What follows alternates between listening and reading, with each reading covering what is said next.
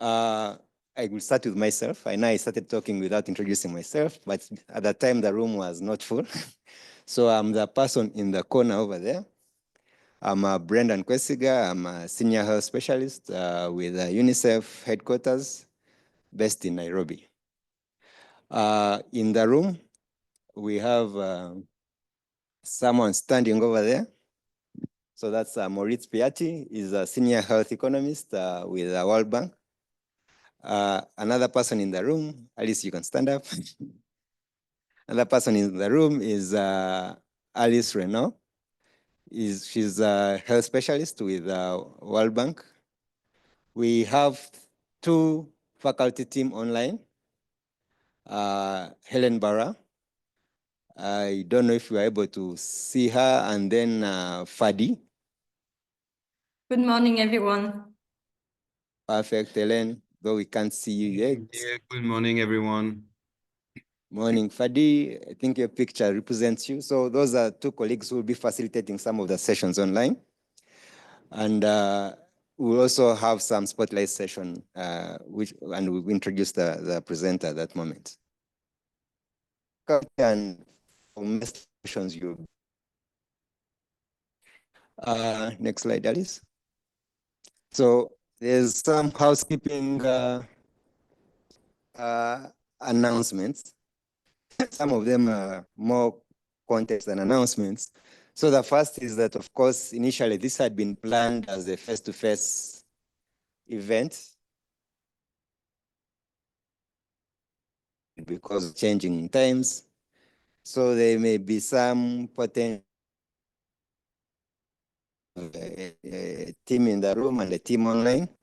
So one of the issues is, for instance, the discussions won't be happening online, but the team in the room will be able to have the discussions. We'll see how to make the online participants also be able to contribute, but they won't be able to have the discussions we have in the room. So that's one of the effects of the change in format. We have presentations in English, but interpretation is available in the room and online. For interpretation, for the online participants, you go to more. Let me speak to it as I have a look at it.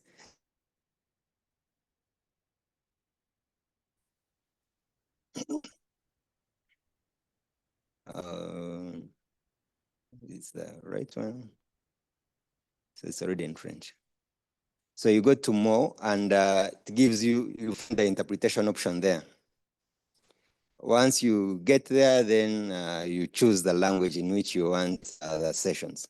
So that's for the online participants. We're able to illustrate it there. So, illustrate interpretation. So you go to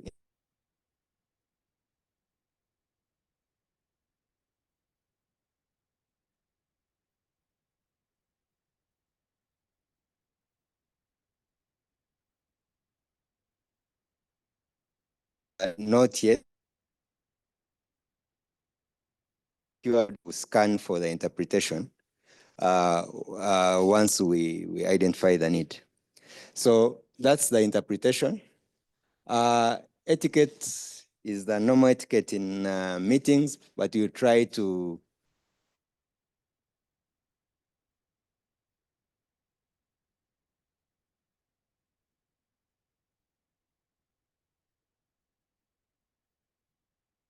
raising questions in the chat.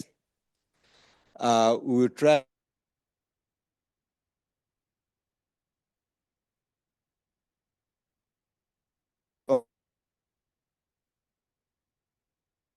so the clarifications can points. So it's part of managing time.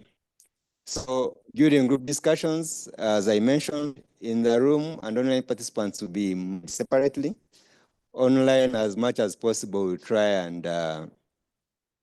and speak their input. But in the room, you have active participation. Then in terms of logistics, I read about the coffee, which is important for our bodies to keep standing. So both at 10 and at 3:30, but also we have lunch at midday. Now, those are the main logistics for the session. And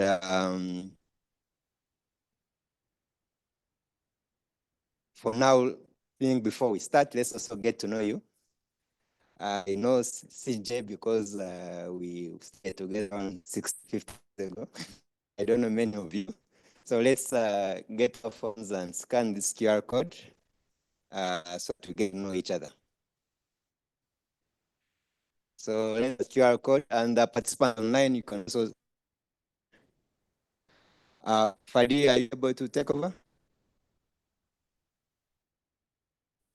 I hope so. Can you hear me? And can you see me? Yes, we can, but we can't see you. You can't see me. My camera is on. We can hear you. Okay, let's go on. That's fine. I think we can scan the code. That's great. Okay. Let's scan Then the I code. hope you can see my screen. That's what's going to make it.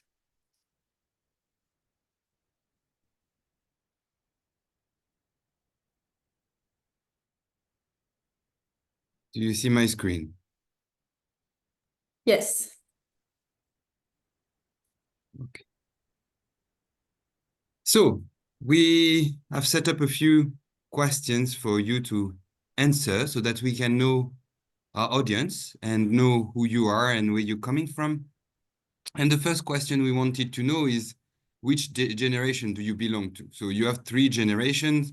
It's written on your form, so you will know that if you are Generation X, from those who are older in the room, we say older people from 65, born in 65, Fadi, are you from still 65. speaking?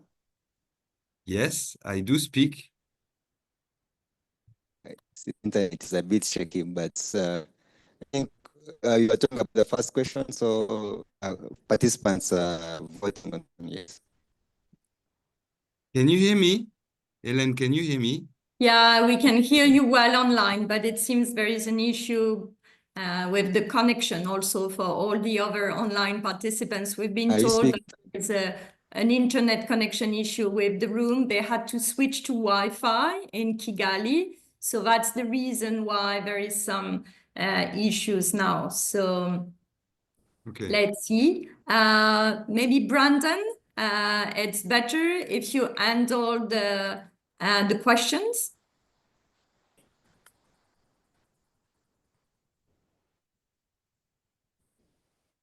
Can you hear us now? Are you frozen? We Okay, so have shall I move Brandon? to the next 35 question? participants that have voted. We have more than 35 online. We have the room 1, 2, 7, math, 14. So more than 20 rooms. So we need more voters. But they already clear of the and zero room is good for them and good for health.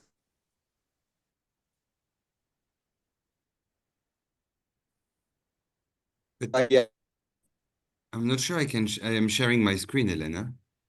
so we can see your screen, we can see the results from the poll. Brandon, sorry, Brandon, we can't hear you at all. So I would like to suggest that you guys fix the internet connection on site so we can make a pause, take the time you need there to fix the connection, and then we can restart because we can't hear you at all. Is it okay?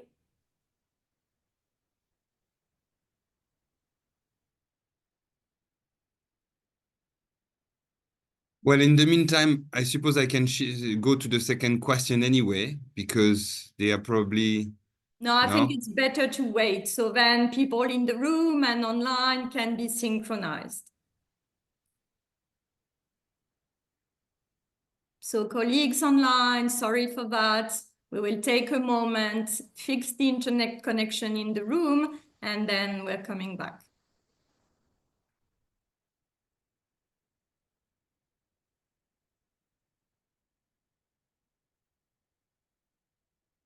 But can people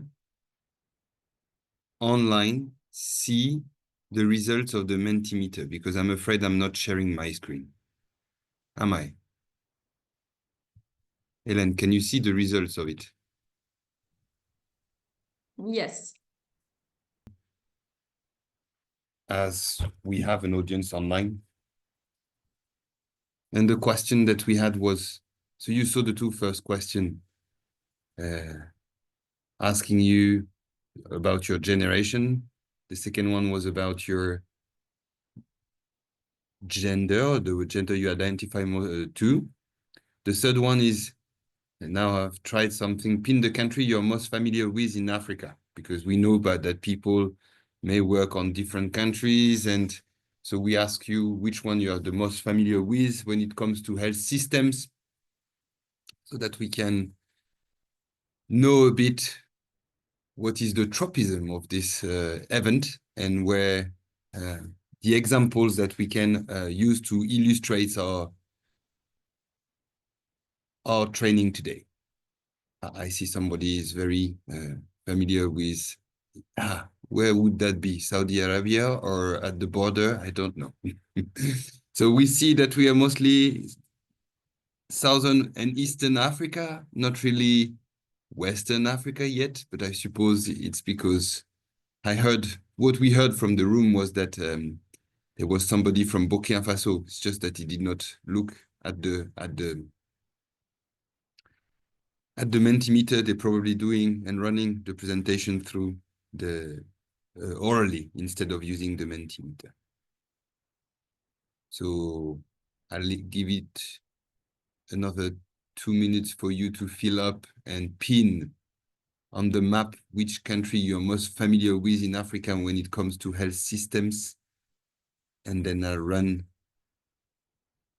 the last question we had. No, the two last questions we had for you to know a bit who's online. Unfortunately, we cannot merge with those in the room, but we wanted also to know, but the problem is the Zoom is not moving. Why is it not moving? Okay, as the country host connection is very slow, then the Zoom is not moving. I have moved on your mobiles, I suppose, and you have started answering, but it's not appearing. So I have to stop sharing and share again.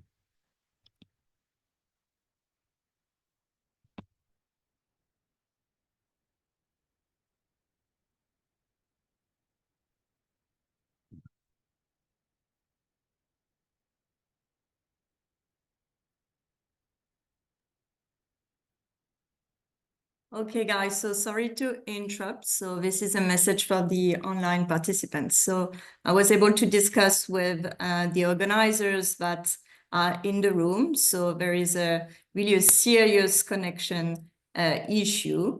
So now they are suggesting that we make a longer break of 30 minutes, 30. So I'll put that in the chat.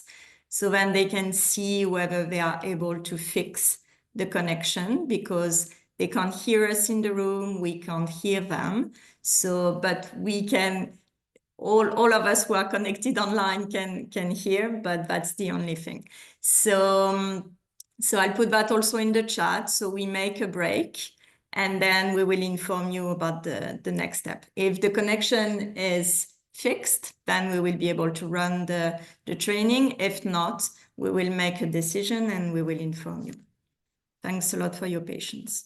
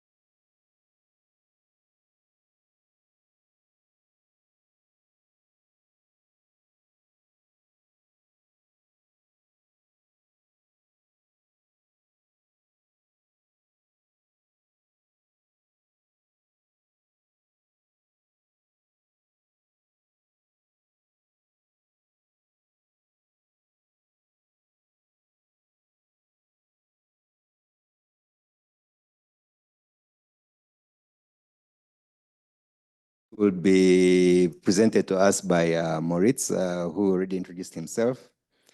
And once he has done the technical framing and the introduction, then we'll get into the group discussions.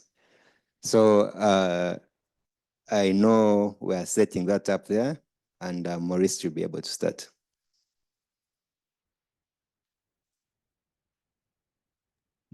I think the Wi-Fi might be working now, so just Yeah, it seems to be working indeed. Yeah? Okay, that's Yes. fantastic. So perhaps, Elaine, can we move over to you so you get started with your slides?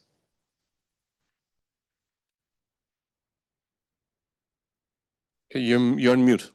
Okay, thanks a lot, Moritz. And sorry for the confusion, everyone. I've just written a message on the chat to say that we will make a pause of 30 minutes, but it seems to be working now. So let's try. I'll share my slides and you have to tell me whether it's working.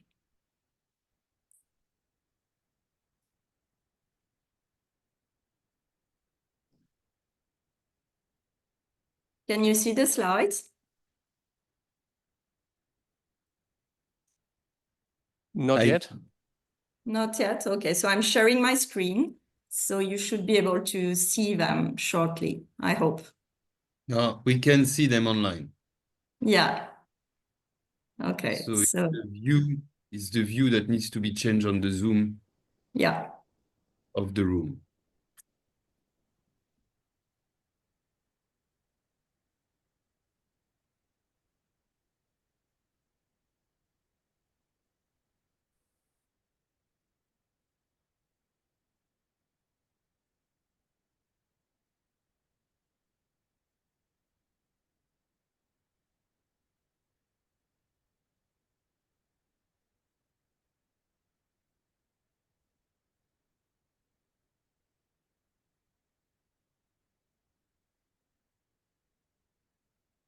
Bear with us for a second. Yeah, sure.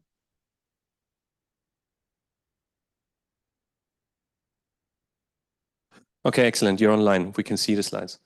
Okay, excellent. So Fadi, if you can also send a message on the chat box so then people are aware that we are getting started. Okay, excellent. Good morning and good afternoon again, everyone. It's really a pleasure to be with all of you, and sorry again for the IT issues. So it's really independent of our control, but we're very happy to be with all of you. I hope I could be with you in the room. I can see some familiar faces. I do appreciate also that we have quite a lot of online participants. So thanks a lot for joining. This is really a privilege to be with all of you today.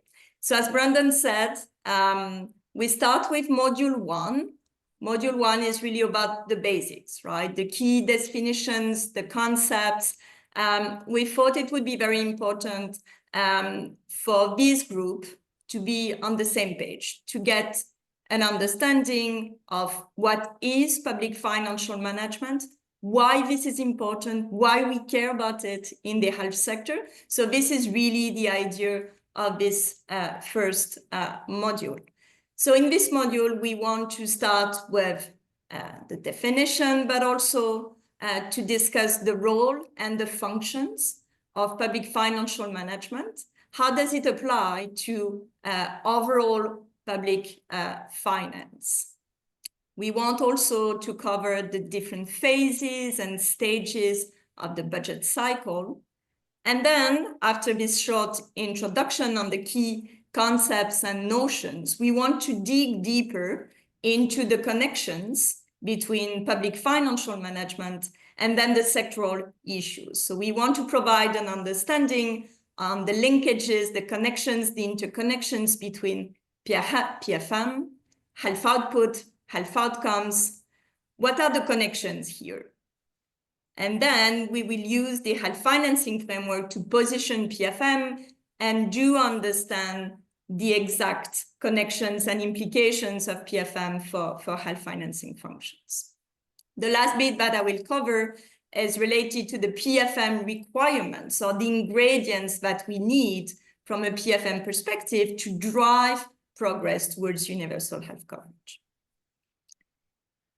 So first of all, let's get started with the definition. Often when we start discussing about PFM, public financial management, with health colleagues, often I'm asked the question, okay, but what do you mean exactly by PFM? Okay, so we thought it was also important to start the conversation this morning with a clear definition. So what is public financial management? Public financial management, it's really the rules. So it's the set of regulation.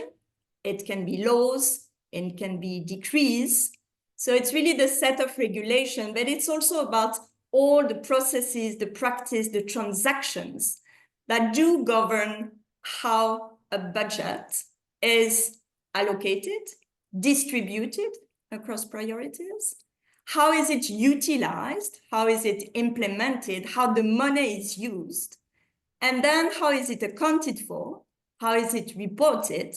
And also ultimately, how is it audited?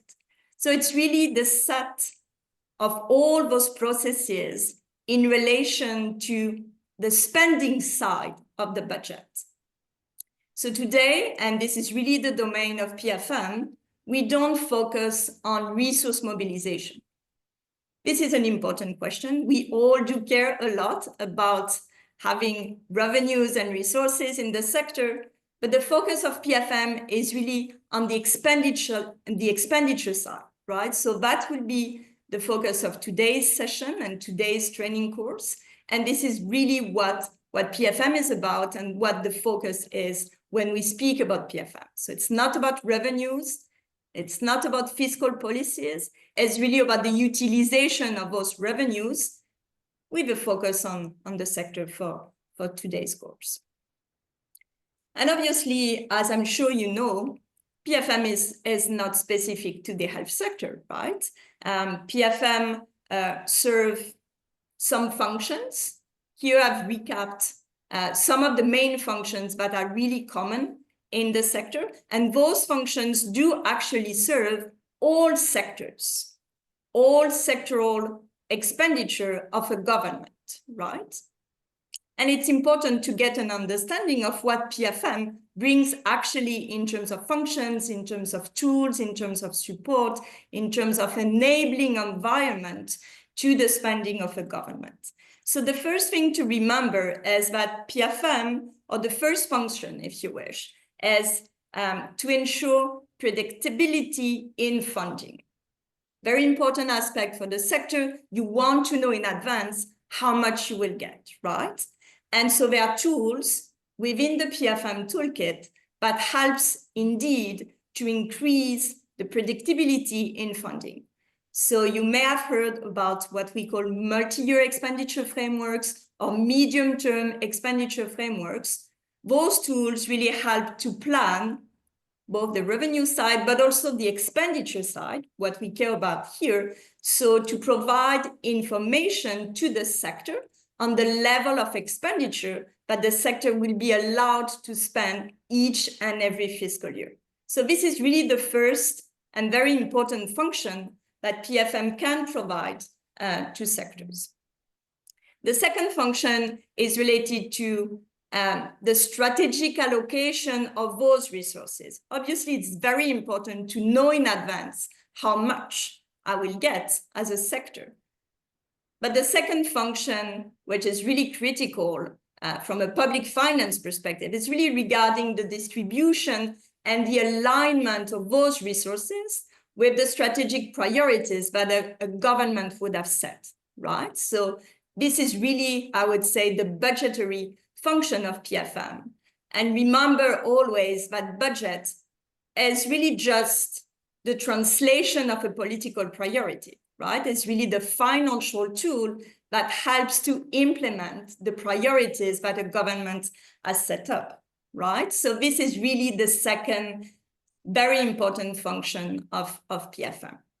Then third function, critical also, is about the optimal use of those resources. Very important to know in advance how much I get, how those resources will be distributed within my budgetary envelope. But then PFM also provide tools, processes about how to make sure that the financial transactions then do support an efficient utilization of those resources. So that's really the implementation side of PFM, if you wish, everything related to the spending chain throughout the fiscal year.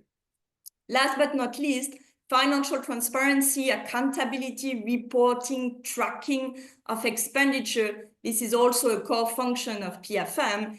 In the PFM toolbox, you have softwares and even more broadly systems that should allow a country, a government to track spending. This is what is typically called in countries financial information management systems. So this is a set of tools, software, systems, processes that do allow to track expenditure and then make sure that things are transparent and communicated to the government and to the legislative power as well.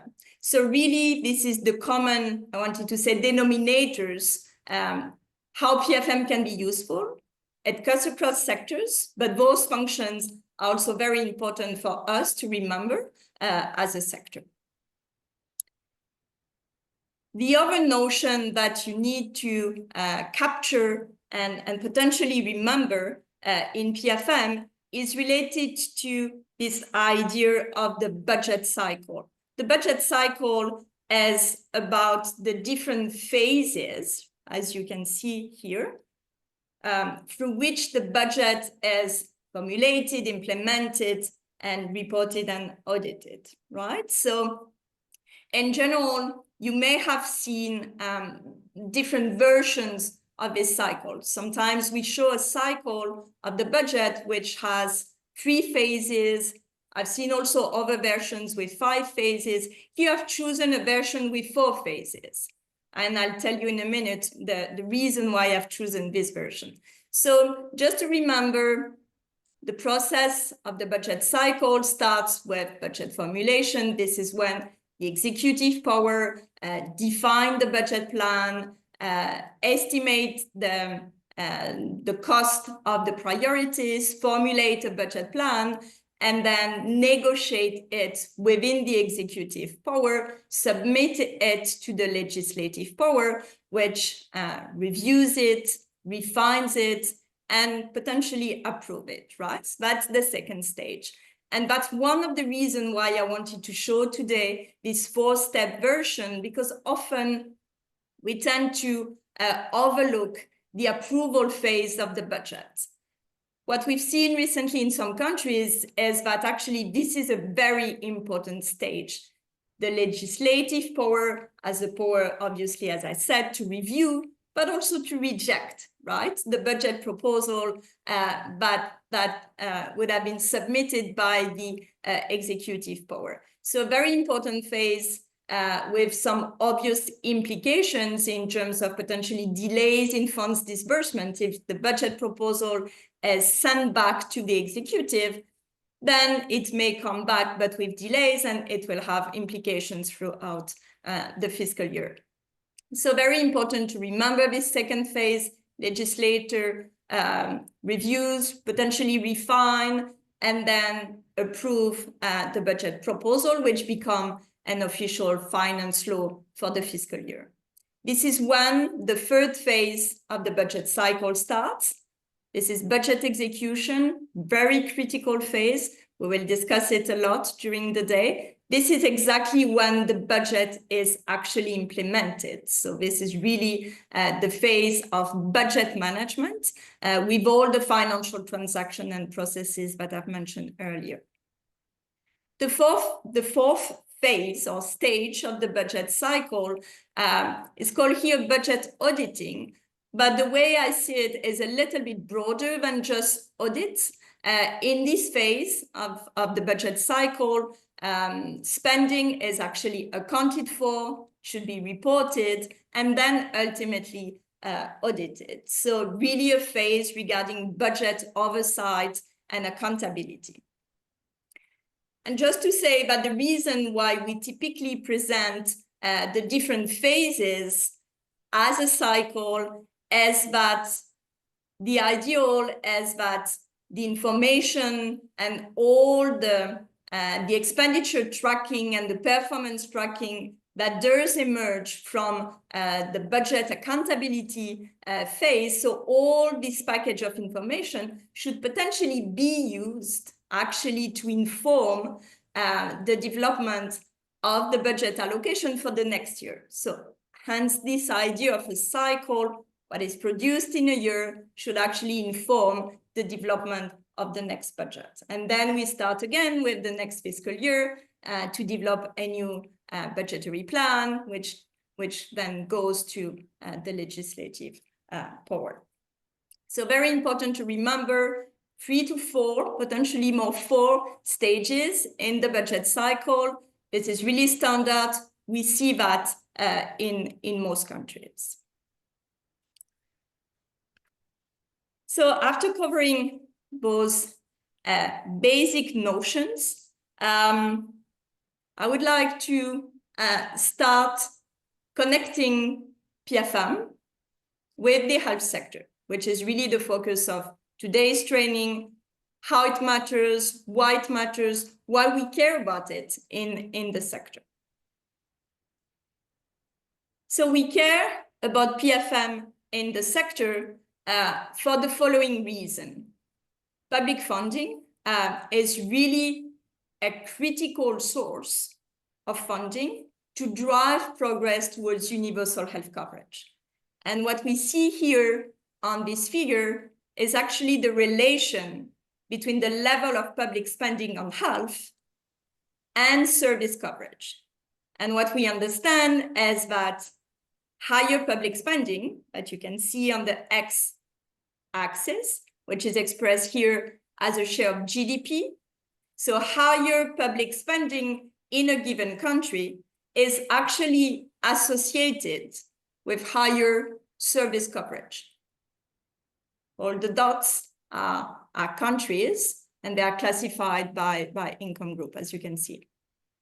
So the more government spends, the more the coverage, or the better the coverage will be in the country, okay? And the way we estimate service coverage, it's through the WHO Service Coverage Index, which does include 14 tracer indicators for key and essential services, right? So a clear relation between the level of public spending and service coverage. And this is really the first dimension of universal health coverage. And in this second slide, we see actually the same relation for the second dimension of universal health coverage, which is financial protection. What we see here is that when there is higher, again, public spending on health, expressed as a share of GDP, there is lower reliance on out-of-pocket spending. So potentially better financial protection for the population. So with these two figures and with those two relations, right, the relation between public spending and the two dimensions of UHC, then it's really a strong justification for positioning public spending really at the core of making progress towards universal health coverage. And so obviously, if public spending is at the core of the UHC agenda, it means, you've understood it now, that the rules, the processes, the practice that do govern the allocation and the utilization of those public funds, which is PFM that we defined earlier. So then it means that PFM is also very much at the core of the progress towards universal health coverage. Okay, so for us, this is really a strong justification why we should care about PFM. I'm very happy to take questions after the session on those relations, because it's very central in terms of the thinking for us. So now if we continue on the relation between PFM and UHC. And here we dig a little bit deeper. There is recent work from Moritz, who is in the room, and other colleagues from the bank on the relation between actually public financial management and service coverage and other related indicators. And what we see here is that the quality of PFM systems, and the quality is assessed through scores of PIFA. PIFA score, PIFA is a framework that does assess the quality of PFM systems. So when you have better PFM quality in a given country, and specifically if you have an increase of 1 point in PIFA score, so an increase of 1 point in PFM quality, it means that you have a 7% or 7-point increase in service coverage. So really a strong connection and somehow multiplier effect, if you wish, of PFM systems. When I do increase the quality of my system, there is a stronger increase in service coverage index. So very important work. We've conducted also within WHO similar work for countries of this region. And what we see here in the relation between PFM quality, so assessed in the same way as Moritz and colleagues did for the previous paper, so really using the PIFA framework to assess the quality of PFM systems in the region. And here what we see is a strong association between the quality of PFM and maternal mortality and under 5 mortality, right? So very clear relation on those two indicators, a little bit less strong on NCDs, and it was really a matter of the quality of the data, but also the fact that budgets or government do not invest much in NCDs. So basically, the share of the budget was so low that the impact in terms of increasing PFM quality, so the impact was very marginal because the share of the budget was so low. But this being said, very clear relation between PFM quality and those two outcomes, maternal mortality and under 5 mortality. And to close on that, one thing to remember also from this work is that actually one of the key dimensions of PFM systems, budget execution, is actually the dimension that had the highest positive effect on health outcomes. So really strong justification here to also focus on budget execution, which will be the focus for module 3 later today. Okay, so with that, we now have really a strong body of evidence showing the importance of PFM for UHC, service coverage, but also even more broadly in terms of health outcomes. Obviously, the point that I want to make next is that this translation doesn't come out of magic, right? There is some intermediate processes that are behind this relation, and this is exactly what I would like to unpack now. What is actually between PFM and health outputs or health outcomes is really the health financing policies and arrangements. And as you can see here, in this work and in the thinking that has been developed collectively by the different partners and countries over the past 10 years, there is now a consensus saying that actually each phase of the budget cycle, so the 3 or 4 phases that we saw earlier, so each of those phases has actually direct implications, direct consequences for the 3 health financing functions. I'm sure you're already familiar with the health financing functions, so revenue raising, resource pooling, and service purchasing. So there are clear connections between the PFM environment and the health financing environment landscape arrangements frameworks, right? And we know that the three functions of health financing do have also a direct impact on the progress towards universal health coverage and then ultimately on health improvement. I don't think I will have time to unpack with you all the arrows, but I just probably want to pick one or two examples just to illustrate the connections between PFM and health financing.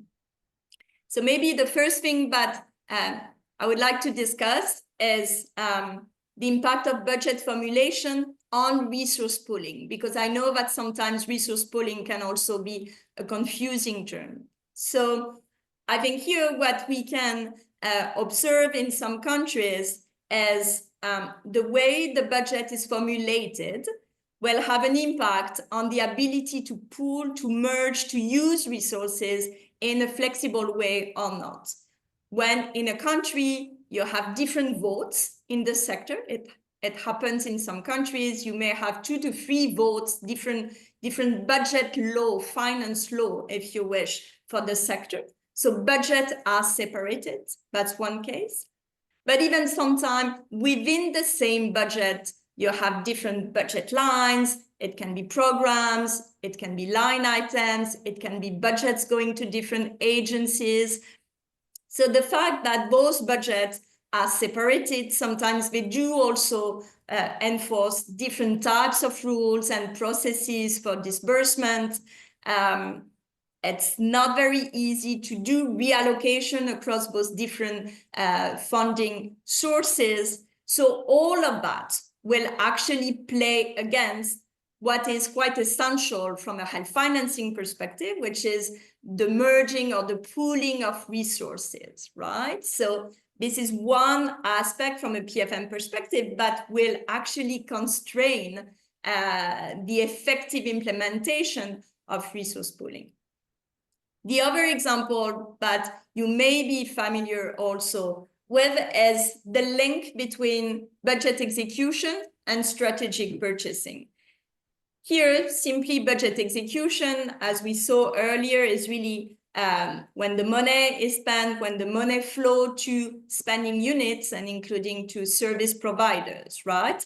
And for example, if PFM system or rules do not allow to channel resources to providers directly or channel resources on an output base, this would be then a constraint for purchasing services in a strategic way, as we say in the health financing language. We won't be able to reward performance. We won't be able to do reporting based on outputs. We won't be able to use performance information to really spend the money in the most optimal way. So that's another illustration of how PFM systems or PFM rules can actually constrain the effective health financing functions and arrangements. Okay, so from there, very important for you to remember those connections. You can also use this matrix, this visual, to actually map and try and unpack actually the connections in your own context, right? I think this is really a very good starting point, and try to see all the arrows may not be valid for each and every country, but I think it offers a framework that could be helpful to start thinking about those connections, which sometimes may not be obvious for you in the first place. I'll close this presentation by highlighting some of the key ingredients or requirements for PFM to enable progress towards universal health coverage. My point here is that we don't need a specific PFM system for the health sector, right? We won't change the PFM system. It's decided above us. But I think this being said, we need to provide to finance and budget authorities a clear direction, clear messages in terms of what is needed in the sector to make PFM work really for health financing and for UHC. So in this slide, I'm actually recapping what seemed to be the common understanding between the different experts in terms of the key ingredients or key requirements for PFM to support UHC. So first thing, from a budget formulation perspective, we want the budget to be credible, right? We want a budget that would be grounded on really the priorities for the sector, with a costing that is realistic. So we have a credible budget on which we can really plan the delivery of the services. As we said earlier, really having it done through a multi-year perspective, it will be very important because we would know in advance how much we will get, how those resources will be distributed. And so it can help us to plan ahead and plan in advance, right? So this kind of predictability function, so really doing the budgeting process on a multi-year basis is also an important component in this particular sector. In the sector also, as we all know, the needs do evolve, right? The needs that have been anticipated at the beginning of the fiscal year may have evolved, and I want to be able to do some reallocations within my budget, because I would like to align potentially better my allocations with those evolving needs. So in the sector, potentially more than in any other sector, we need to have this level of flexibility. From a budget execution perspective, we want things to be simple. Often the chain of expenditure, it's quite cumbersome. There are different steps, different authorizing entities.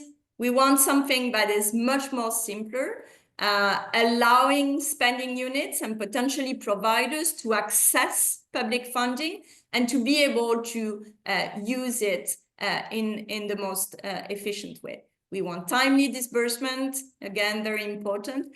And we want potentially service providers to be empowered. What do I mean by that? I mean that they should be able to access funding, and they should have also sufficient flexibility really to align the spending with the needs of the services. Last, from a budget reporting perspective, we will come back to that in the different modules throughout the day. But what really matters from a sectoral perspective is really to be able to focus on outputs. I want to use the resources in a way that do serve the delivery of the services, and then I can be accountable for the services delivered instead of just being accountable for the use of certain inputs. We want a reporting that is transparent and also digitalized, right? And as you probably understood, to have those basic requirements in place, it requires both to work on the fundamentals, I wanted to say, of PFM. So we need to make PFM systems stronger, but at the same time, there may be a need in some countries to require some small adjustments, right, for the sector.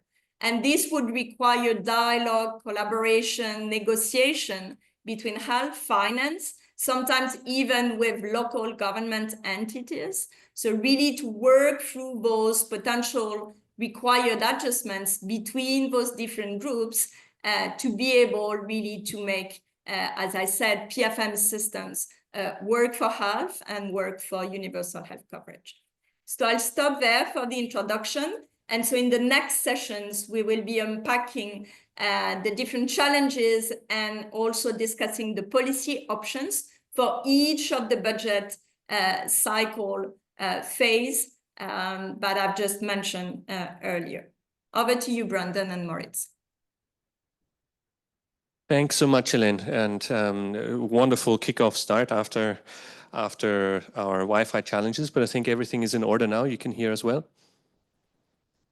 Yeah, absolutely. Okay, that's great. So let us do a quick round of questions of Q&A before we move on to the next session. So perhaps we get going with questions from online first before we open it up to the room. Fadi, Alice, can you see something online? I don't think we have questions yet. Yeah, Okay, so I think maybe we can start from the room. Excellent. Okay, so let's move to the room. The lady over here. And if you could briefly introduce yourself before asking the question, so right, we know where you're coming from. Yeah, good morning again. My name is Bolanle. I'm Nigerian. I work for Apt Global in Nigeria on the local system sustainability project. So thank you, Elaine, for a very insightful presentation as usual. My question is related to one of your opening statements about the relationship between PFM and domestic resource or resource mobilization. You did say that our focus in discussing PFM is not on DRM or resource mobilization, but on the expenditure side. But we do know that PFM actually impacts resource mobilization. And your slide on the relationship between PFM and health financing actually projects this. So I want you to clarify for us how we can actually practicalize this, because one, we do know that good PFM systems mean that we have better expenditure, and better expenditure actually makes us have good budget performance, which influences the net budget cycle, because then we can justify resources for the current year and additional resources for the next year. We also do know that projects that implement PFM, the evidence that donors want to see is increased allocation to health, increased expenditure on health, and of course, better health outcomes. So I wouldn't want to completely dissociate or DRM or resource mobilization from PFM. And I know it's somewhere there in the presentation. I just want you to clarify and make it more succinct, because that is actually the justification we have for having great PFM systems, so that we can actually mobilize more resources for health, justify what we have spent, and then justify additional resources for oncoming years. So I'd like you to clarify that for us. Thanks so much. Let's take a few questions before we get back. Anyone else from the room? My name is Newton Chagoma, based at the Center for Economics, York. There was a slide somewhere where showing, I think that was an association of PFM and health outcomes with, I think, a 7.1%. I'm just curious on that one, looking at the sample size and whether we can confidently claim, given the standard error is a bit huge as well, and the sample size is very small, I would say. Just a critic in me, I'm just wondering whether probably if you could provide some clarification on that plant. And secondly, Helen, you have made a point on PFM, Azure PFM systems and digital. I didn't quite make the connection there, so probably if you just clarify the linkage between Azure PFM systems and the digital part you mentioned. Thanks. Thank you. Perhaps one more.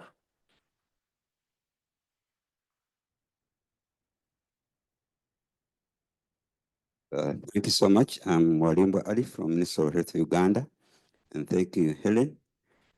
One observation, you mentioned that we do not need a special PFM system for the health sector. But in the discussion, you seem to be indicating that if you need flexibility for UHC versus PFM, then you need to enter a discussion.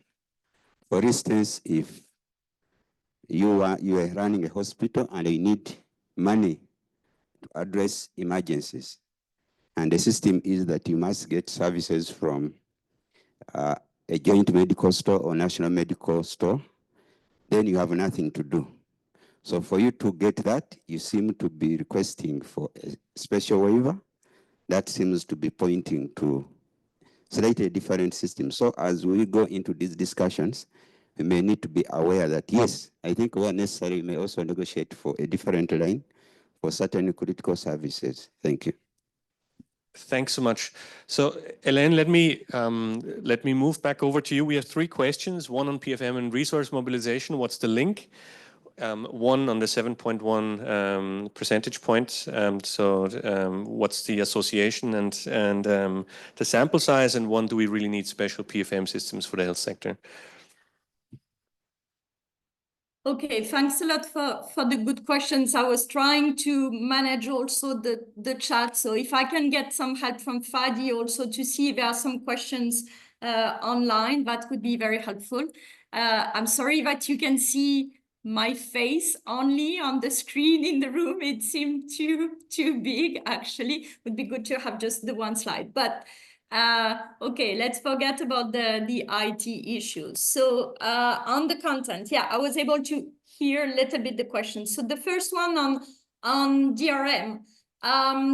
So to clarify, if you take the most, I wanted to say, standard definition of PFM, it doesn't include DRM, right? It doesn't include fiscal policies. It doesn't include tax mobilization, etc. So this is part of the PFM doctrine.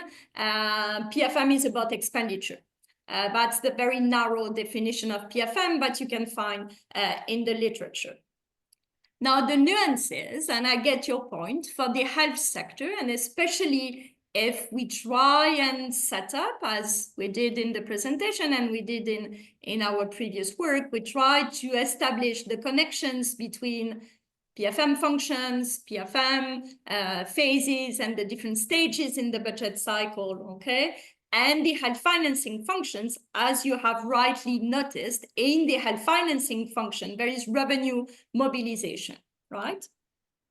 So the way I understand it and the way I think it's quite relevant to see things is that when we mean revenue mobilization in the health sector, as part of this health financing framework, it's not necessarily to raise revenues or resources ourselves.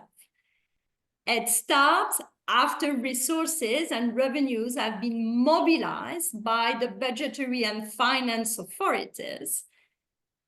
And then the way we should understand revenue mobilization in the sector is when those resources are actually registered in the budget. And for us, they somehow become an allocation. And this is where our role starts. And this is where PFM also starts. So again, I think we should not focus too much on the overall DRM, which is not the mandate of the health sector. Of course, we do care about it, right? But we don't raise taxes ourselves.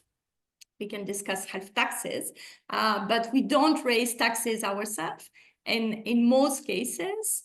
And so that's why I see PFM, it's not only me, but PFM is more about expenditure, and then the connections with the first function in the health financing framework is really because the way we should understand it is really about, okay, those resources have materialized, and so what do we do with them? They are considered, they come as allocations for us. So then PFM starts and the health sector work starts. On the second question, I think, Moritz, probably you can also cover that question because it comes directly from your work. The only thing that I wanted to say is that there will be a session at AFIA, so later this week.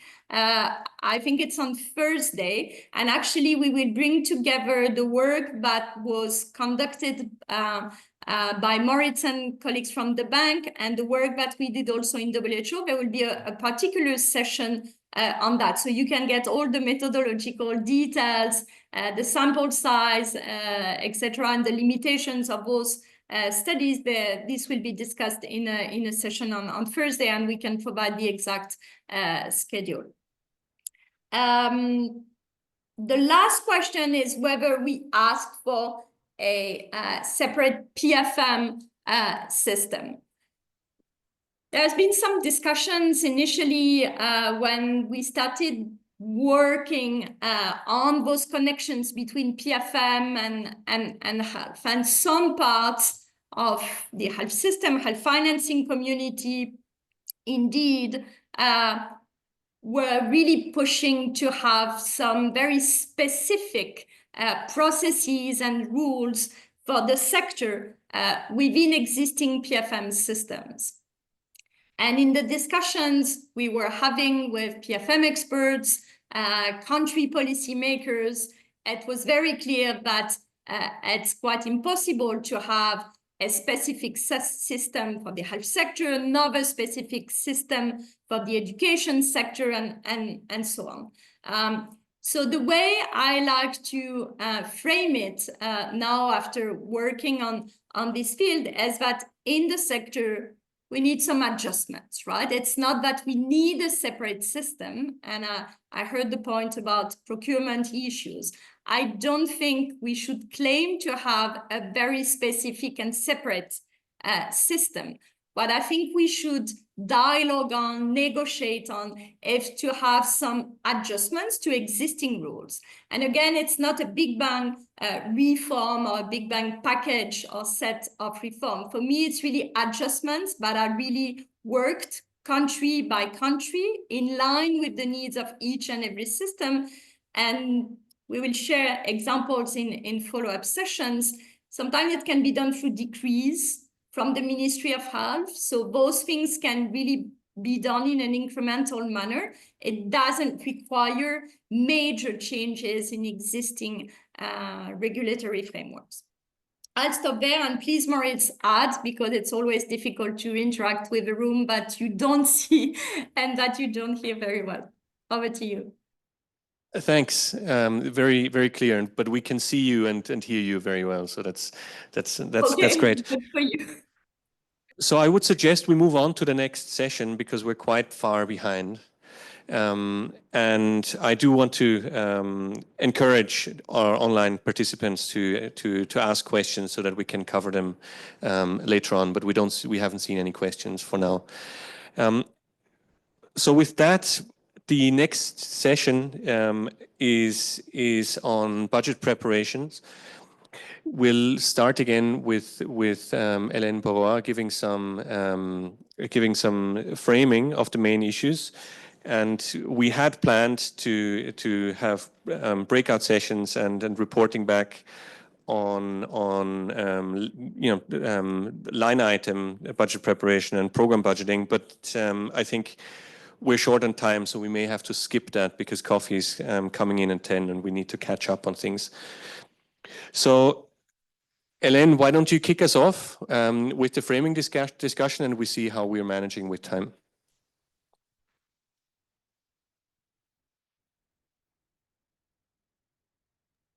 Sure. Just give me 1 second to share the slides.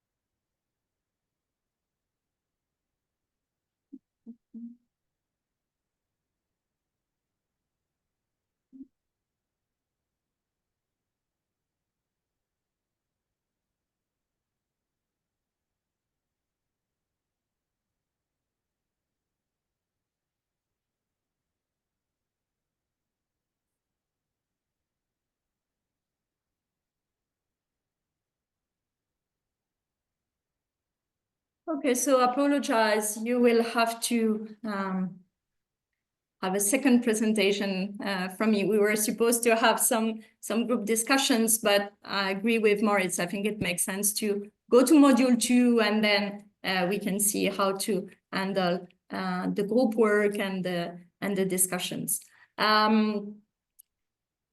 So here, module 2 is about the first stage of the budget cycle. So remember the budget cycle that we've just introduced. Here we will be focusing, providing much more detail on budget structure and formulation issues. So in this module, I will start again with some definitions. I will unpack with you why this is an important stage, why we should care about this phase of the budget cycle. And then we will go into the technical details. What are the main types of budget classification that are in use in countries of the region and beyond? And then we will be focusing on one key budget classification, which is program-based classification, which is a classification that is being introduced in most countries of the world, including in this region, but also in other regions of the world. We do appreciate that this is quite a challenging type of classification, and this is the reason why we want to provide more guidance here on the introduction of such budgetary classification. And then last, because we appreciate that primary care and primary care financing is really an important agenda in most of your countries, we will discuss at the end of this presentation the links between budget classification and primary care financing. And we will try and see how we can best use existing classifications to enable effective primary care financing. As you've seen in the program, there will be also some follow-up discussions towards the end of the day. So I really invite you to stay connected, and Moritz will actually lead a discussion with a strong focus on primary care financing. So really going even into more details than what I would cover here.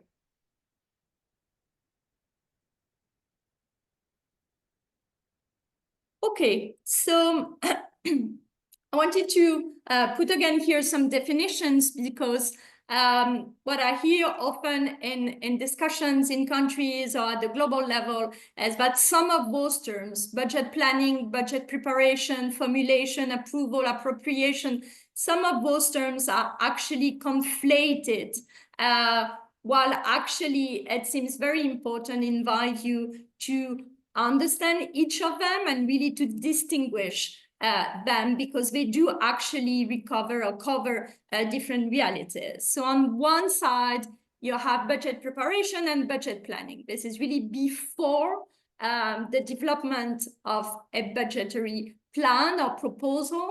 It's work that is conducted by the Ministry of Health. If we speak in terms of the health sector, it's about identifying the priorities, costing those priorities, so really doing all the preparatory work that is needed to support then the development and the formulation of a budgetary plan. Budgetary plan, as we saw, that is prepared by the health ministry in most cases, then discussed with the executive, within the cabinet, with the prime minister.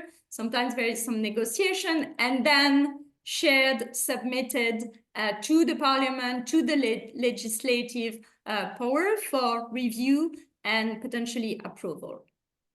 The structure of the budget is another thing. It's really the way the budget is formulated, is organized, is classified, is categorized, right? So we will come to that later in this presentation. So budget structure is really about the detailed organization and categorization of the expenditure.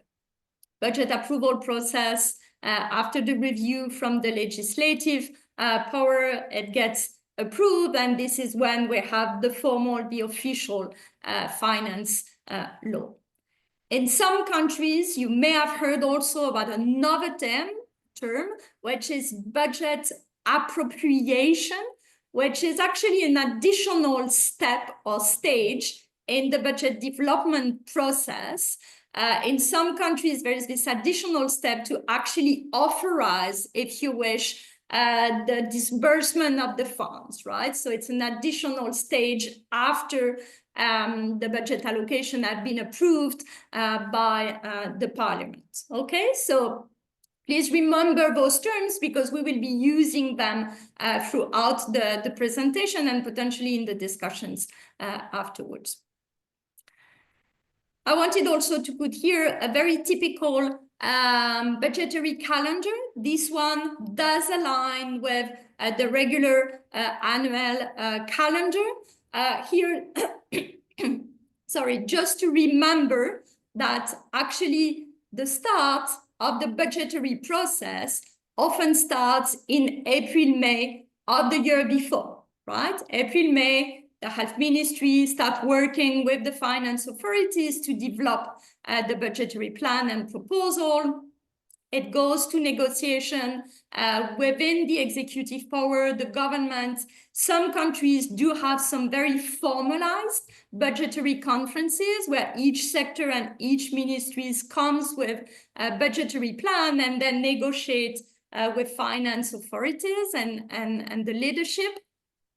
And then generally around September, the finance law is actually presented to the parliament, which then reviews it, refines it, propose some amendments, and then if everything goes well, it goes for approval, and by December, so the last month of the year before, the budget is approved.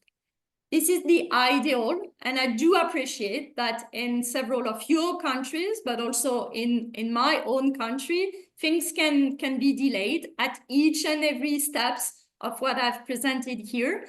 And sometimes, if not often, actually, the budget of the current year is actually approved now, right? So during March or even April in some countries, with some obvious implications in terms of delaying the disbursement of the funds.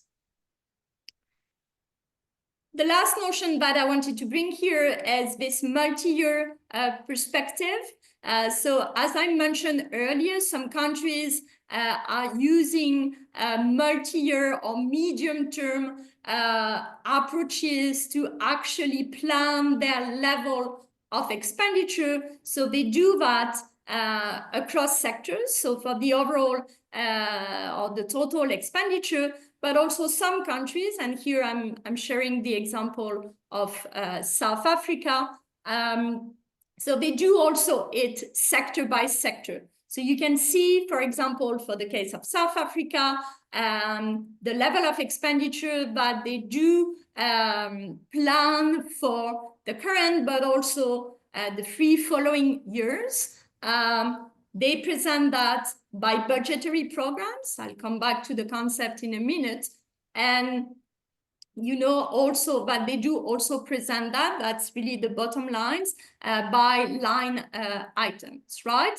But then it's very useful, as I said earlier, to have this level of predictability, because in this context, you can plan, and knowing in advance the level of resources you will have for the various programs and line items until 2027, actually, in the context of South Africa. So why this is an important phase for the sector? Here I'm speaking really from a sectoral perspective. So obviously the first thing that comes to mind is that it really defines the level of sectoral funding. So you know how much you will get. So of course, this is really an important stage from that perspective. The other thing that seems to me very important also, and why we should care, and we as health people should really be proactive and be involved in those processes, is that this is really a critical stage where we try and make the budget and the budget resources align with the sectoral priorities. So it's not only a matter of the level of budget allocation, but it's also about the distribution of those resources within the sectoral envelope. And the last point that I wanted to highlight here, which is often less considered or somehow overlooked, is that the way the budget is classified, structured, presented, will have some direct consequences to the way the money will then flow to the spending units and potentially to service providers. We will see that in a minute. It's linked to budget categorization and classification. And those classifications do have a direct influence on the ability to spend and how to be able to spend. So very important stage. We should care about it. For us, or those of you who work within the health ministry, really critical phase to engage, to define the level, to align resources with priorities, and also to work on budget classification. And for others working in support of health ministries, really very important to potentially provide this type of support, to have really budget that are strong, well-defined, and really aligned with what we want to see in terms of priorities for the sector. So let's go now to a little bit more technical details in terms of budget classifications. I do appreciate that it may sound a little bit technical, but again, you will see that it's very important to get an understanding of what those classifications are, how they can best be used in countries, and to what extent some classifications are actually much more supportive and helpful than others from a sectoral perspective.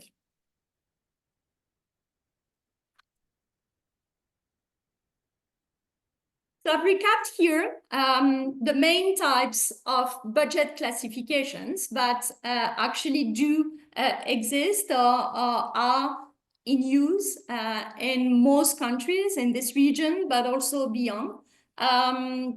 So the first type of budget classification that I'm sure you've heard about is the economic classification. In this type of budget classification, spending categories are classified by line items, right? So you have different lines for different types of spending categories.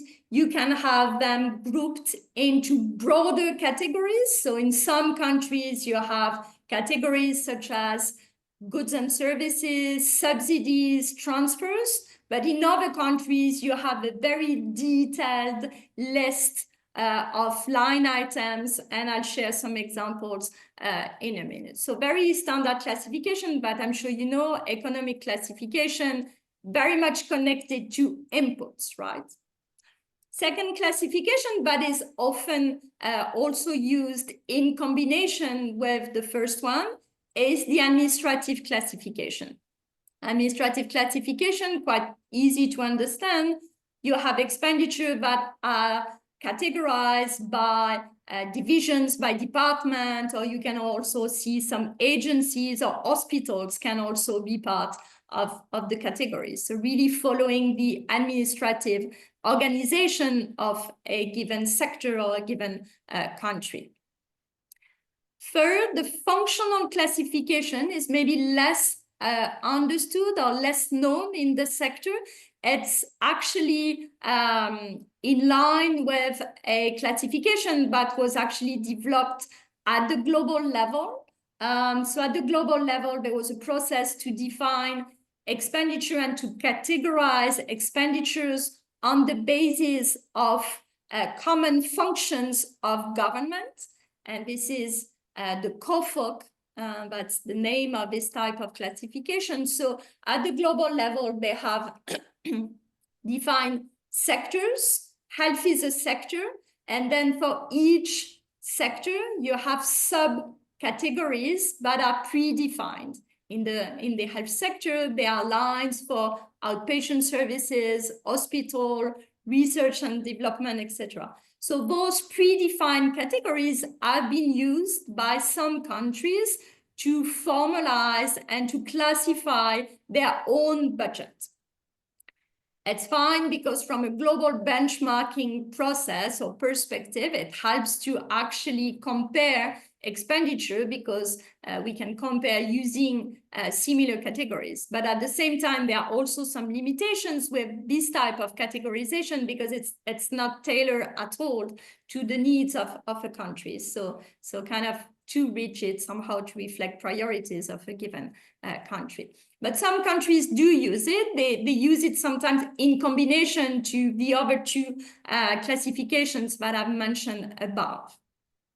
The fourth type of classification that is actually being introduced in most low and middle income countries now, it's becoming actually a compulsory reform in several countries, is the programmatic classification. So in this type of budget classification, expenditures are grouped by policy goals, by policy objectives. So it's one way to actually group inputs and line items.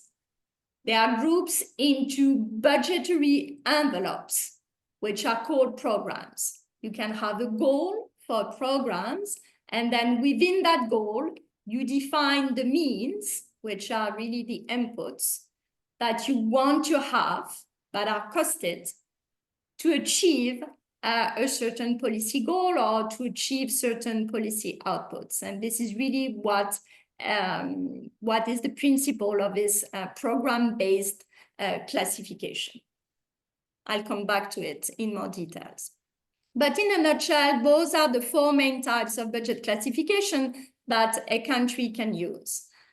Just to give an example for those of you who are less familiar with those types of classification, here on the left-hand side, you have an example of a very typical economic classification. This is an extract from the health budget of Liberia. You see the different lines, right? And it's very detailed. You have fuel for vehicles, you have fuel for generators, you have a very large number of lines actually, and it's just an extract here. On the right-hand side, you see a totally different structure. This is the budget of the Department of Health in South Africa currently. So it's formulated using the programmatic classification, where you can see that the different lines and inputs have been grouped into 6 broad categories, broad programs, if you wish. And this is now the structure, the main structure of their health budget. So coming now to covering the programmatic classification or program-based classification in much more details. How does it work? And what are really the principles behind it? So the first thing is that a program, as I said, really groups inputs by policy objectives. So as you saw for South Africa, instead of having all the lines very detailed in the formulation of the budget, you have a smaller number of lines with a broader scope, because each line actually covers a range of different activities that are really the means to serve a certain pre-identified policy objective or goal. The structure of a budgetary program has generally 3 levels. So as I said, you have the program with a goal, can be access to essential services, improvement in quality of care. Those are examples of budgetary programs that we can have in the health sector. And then underneath, you will have sub-programs. And within each sub-program, you can have actions and activities, which again are really the means, the inputs, if you wish, to achieve the goals and the sub-programs that have been identified. So the key thing to remember is that within this program-based classification, actually the disbursement is supposed to be by program or by sub-program. So the money is no longer disbursed by line item or by inputs, right? It's really disbursed at a higher level, in general by sub-program. And with that, the idea is that the way the money will be controlled is no longer on a certain list of items, but is according to the goals or the expected outputs that have been defined within that structure, within that classification. So if the goal of my program 1 is to increase access to essential health services, then I should be accountable based or on the basis of this output, and no longer on the basis of the consumption of certain levels of fuels or medicines or etc. or other inputs. In general, when countries do introduce those types of classification, They have also to introduce a performance monitoring framework. What do we mean by that? It means that they have to set financial indicators for each and every program and for each and every sub-program. It's basically the consumption rate for each sub-program. But they have also to set up performance indicators that are more on the operational side. So they have to set up indicators for each program and sub-program in terms of, for example, the number of services that would be delivered, or certain non-financial indicators related to the goal identified in the program. And so the beauty of this approach is that at the end of the day, the country is able to monitor at the same time or in a consolidated manner both the financial performance but also the non-financial performance, right? And so obviously, both different types of classifications have pros and cons, right?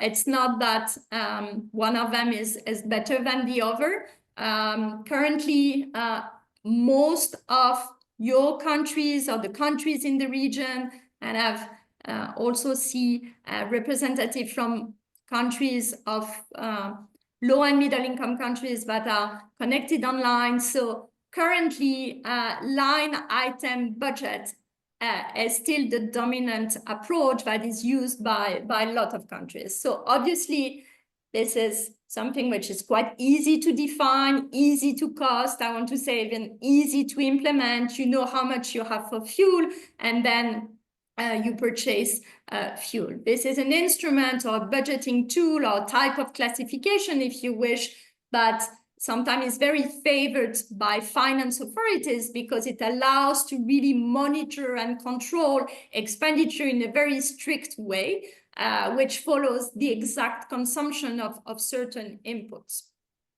At the same time, with this type of classification, it's very difficult to prioritize certain spending, certain areas. If you want to, let's say, prioritize primary care, it would be then very difficult to do that within this type of categorization. As we started to discuss it, it's quite rigid.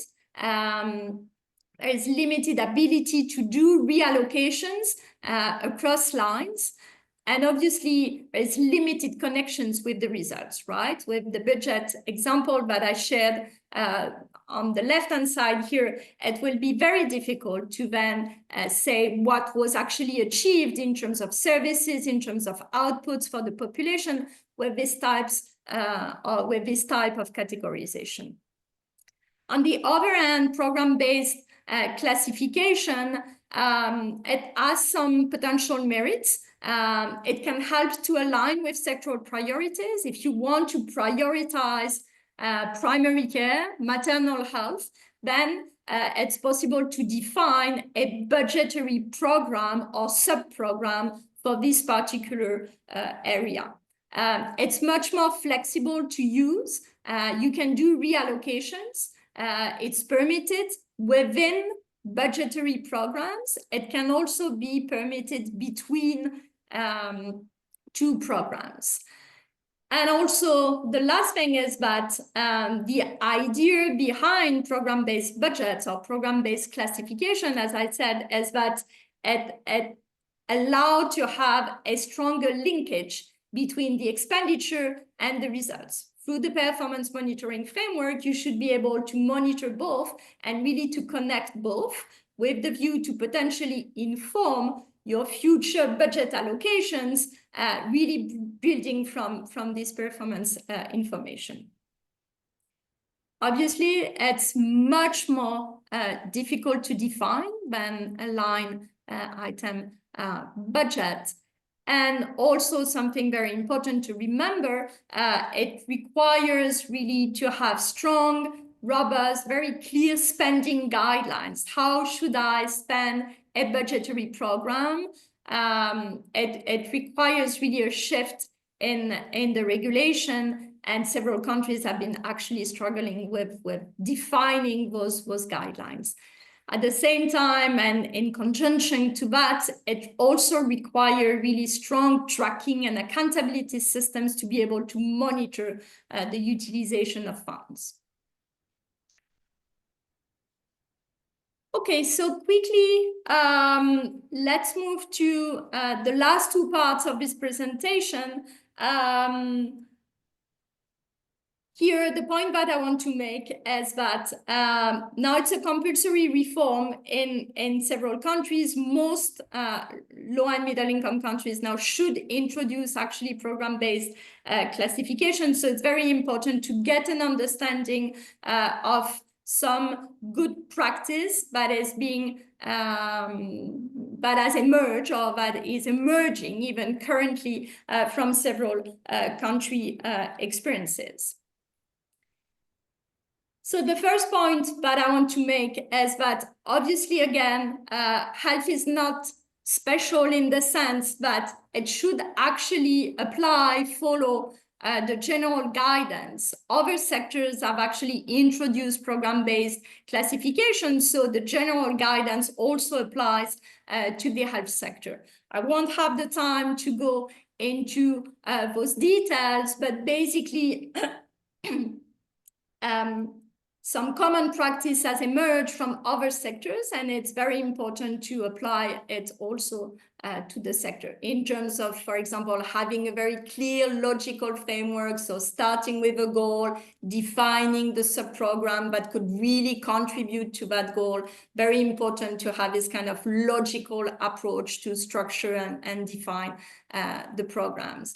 The other thing from an execution perspective that I've mentioned earlier is really this idea of shifting the disbursement of funds by sub-program. A lot of countries have actually not yet aligned their spending protocols with the logic of programmatic classification. So they continue to disburse by line items, which create then a lot of complexities because the budget is formulated in one way and then is disbursed in another way. But then, because we are working in the sector, I want also to highlight and you to remember that there are some specific features that do also matter a lot for the sector. And specifically, these facts about the way budgetary programs are actually articulated and designed and structured in the health sector is really a critical point. As you can see here, for the example of Peru had actually chosen to define budgetary programs based on specific diseases, right? So they had defined their entire programs on the basis of 9 diseases. And so through this formulation, it has actually created a lot of financial fragmentation. So really had not helped, I wanted to say. So no gains in comparison to line item budgeting or line item classifications. This has actually created even more fragmentation because imagine that if you are a service provider, you then receive 9 separate streams of funding or flows of funding at the facility level. And each of these funding stream is actually associated with a particular condition and a particular disease, and it should only be used for this particular disease. So really a strong lesson coming out of this experience, and Peru is not a unique case, but really encouraging countries to avoid structuring their programmatic classification by disease or on the basis of conditions in the sector, really opting more for consolidating envelope, cross-cutting scope that could really help to support much more integrated care and reduce the financial fragmentation. Obviously, devil is in the details, as we often say, but it's really true for programmatic classification. As I said, formulation can create a lot of fragmentation, so it should really be avoided.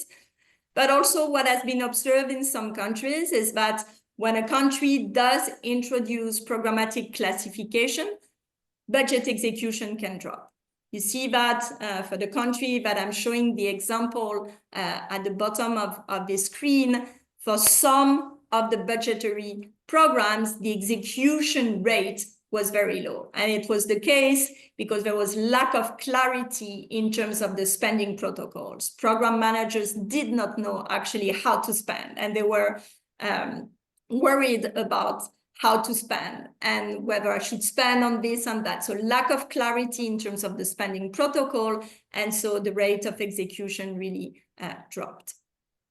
The other thing that has also been quite detrimental when countries start actually to define programmatic classification, and I said, so they have to introduce also this performance monitoring framework, but then if the indicators are not really defined for the right thing at the right level, or maybe sometimes they do focus on outcomes, so then they can become really counterproductive and really work actually against incentivizing a good performance. If you're interested in digging even more into this topic, there has been guidance that was developed by WHO with a lot of colleagues, and it was really grounded on country reviews. So all of that is available online, so you can really take a look if you're interested to provide more support to your country on this development. Last but not least, key question for I'm sure quite a lot of you. We want in most countries to reorient our health systems. We want the health systems to be much more focused and centered on primary care, right? It's an agenda that I know is very central in several of your countries. And so the question that I want to address here for the last slide is how budget classifications can then help me reprioritize my budget. How can it help me to really enable an effective primary care financing system? Is it possible? Can I do that through a different type of budget classification? And what are the things that I need to consider? So first thing that I just wanted to remember or to remind here is that, yeah, indeed, in most of your countries, primary care services are actually funded now through line items. Separate lines, even sometimes separate budgets or separate source of funding for salaries of staff, capital, drugs are purchased and funding through other sources, and often there is minimal budgetary transfers to facilities, right? In most of your budget classification, facilities are not recognized as spending units. They are not entitled to receive direct funding. Some countries have tested innovative approaches, so where a transfer was actually done to facilities through the so-called performance-based financing schemes, but in general, it was actually done outside of the PFM system. So then how can programmatic classification can help realign the existing budgets with the needs of primary care financing? So one thing that where actually programmatic classification can really help with is, as I said, to reprioritize your existing budget allocation. You can identify a budgetary program for primary care. You can identify a sub-program for primary care within a broader, for example, access to essential health services program. This is one way to make it much more visible in the budget. Remember, again, the line item budget of Liberia. Coming from there, if the country does now want to introduce a new type of classification, a programmatic classification, then it's an opportunity to be leveraged, to use it to prioritize primary care, if this is the intention. This can be done through this type of budgeting tool. It can reduce financial fragmentation in the sense that the way I see a budgetary program is that it should work as a pool of resources, if you wish. And in this pool, you can have different sources, public, even external, that could be actually integrated, consolidated, in the budgetary program, and then it can be used as the funding channel for facilities or for other spending units. So through that, reducing the number of funding flows, but potentially go to different spending units or different providers. So through that, reducing the financial fragmentation. Much more flexible than line items.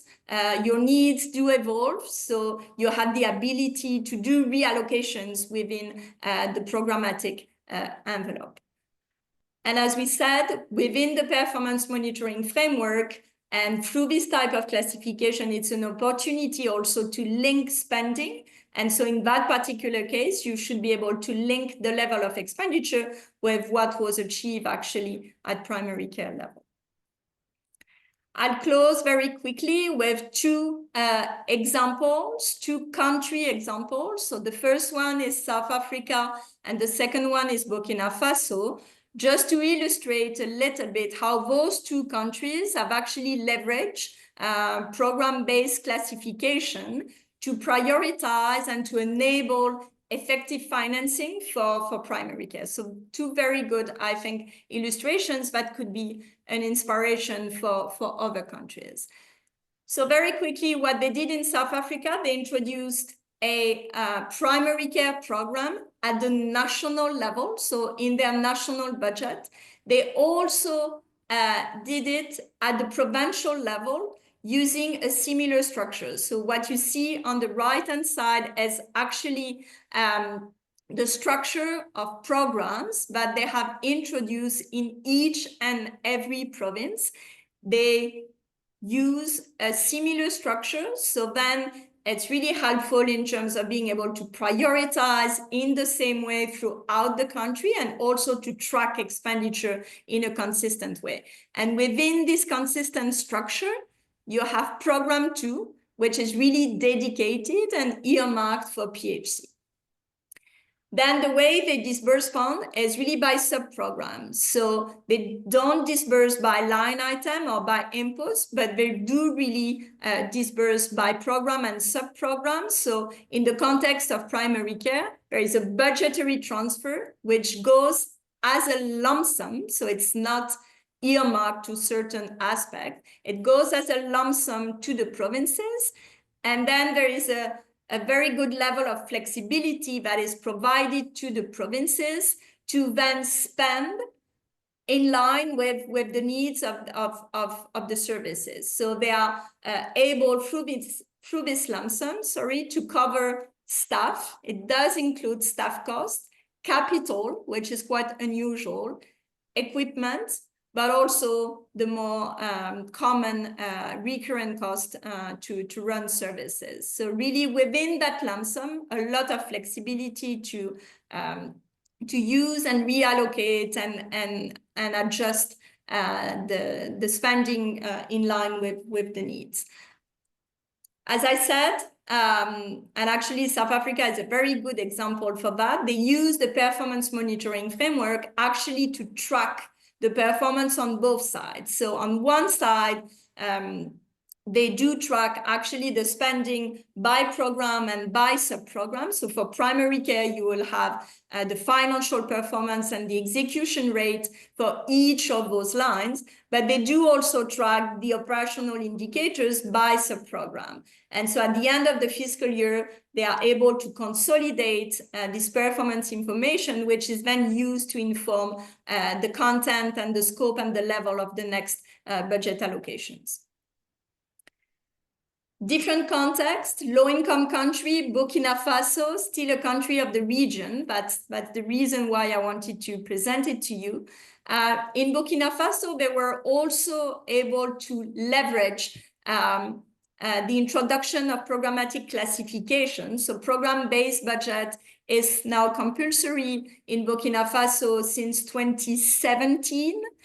And so when they started introducing the programmatic classification, they actually prioritize already primary care as part of their sub-programs. So they have a program called Access to Health Services, and then as part of it, they had identified certain sub-programs that do directly earmark funding and prioritize, if you wish, funding for primary care services. Through those pools, they use that as a mechanism to actually transfer resources from the treasury to the facilities. That's the mechanism that I portray here with this small visual. So direct transfer to the health centers and the district hospitals. Same principle as in South Africa, a good level of flexibility. In that case, even at the facility level, they are able to actually hire additional staff. They are able to cover their drug costs. Obviously, there is a clear relation with the districts here, but really simplifying and streamlining the spending process through this reform. Reporting is based or is done on an output basis, and now a digital platform has been introduced to monitor both sides. So really the level of spending and then the outputs, focusing on the number and the quality of services. I'll stop there. I know it was quite a lot to digest, but I hope it was understandable, and I'm very happy again to take a few questions. As the next session will be with Moritz and very much focus on budget execution. Over. Hi, thanks so much, Helene, and thanks so much. The room is really filling up nicely, so we've got about 60 participants in now, which is great. We have coffee now, so I would suggest we get some refreshments and come back in for questions and answers, if that's okay. And so we don't miss coffee and it gets moved. So let's do that and try and get back here within the next 10 minutes, if that's all right. Okay, So sure. coffee just next here. It's the nearest here. So we are suggesting that you pick your cup and come and take it from here or stretch a bit. But we're planning to be back in the room in 10 minutes so that we can cover up the time we lost, but also be able to take the questions and answers while we still remember what was in the session. So thanks very much for your attention. And of course, thanks, Helene, for the good presentations. So colleagues, the coffee is just out here.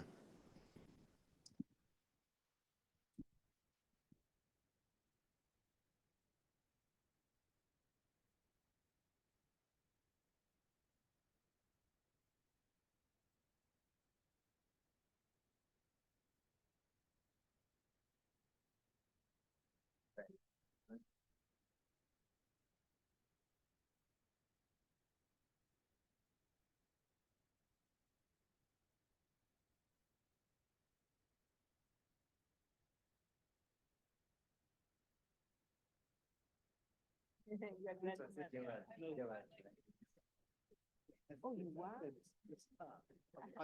He has grown old. Yeah. Because you are growing older, possibly. Chijoke. Oh, I know another Chijoke of who has of yes, yes, or used to work with. Okay. Yes. We can share all the materials in Australia. It's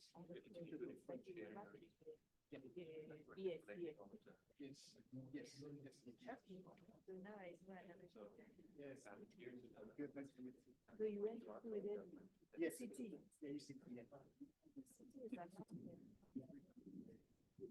Colleagues, I encourage you to take some coffee.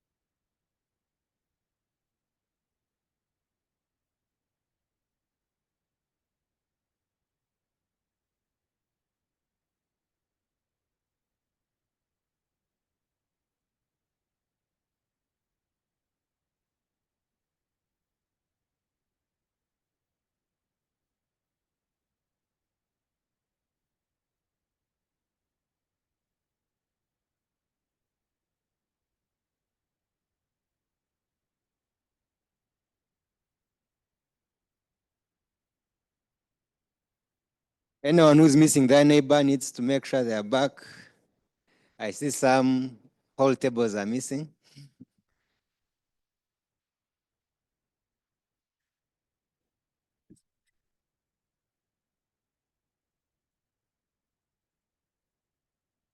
Yeah, there's one here and another one here. I can give them a chair.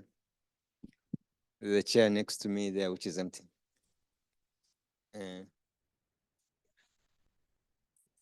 So, but there's space here. So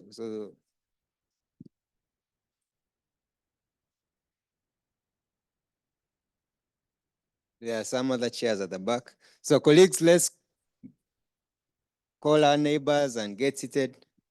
Remember, we're starting with some questions and answers from the last session. For those who have some, I believe you do.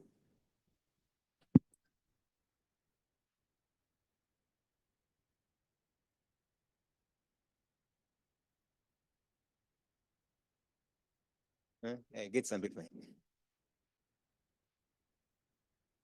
So those who are missing neighbors and are able to bring them back, I think you can. Let's start with questions and answers. You can take over the questions and answers. We'll bring in more people. Hi, Elaine and Fadi, are you connected again online? Yeah, I'm here. Okay, fantastic. So we had a couple of questions online. Why don't we take those first, and then we move over to the room as the room is slowly repopulating. Okay, sure. I think there is a first question for, so for this session, there is a question regarding the implementation of program-based budgeting, and the colleague, it's more a comment actually. So the colleague is actually mentioning that when program-based budgeting is introduced, there can be a drop in budget execution, as I showed also in one example during the presentation. And so the colleague is asking what can be actually the concrete measures to be taken to ensure that PBB is effectively implemented during the execution phase, particularly for PHC.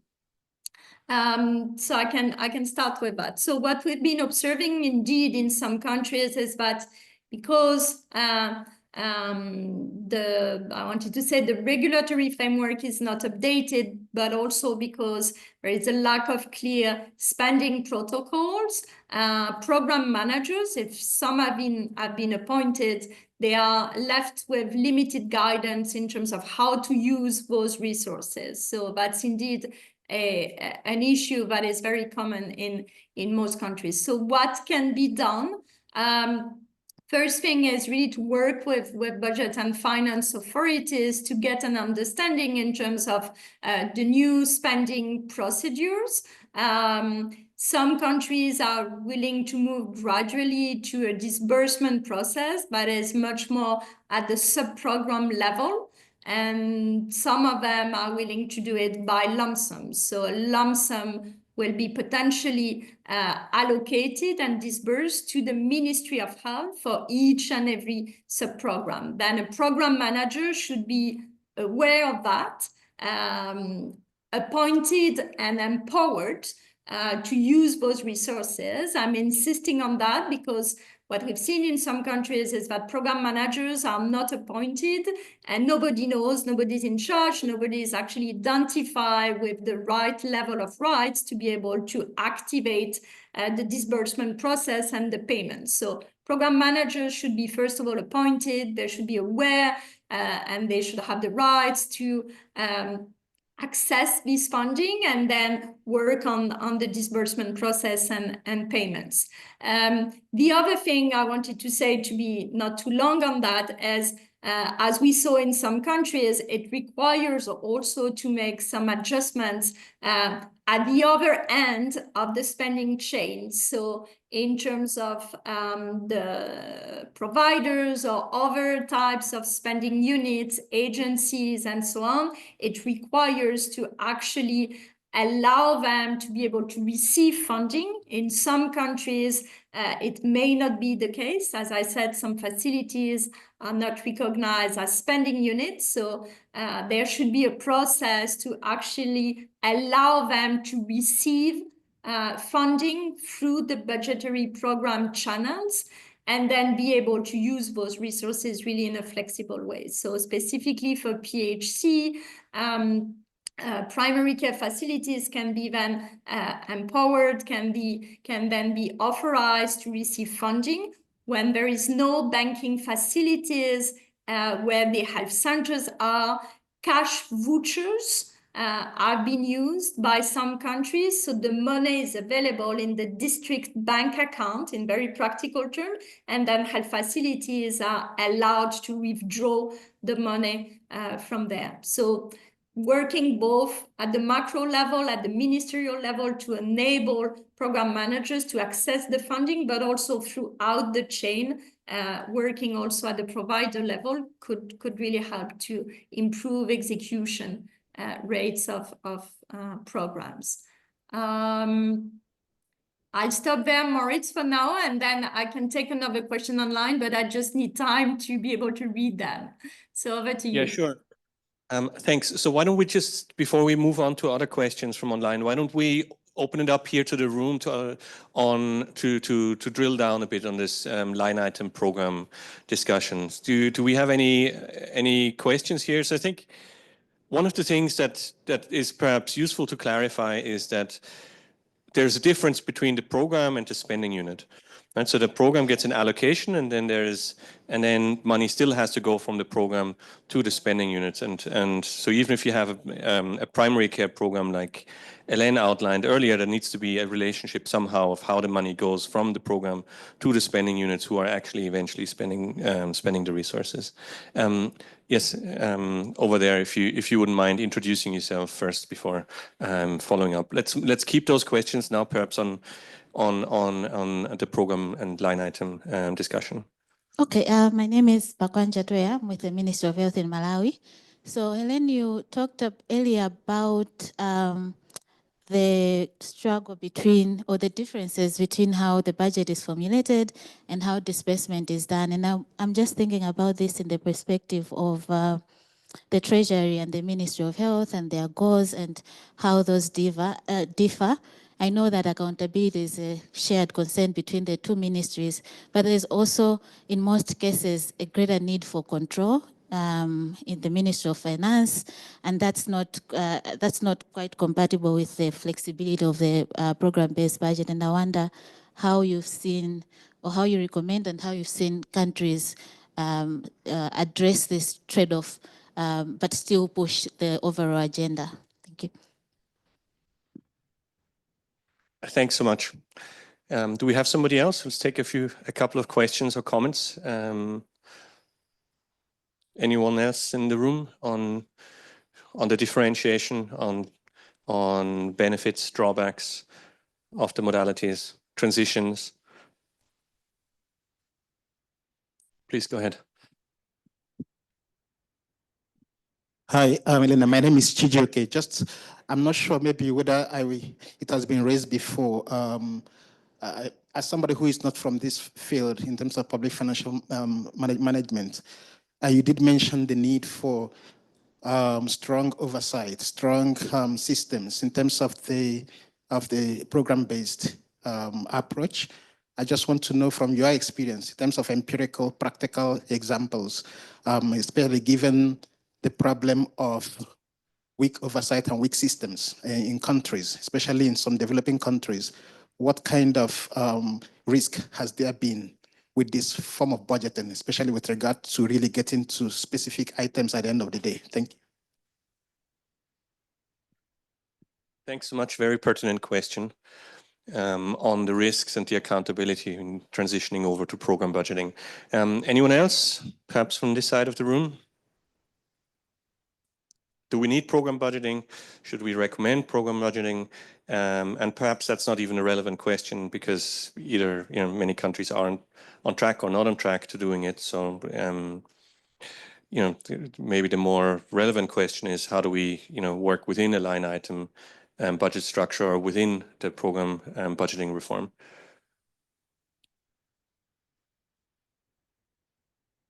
Okay, so Elaine, let's take those two. Yeah, absolutely. And I have also an additional question from the online participants. So on the question from Malawi on how we can actually balance the need for control, so the treasury perspective, and the need for some more potential flexibility from a sectoral perspective. So without being too dogmatic here, maybe I can use the example of South Africa, which I think is quite interesting from that perspective. And so I'm not saying that the example of South Africa should be replicated in each and every country, but I think that they have managed to find a kind of common ground to actually provide a sufficient level of flexibility to the provinces and the providers, while at the same time being able also to have a robust monitoring and control policy and system. So the way they did it, so as I said, they introduced program-based, so now the budget is officially formulated by program and by sub-program. And this is true at the national level, but also at provincial level, which is actually not the case in many other countries. The reform often stays at the national level.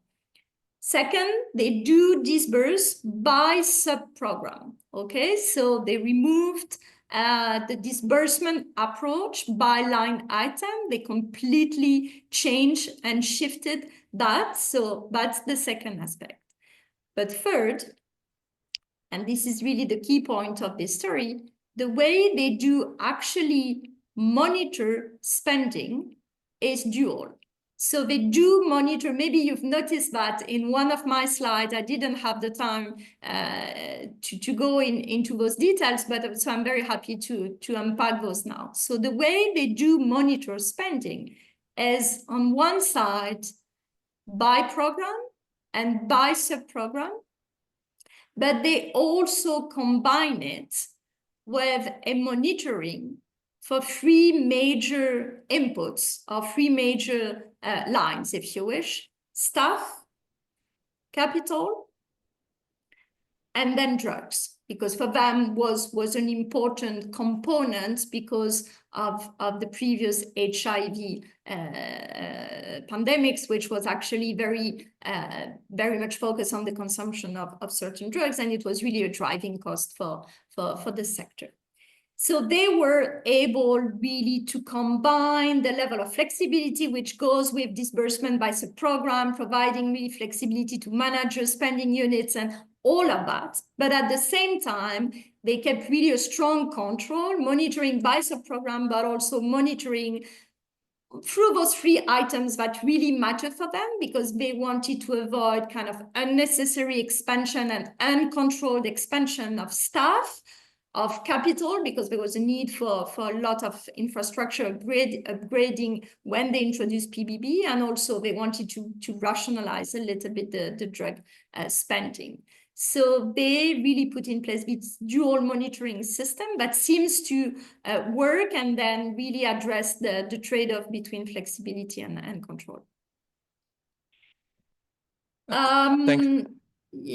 Yeah, then I can go to the last question. What have been the risks when a country has actually introduced program-based and there were not the supporting systems in place, accountability? So again, here, I want to use one example that I've observed very closely. So that's the example of Cameroon. So program-based budget was introduced, the classification was introduced. They tried to identify budgetary programs, including for the health sector, but they didn't have the time really to define the spending guidelines. And so what happened is one, low execution.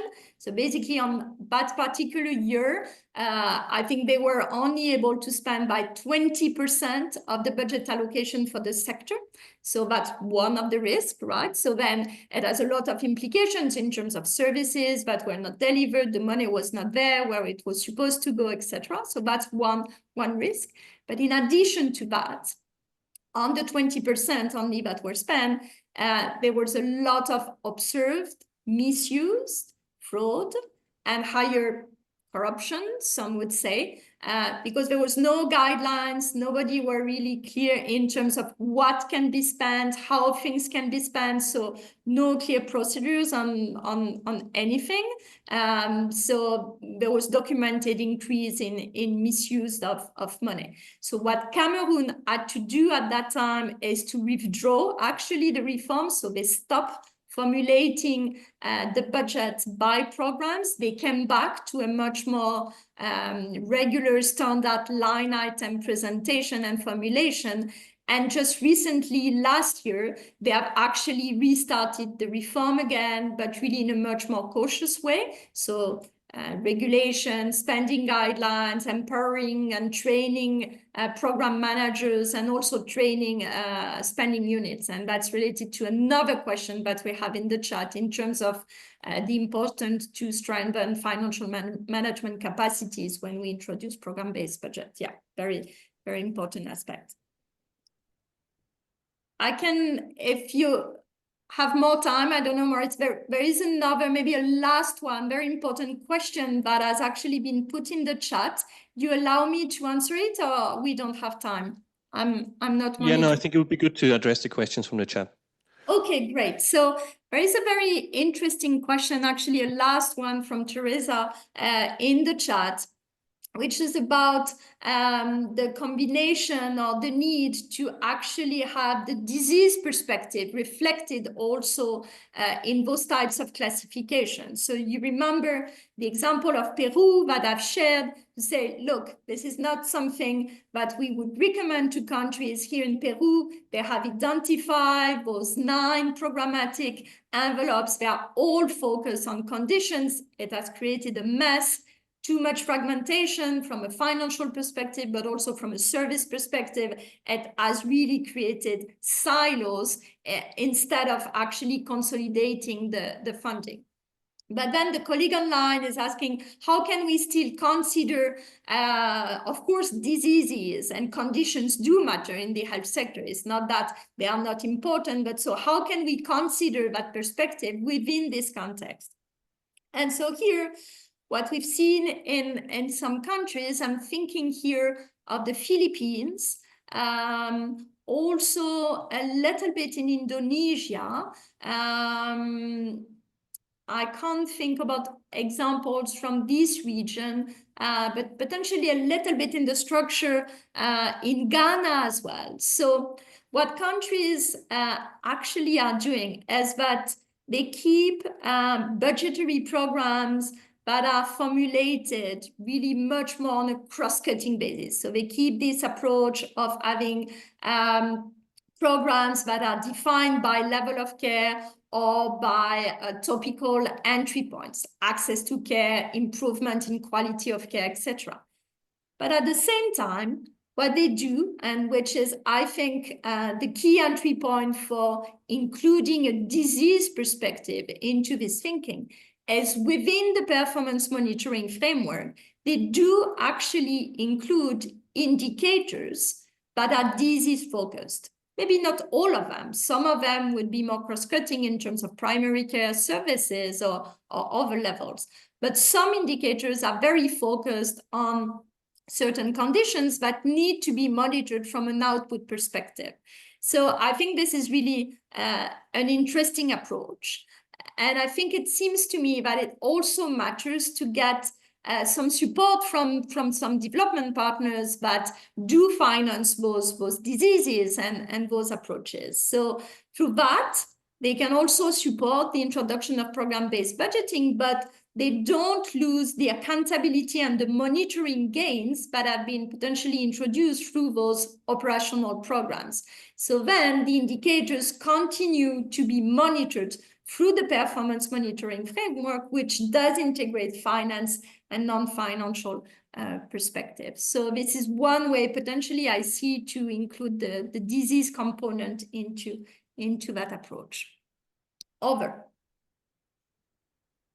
Thanks so much, Hélène. So now let's move over to the next session on budget execution. So since we're late on time, we won't make this a long transition, and then we'll see how we get on between what we can cover now and what we can cover before lunch. Lunch will be brought early. Can we pull up the slides? So we'll talk on budget execution here in this session, which I will cover. And this session is informed by a joint report that will be coming out shortly. It was finalized and all cleared, so it should be on the web shortly on budget execution in health, and that was co-produced by Elaine's team and our team. So budget execution, as Elaine pointed to earlier, relates to the phase in the budget cycle where money is being spent, right? So what she covered just now, relating to the formulation of the budget, is how things are allocated, right? Whether you do this by an input-based basis, or whether you do this on a programmatic basis, or howsoever this is coming together, then needs to be executed, right? And this is what this session will cover. Do we have the slides? And how budget execution pans out, right, is then really where the rubber hits the road. Right? This is where spending happens. This is where, and right, when we talked about earlier that budgets are being under-executed, it can become a serious issue, right? So no matter how well the budgets are formulated, if then they are not executed well, it will naturally lead to issues. So we started off by collecting data from all available sources, right? So we looked at PIFA assessments, we looked at data collected from IFMISs and boosts to see what are the trends and patterns, right? And here on the left-hand side, you'll see, right? You see that budgets are systematically under-executed in lower and lower middle income countries. And if you project that up, on average, they're under-executed by about $4 a day, $4 a person, which is not dissimilar from how much many countries are spending on primary care, right? So this points to the issue that one really needs to think through, what are the allocations, how much has been released, and how do we spend, right? Because it's difficult to make the case for greater budget allocations for health if then the sector cannot execute it accordingly, right? So finance will always tend to push back and they say, spend the money that you've been allocated rather than ask for more and then not spend. Okay, so we'll see that here on the left-hand side, and you see specifically, right, in the EMER and Africa regions, this problem is particularly pertinent. And what is more is here on the right-hand side, you see that there's been a trend towards lower execution over time, right, especially in low-income countries. So the orange line are the low-income countries, and we see that over the last 10 years, there's been a deteriorating trend when it comes to budget execution rates. What we want to show with this slide here is that there is a lot of year-on-year volatility, right? And the question is why this may be the case, right? And it also shows that the way development partners have been engaging in this may relate to that, right? But it shows that 1 year there may be high execution, it will be over execution of the budget, and in other years there may be under execution, and that leads to an unstable game of play, right? Where there's really not predictability, and that all of that will invariably affect service delivery, right? Let's move on to the next slide. So there is high volatility, and here you see, right, that if you look at low-income countries, particularly that this variability really plays out. Right? So even though we said on average the execution rate is, I think it was 86 or 87%, there are many countries over many years where the rate has been significantly higher, and somewhere the rate has been significantly lower, right? So in this box and whisker chart, you really see that there is quite a high distribution, right? So we see kind of very wide range of execution rates, and that in some countries, you have overspending and underspending over a different period of time. We move to the next slide.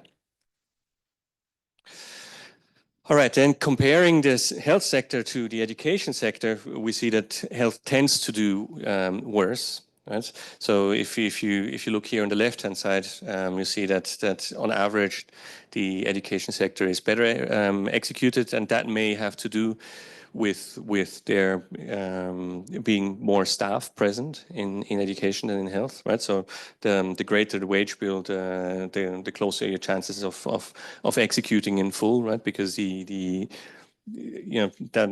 spending on wages tends to be a priority item in the budget. And just to show this to show the picture for some specific countries, you see here what has happened in Uganda and in Togo, and you see that systematically over years and over time, the health budget tends to be executed below the education budget. So just to point that out, right, and something that's useful to bring up with finance colleagues, right, and to make the case that it's important to drill down why this is the case, and what are the responsible agencies, and how one can potentially do better, right? Because as I said earlier, it's difficult to make the case for greater budget allocation, right? If the current allocation is not executed in full.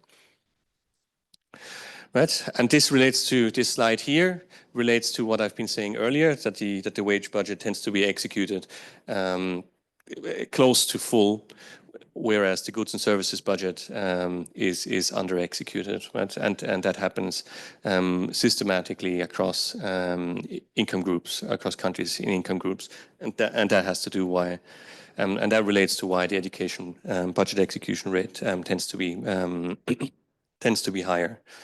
Okay, so moving on to enabling a better understanding of why execution rates are the way they are, right? Because we'll need to think about these processes before we have this engagement with health and finance authorities, right? And before one can think through what can be done about these issues. And the first thing that we'd really like to say, right, is that this is not just a health issue, right? It's not just a finance issue, right? It relates to how the agencies interact with one another, and then it's a multifaceted problem, right? And it's important to understand, right, then to see where are things coming from, and as we'll show later, as well, is that it's not merely a question of how well the budget is being executed, but also of how well it is being formulated and evaluated, as all of these things are in play, right? So, for example, when one looks at the credibility of the budget, that relates to how well it's being designed in the first place, right? And how credible the revenue forecasts are, and how credible the budget allocations are before when one can talk about the execution. So if the budget is not credible in the first instance, right, that then can lead to budget execution problems down the line, right? So what we're saying here is when the credibility of the budget comes up, that then can naturally, through, for example, an inadequate or inaccurate revenue projections, or like inappropriate communications of ceilings, that will then have consequences in terms of how the health sector can react, right? Similarly, right, one can look at how the budget is being structured and what the consequences of that are for budget execution in health. Right? So what are the transitions? How flexible is the budget structure? What is the guidance? What are the abilities for allocating and reallocating? Right? And what does that mean for the health sector? Again, let's move on to the next. Right. So then, with regards to budget execution, right? So we're running through the various stages of the budget cycle and how that relates to budget execution, right? So when we looked at various country cases, what we found is that there are issues relating to the regularity and predictability of financing flows. And we looked at things of the appropriateness and effectiveness of spending controls, and then we looked at procurement issues. And again, right, once you start drilling down, you can see how this relates to ministries of finance and ministries of health. And then let's move on to the next. So I won't go into too much detail here because there is a lot of material to cover. There are things relating to budget oversight, right? So what's the issue on right? One can look at the relevance and quality of monitoring and accounting and accountability systems, more broadly speaking, and there's the question around performance here. Okay, so then when we move on to unpacking the challenges, the point here really is that there are multiple stakeholders, right? And here we'd like to introduce local government as well. And how these stakeholders interact with one another is invariably going to affect how well the budget is going to be executed, right? So that's on the one hand, and then it has to relate to the stages of the budget cycle. So on formulation, execution, and oversight. So then on crafting the engagement, right? Crafting the solutions, Alice, if we move on to the next slide. So what are the opportunities to take action? Right, and here we've pulled together a matrix for finance, health, and local government, right? And then we're pulling together the different stages of the budget cycle, and you have multiple challenges, right? And these challenges we've lined out in the previous slides, and then you can say, well, how does finance relate to aspects in budget formulation, or how does health relate to different aspects in budget formulation? And the point here is really that all of these solutions or all of the opportunities for change have to relate across the various sectors, across the various stakeholders, and they have to relate to the various stages in the budget cycle. So it's not merely a question of pinpointing to one issue and to one agency, but how all of these factors relate to one another. We'll move on to the next slide. Right. So thinking about potential solutions and how to engage, right? There is the question around communication and building trust, right? So making an effort that we communicate explicitly around what the issue is, right? So that finance stakeholders understand where health is coming from and the other way around, right? So this is important for building trust. And secondly, there's the question of being deliberate and not being reactive, right? So thinking ahead of what the issues may be and how to communicate with one another, rather than saying, here's an issue and scrambling on how to get it right on an ex-post basis. Then we may wish to consider second best options, right? So it's not always possible, right, to think about the ideal situation, right? So for example, when one thinks about having a treasury single account and where finance colleagues would like to see all of the finances consolidated in one account, if that is not possible, how do we work, right? What is a good enough second best scenario that both fosters efficiency and accountability? Avoid partial reform. So one of the things that Hélène talked about earlier is this issue around being willing to remove the input-based controls as you're transitioning to program budgeting. And the reason why this matters, right, is that then when you execute the budget, issues can arise. So if you're not willing to remove those controls in the program budget structure, then it can then it can lead to an explosion of transactions, and you have many small transactions, and that makes it difficult to execute the budget well because there's so much work to do, right, for the budget officers. So avoid a partial reform. Then be purposeful about expenditure controls. Right? What type of controls do we want to have, and at what level? What makes sense to whom? Right? So rather than having one suite of controls that applies equally to all, which may be difficult to implement at all levels of government, it's important to be purposeful, right? Be explicit and deliberate around that. And lastly, right, there's the question around delegating authority, right, where one can think about, well, who should be able to make decisions and how and what decisions should be able to be made at the local government level, perhaps at the facility level, that then don't compromise accountability questions, right? So there are a lot of things to think through, and all of these things relate to the role of the Ministry of Finance, the Ministry of Health, or local government. And so it's important to keep those in mind as one approaches the engagement in budget execution. So this is a very brief primer on a lot of materials that we can potentially cover. So what we would like to do now, so rather than have me talk at length, is to see if we can engage a bit through group work where we can explore budget execution issues, right? And how these things may have played out in your countries, and then have a mechanism to report back, right? So what we're sharing here is a matrix, right, on how to think through some of these issues, and then we'd like you to report back, right? Think through what have been your experiences with budget execution challenges. How have you approached these, and how can you map those against the matrix and against the framework that we're now distributing? And let's take some 15 minutes to do so, and then it would be great to have one person per table report back to us. Thanks so much, and let us know if there are any questions.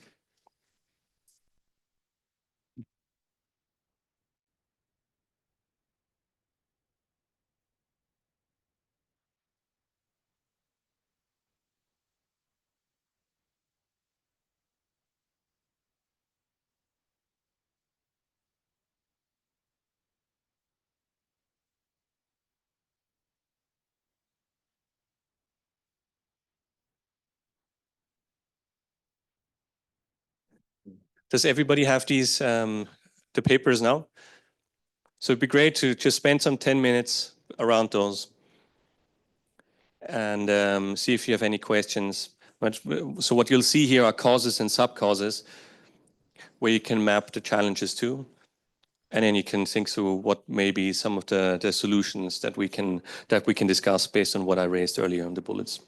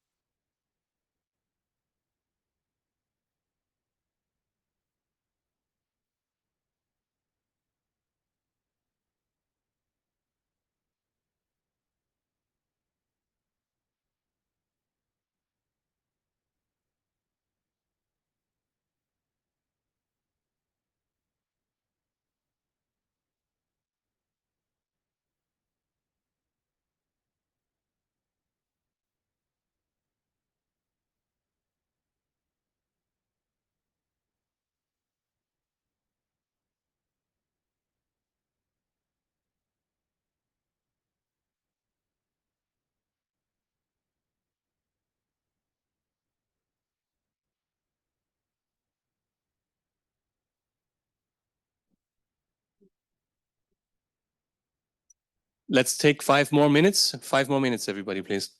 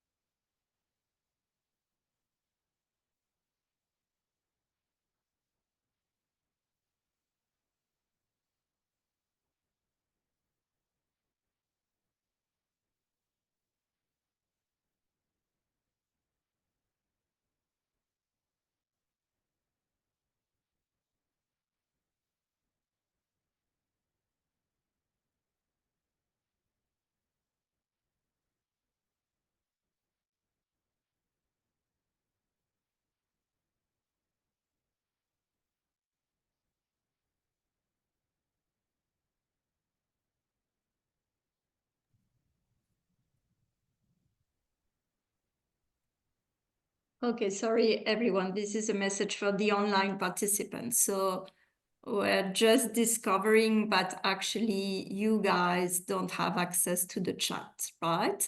We've been posting actually regular messages to inform you about the IT difficulties, to inform you about the schedule, to share with you the group work supporting documents. But apparently none of you has been able actually to access the chat. So we are just understanding it now. And so I just wanted to send a message to the online participants that the IT team is now aware of the problem and is now trying to fix the issue. So apologies for that, because I've been actually communicating a lot with you, assuming that you were seeing my messages, but apparently not. And I understood it when one of you actually told me that you were not being able to access the chat. So what happened is that in the chat, where I've been sharing actually the supporting document, so the matrix that is now on the screen was also shared as a separate file. So, but you were not able to see it, obviously. So we are fixing this, which is an additional issue to the first one we were facing this morning in terms of internet connection. We hope that you will be able to see the chat for the coming sessions, and that we will be able to share more messages with you and more documents as well. Thanks for your understanding.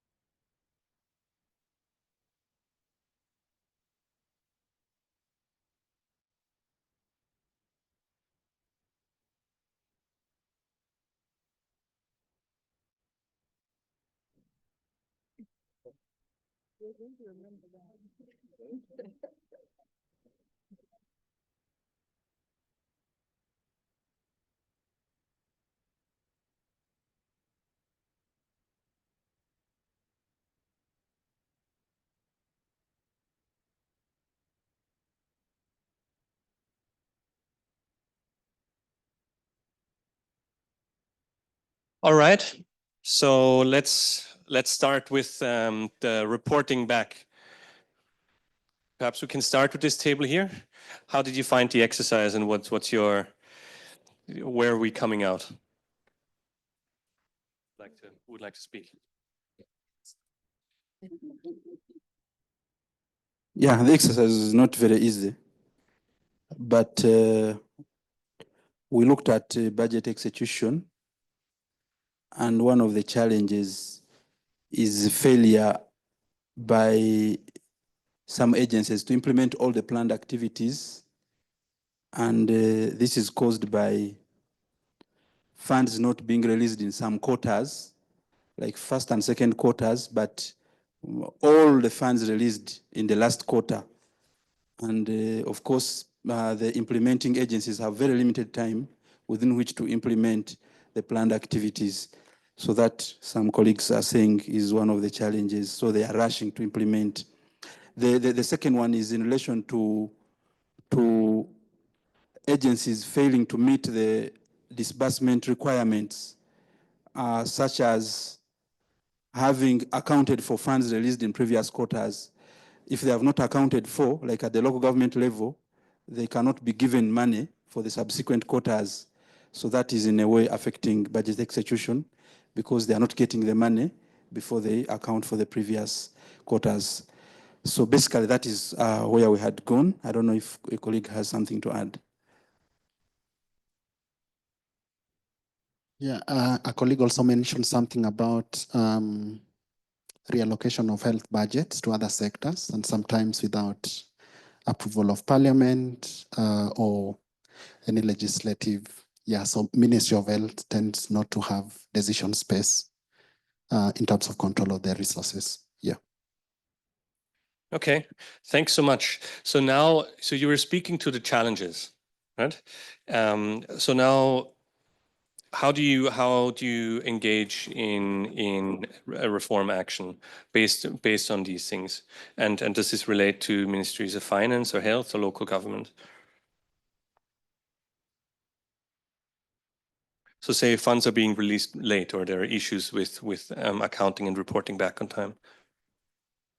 So and maybe with regard to the issue of not releasing funds because the previous one has, some local structures have not met the conditions because of they have not implemented the previous ones. And given that it's happening at the local government level, I will imagine that that you have to focus on capacity, capacity in improvement at that local government level. And it's usually a challenge, especially given the local government, especially in the context that he mentioned, struggles with capacity. And so, and for me, it even becomes such a big challenge, given now that funds are not being released again. Even how do you even improve that capacity? So I think it's a challenge that you have to engage with those at the lower level to understand even first of all what is the problem. Why are you not implementing those, budgets? And because now they're being starved of more funds. But also given the issue raised in terms of taking away the budget for the health sector, maybe for the defense. I think that's the exact problem because of the challenges of terrorism and everything in the country. I think that's actually a more complex issue that I don't really know exactly how to engage with that because that becomes even a challenge in terms of the big problems facing the country. So maybe it's about talking about strengthening the legislative oversight of that, maybe. Thank you. Okay, thanks so much. Anybody else on the engagement of the sectors, or how does one respond to these sorts of issues? No. So then we'll move on to the next table. But excellent contribution. Thanks so much. Who would like to speak? Okay, so we talked about the credibility of the budget, starting with deficit budgets. So when the budgets are formulated, there's some kind of deficit financing coming from the central government. And so that health on its own does not determine the allocation and cannot influence the budget envelopes that come to health. But because there's already a deficit from the beginning, throughout the year, it's also very possible, though the government writes out the plans to fund those deficits, but they may not come through in the course of the year. And so what it means, it now leads to late cash backing of plans or the approved budgets. At the local government levels, we talked about the linking of the priorities between the plans at the state or the national level health priorities and the health facility plans. And that means that when the program manager at the Ministry of Health raises a memo, what for us in Nigeria, let me just use Nigeria as an example, your memo has to speak to the health priorities. And sometimes the healthcare workers lack capacity or knowledge of these budget documents or the development plans. And if your memo is not speaking to that, the Ministry of Economic Planning, who approves the budget proposals from the Ministry of Health, is not going to is not going to approve that memo, and so you're not going to get any money to carry out your programs. We also talked on the budget structure and rules for allocation. Just as they mentioned in the other table, we talked about deprioritization, and it can be internal or external. Within the health ministry, we have an example from Tanzania where money for COVID was moved out of the health sector to use and build classrooms. Or even within the health sector, money being moved from malaria to another disease program. Right, so there can be deprioritization both within and outside of the health sector. We talked about capacity for program-based budgeting within the Ministry of Health. I gave an example of a state a subnational in Nigeria where the Ministry of Economic Planning does program-based budgeting. The Ministry of Health does line item. And when they finish their budget proposals, they send it that way with line items to the economic planning, and they now rearrange it using different budget codes, and which makes it difficult for the Ministry of Health to now write for approvals, because by the time you're writing, your budget codes has changed, and it leads to a lot of it leads to poor execution, because you now have to the program manager has to rewrite that the budget requisition memo and get the codes right for you to get some cash back. For budget, for regularity and predictability of fund flows, we talked about the poor predictability we have from Uganda. The issue is that they're supposed to receive quarterly payments, but sometimes the payments don't come at the beginning of the quarter, but come at the end of the quarter. And so all the programs that have been planned by the program manager may not take place as at when due, and then that goes to influence or lead to poor service delivery.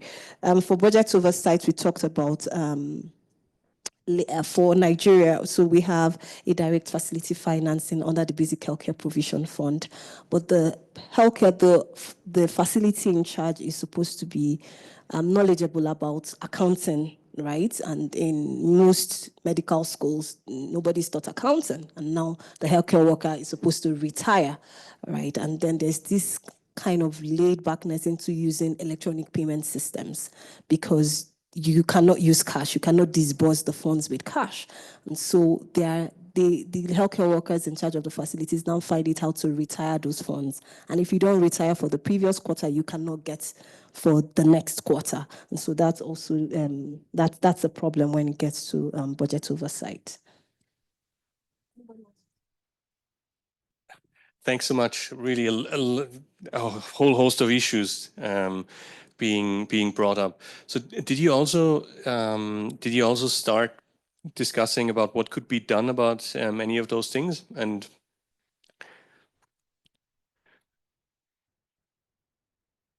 yeah. One thing that we tried to talk about was the capacity strengthening for healthcare workers. So there is a need for the people working in the Ministry of Health to understand or to be trained on program-based budgeting. I gave an example was why we have that lag now was because there was a World Bank project in the early 2000s that trained people on program-based budgeting in the Ministry of Health. Those have now retired or been transferred to other sectors. And so right now we don't have people who have knowledge of PBB in the health sector. So we need to close that gap so that the communication between the health budget and economic planning can be more fluent. And then also the knowledge of the spending guidelines. So there has to be that explicit knowledge of how to spend money. Because I gave an example of facilities who have money for DFF up to 2 years, but they can't touch it because they don't understand how to spend it. So the facility in charge doesn't want to be tagged as corrupt. So the person would rather leave that money than touch it and use it to make the facility better or to improve service coverage. Thanks so much. Very, very thoughtful. So let's move on to the next table to see who would like to report back. Anybody? Thank you very much. I think I would say a few, and then other members of the table can also contribute.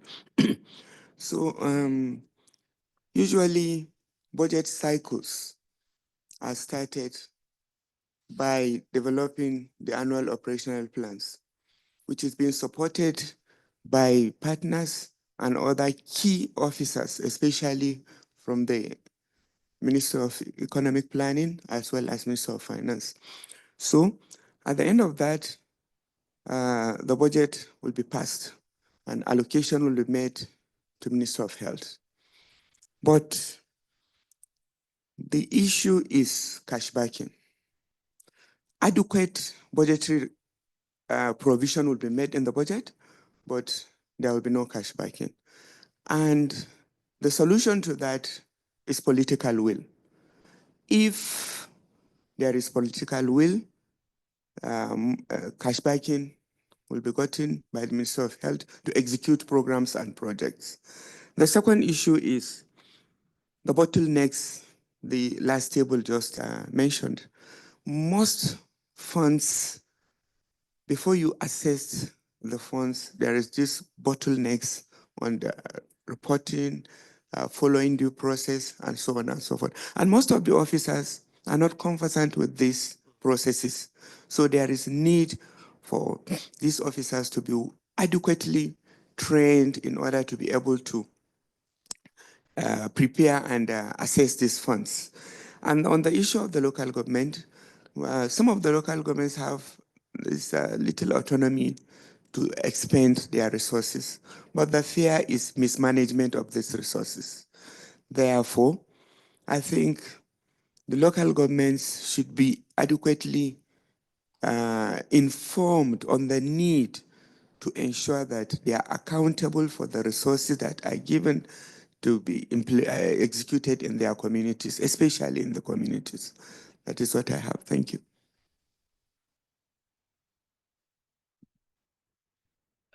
Thanks so much. So clearly kind of a thread coming out with the capacity and you know, a cadre of people being asked to do something that they're not really being trained for, right?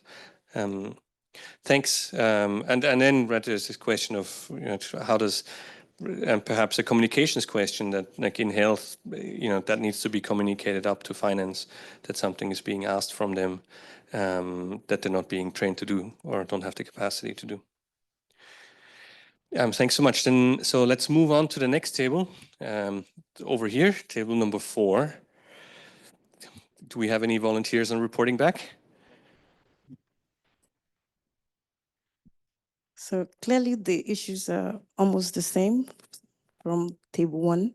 So we came up with some few points. So we have exclusion of local stakeholders in the budget as a formulation, that is exclusion, no bottom-up approach in the formulation of the budget. So we also have collaboration issues between Ministry of Finance and other ministries. And also for the budget execution, we have no budget development from primary level, no timely release of the funds. And also we have administrative bottlenecks, different level of budget approval processes. Most times the budget is released at the Q4, leading to low budget execution because the funds are released late. And also budget oversight. We also have relevance and quality of the monetary, that is capacity issues also at the legislative level to understand the budget that has been formulated. I don't know, my team members can also add to it. Sure. So yeah, essentially, that's the consensus, and she's spot on.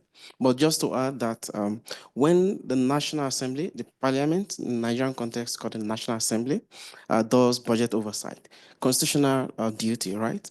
But we have observed that the questions they ask during the oversight functions could be much more relevant to the sector. That speaks to the quality of monitoring. So that, I think it's critical and we need to do something about it. So from Burkina Faso, we have some context-specific issues too, right?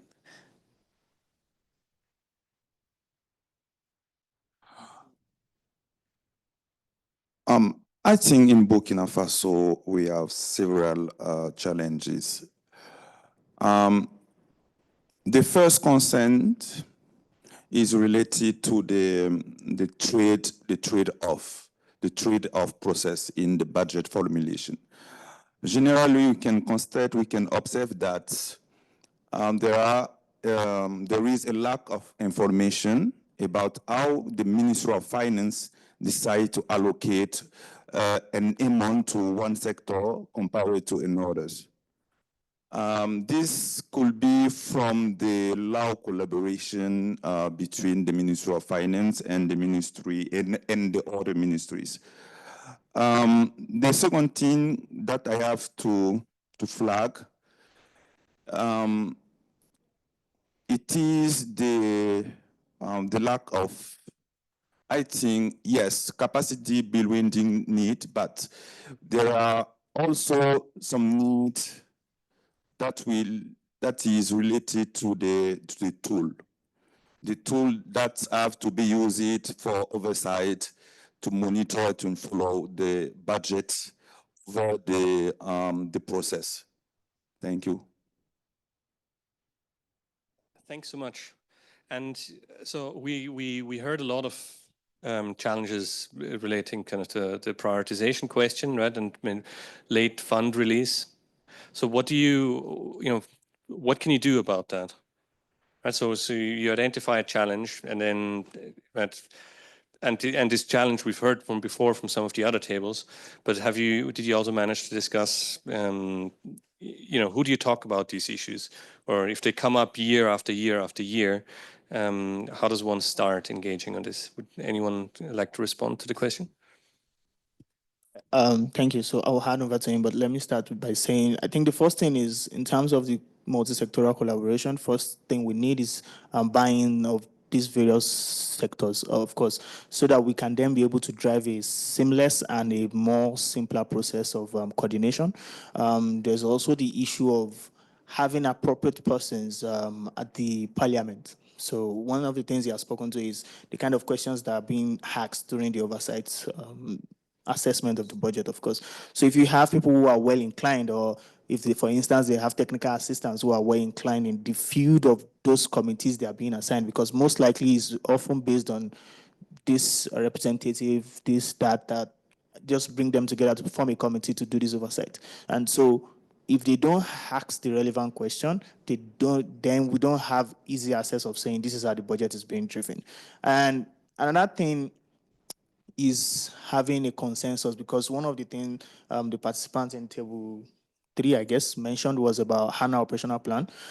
So there seems to be a dilemma with that part, because when states come up with their operational plan, and for some states, they have lined out prioritization, but because most times they get support from donors, and it is the support they get they then use to drive implementation activities that then make them more often than not change their priorities, and that also affects the way the national also make their own plans. So it's actually beyond just planning the budget. It's also it's also including having real analysis of the situation and getting stakeholders buying. Yeah, so just talking about solutions now, so not just about the problem or the challenges. So over a 4-year period in the Nigerian S sector, we looked at releases across Q1 to Q4. So sustained engagement between the leadership of the Ministry of Health and that of Finance produced a little improvement in budget release. So what we used to have at the early period, in the 4-year period we looked at, was releases starting from, in fact, Q1, Q2, you hardly get anything, health, hardly. But it got better over the years in terms of even what percentage is released of your budget and what time is it released during the course of the year.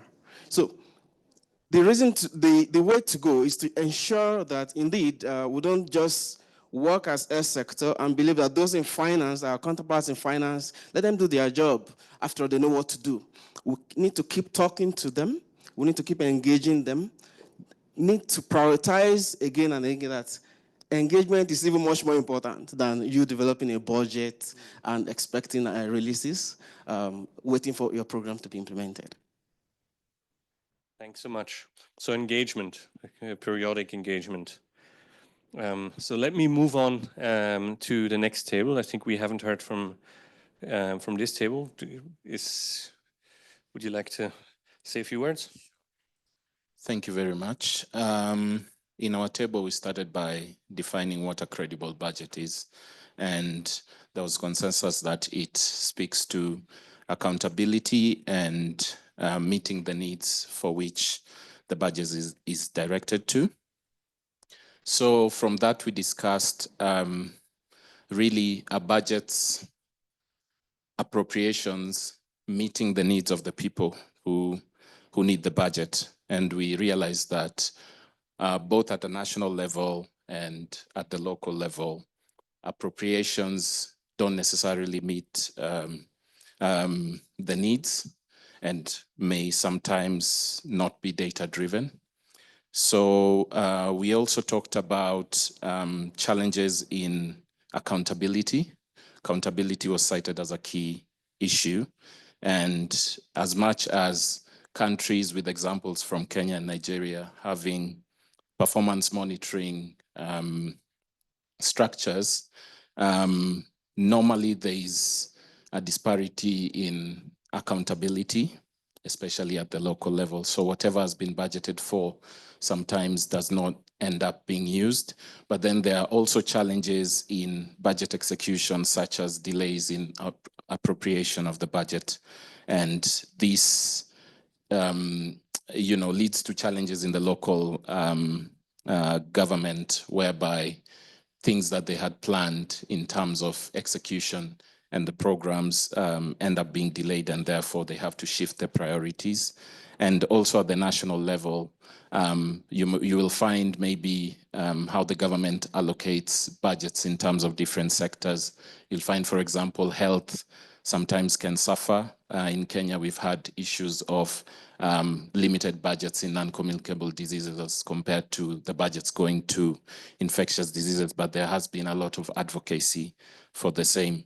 And then there is, in terms of the solutions, I think we talked about accountability mainly and a bit of capacity in terms of people to know about, accountability and how best to do it. Yeah, so if my colleagues have anything to add, they will add. Right, thank you. Great, thanks so much. And great emphasis on connecting the dots amongst the agencies. Somebody like to speak here from this table? All right, thank you. So I'll just summarize the things we discussed. Starting with budget formulation, the first challenge we identified was low budgetary allocation to health. And this came from South Sudan, where it's a challenge because the allocation is so small that it becomes a challenge on how to appropriate the funds to the various needs and spend the money. And then secondly, poor revenue projections from the Ministry of Finance. And we saw examples as well in South Sudan and Nigeria, that usually countries that have like one major source of revenue. And so when there's a drop of fluctuation in the price of oil, it becomes a challenge as to the feasibility of the budget that has been based on those revenue projections. And of course, when the Ministry of Finance does not clearly communicate to the Ministry of Health about budget ceilings, becomes a challenge, because then the Ministry of Health ends up developing budgets that are not feasible, that are not realistic, and that becomes a problem with from the formulation itself. That means the budget is not even practicable. Now, we talked about local government briefly, where their priorities may not be captured because of the top-bottom approach that could be, employed in some budget formulation, processes where the local needs are not included. And then it becomes difficult for the local government to interpret the priorities sent down from the top bottom approach. Now we moved on to budget structures and rules for allocation. And for finance, we saw that sometimes when some priorities in the health sector are not captured as a first line charge, for example, the issue of salaries, again, in South Sudan, salaries are delayed because it's not a first line charge. And so it now depends on the political will or whoever is in charge. Use the example of Nigeria, where a lot of state governors, for example, put priority on salaries and it's a first line charge, and that gets paid regardless of whatever is happening, with their finances. We also looked at budget execution. So we moved away from, budget formulation to execution. And for the Ministry of Finance, we saw that many times when there's, irregularity in the predictability of funding flows, when there's budget release delays from the Ministry of Finance. Now, this could have a lot of root causes, right? It could be because, there's no cash to actually back, or there's no cash backing for those approvals in the first place. So you get a project approval, but then there's no money. And so you think the Ministry of Finance is delaying, but there's actually no money to pay, for those budget approvals. Example, again, in Sudan, in Ghana, and sometimes in Nigeria as well.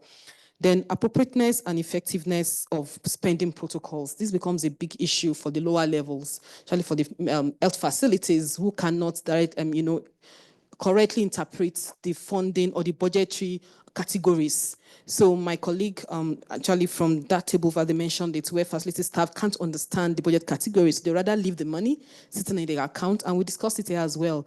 BACPF is a good example in Nigeria, the Basic Healthcare Provision Fund, where we say we don't have money at this lower level, and the money comes and then surprisingly sits in the account because the facility staff cannot correctly interpret what those funding categories are. So rather not touch them. Or even at the state level at times when there are bureaucracies, in the approval protocol, that is a big issue in the health sector. And when I was looking at that slide about how the Ministry of Health does less well than the Ministry of Education, I'm wondering, is that we don't interpret as well as they do, because it's the same system, and yet we don't seem to be able to spend as much as our contemporaries in the other sectors. This could how to do their own bureaucracies and our protocols that make it more difficult to spend in the health sector. And of course, lack of capacity, like I've mentioned, and then delayed approvals and releases. Thank you. Thanks so much. Really fascinating number of things. I mean, it's very striking, right? That on the one hand, one of the first things you said, that there is just simply not enough money, right? And how can you even begin to address the needs? And on the other, right? Then and the other, you finished by saying, there's money sitting in the accounts and they're too scared to spend because we don't know what the rules are, and there are going to be accountability challenges and there are going to be consequences. And we heard that in the other table earlier, right? You say, well, if you don't know how you spend, you're risking your personal your reputation, your career, right? You risk your for spending inappropriately just because you didn't know what the rules are. So it's clearly something that's that needs to be communicated back to finance, because even a greater allocation, right, wouldn't necessarily help the situation if you have budget officers who are too worried to spend, or who don't have the authority to make the right decisions. Right? So very interesting, and thanks so much for bringing this up. Let's move on to the next table. I'm cognizant of time, and I think lunch is ready. So we've got another 3 tables to cover. Who would like to start?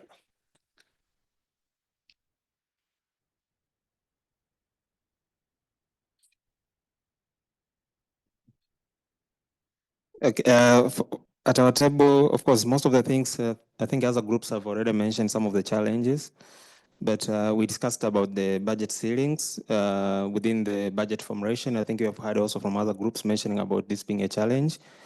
The budget appropriateness, of which also other groups have already mentioned.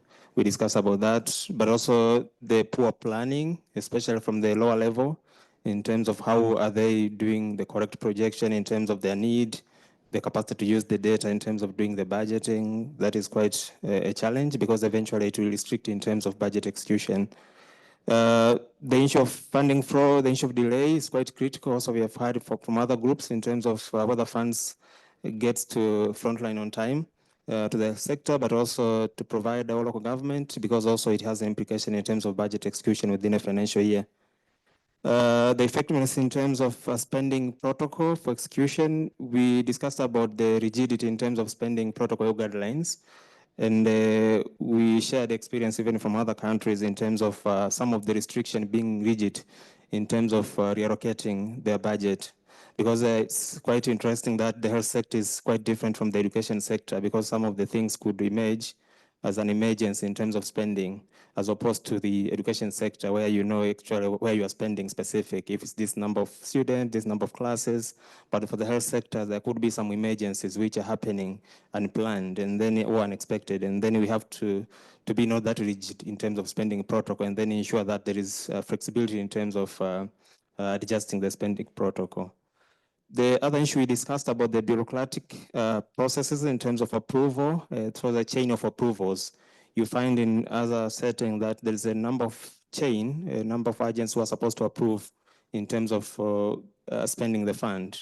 Taking the example of Tanzania, where you find that the spending, of course, could start from the facility level, but you need to get approval from the health facility governing committee. It goes all the way to the health managers at the council level, and then eventually to start now spending that money. So the process could take a long time until you get to use those funds. So those bureaucrats also could restrict in terms of budget execution. The oversight also, we discussed about the capacity in terms of using the financial systems. We know for some countries, for example, in Tanzania, with the DHFF, we have some financial systems in terms of overseeing the accountability in spending, of which are quite good in terms of enhancing accountability and transparency. But we have experience in terms of limited capacity in terms of using those structures, those systems, financial systems, knowing that most of those people who are using, they have medical background as opposed to financial skills in terms of using this system. But also, even if we have this system, also we have a challenge in terms of infrastructure. For example, the IT specialist, internet, and the other support system in terms of making sure that these systems are working. So the infrastructure also becomes a challenge in terms of oversight and then could restrict in terms of budget execution. I don't know within the other colleagues if you have anything to add. Yeah, I think if I could add also, the health sector has a problem of budget because several organizations do not budget within the health sector, even though they work in the health sector, but they will budget their budget separate, like implementation organization for HIV and TB and all other things, but they still use the health workers within the health sector.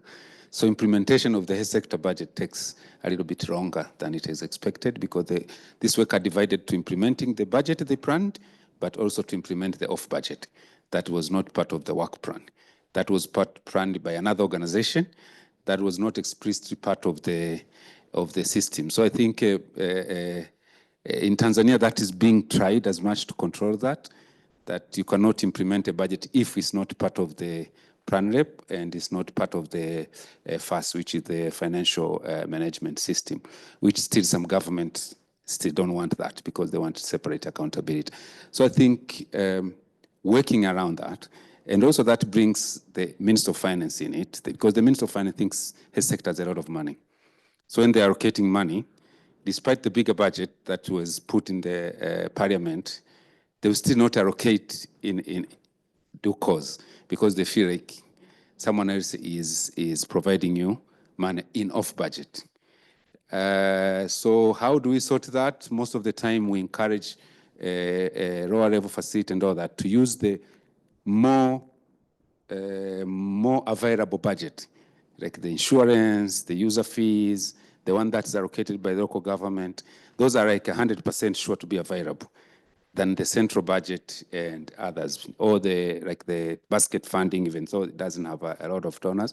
But when you have those, are the ones that you put in critical programs, like drugs and all that, fuel for ambulances, you put them in more sure available funds to ensure that the sector will provide the services. Thanks so much. Also very, very, very, very interesting observations. And I think what you speak to some extent goes to the rigidity question and to fragmentation. Right? Because you have different sources of funds and you're allowed to do different things for the different sources, and some of them are more predictable than others. So and then if you draw on user fees, right, it potentially creates difficult incentives, right? Because then the facilities will have incentives to crowd in money from private sources, right? And that's not necessarily what we want from a systems perspective. But very interesting, and thanks for raising this. Let's move on to the next. We have two more to cover. Who would like to speak from this table? Any volunteers?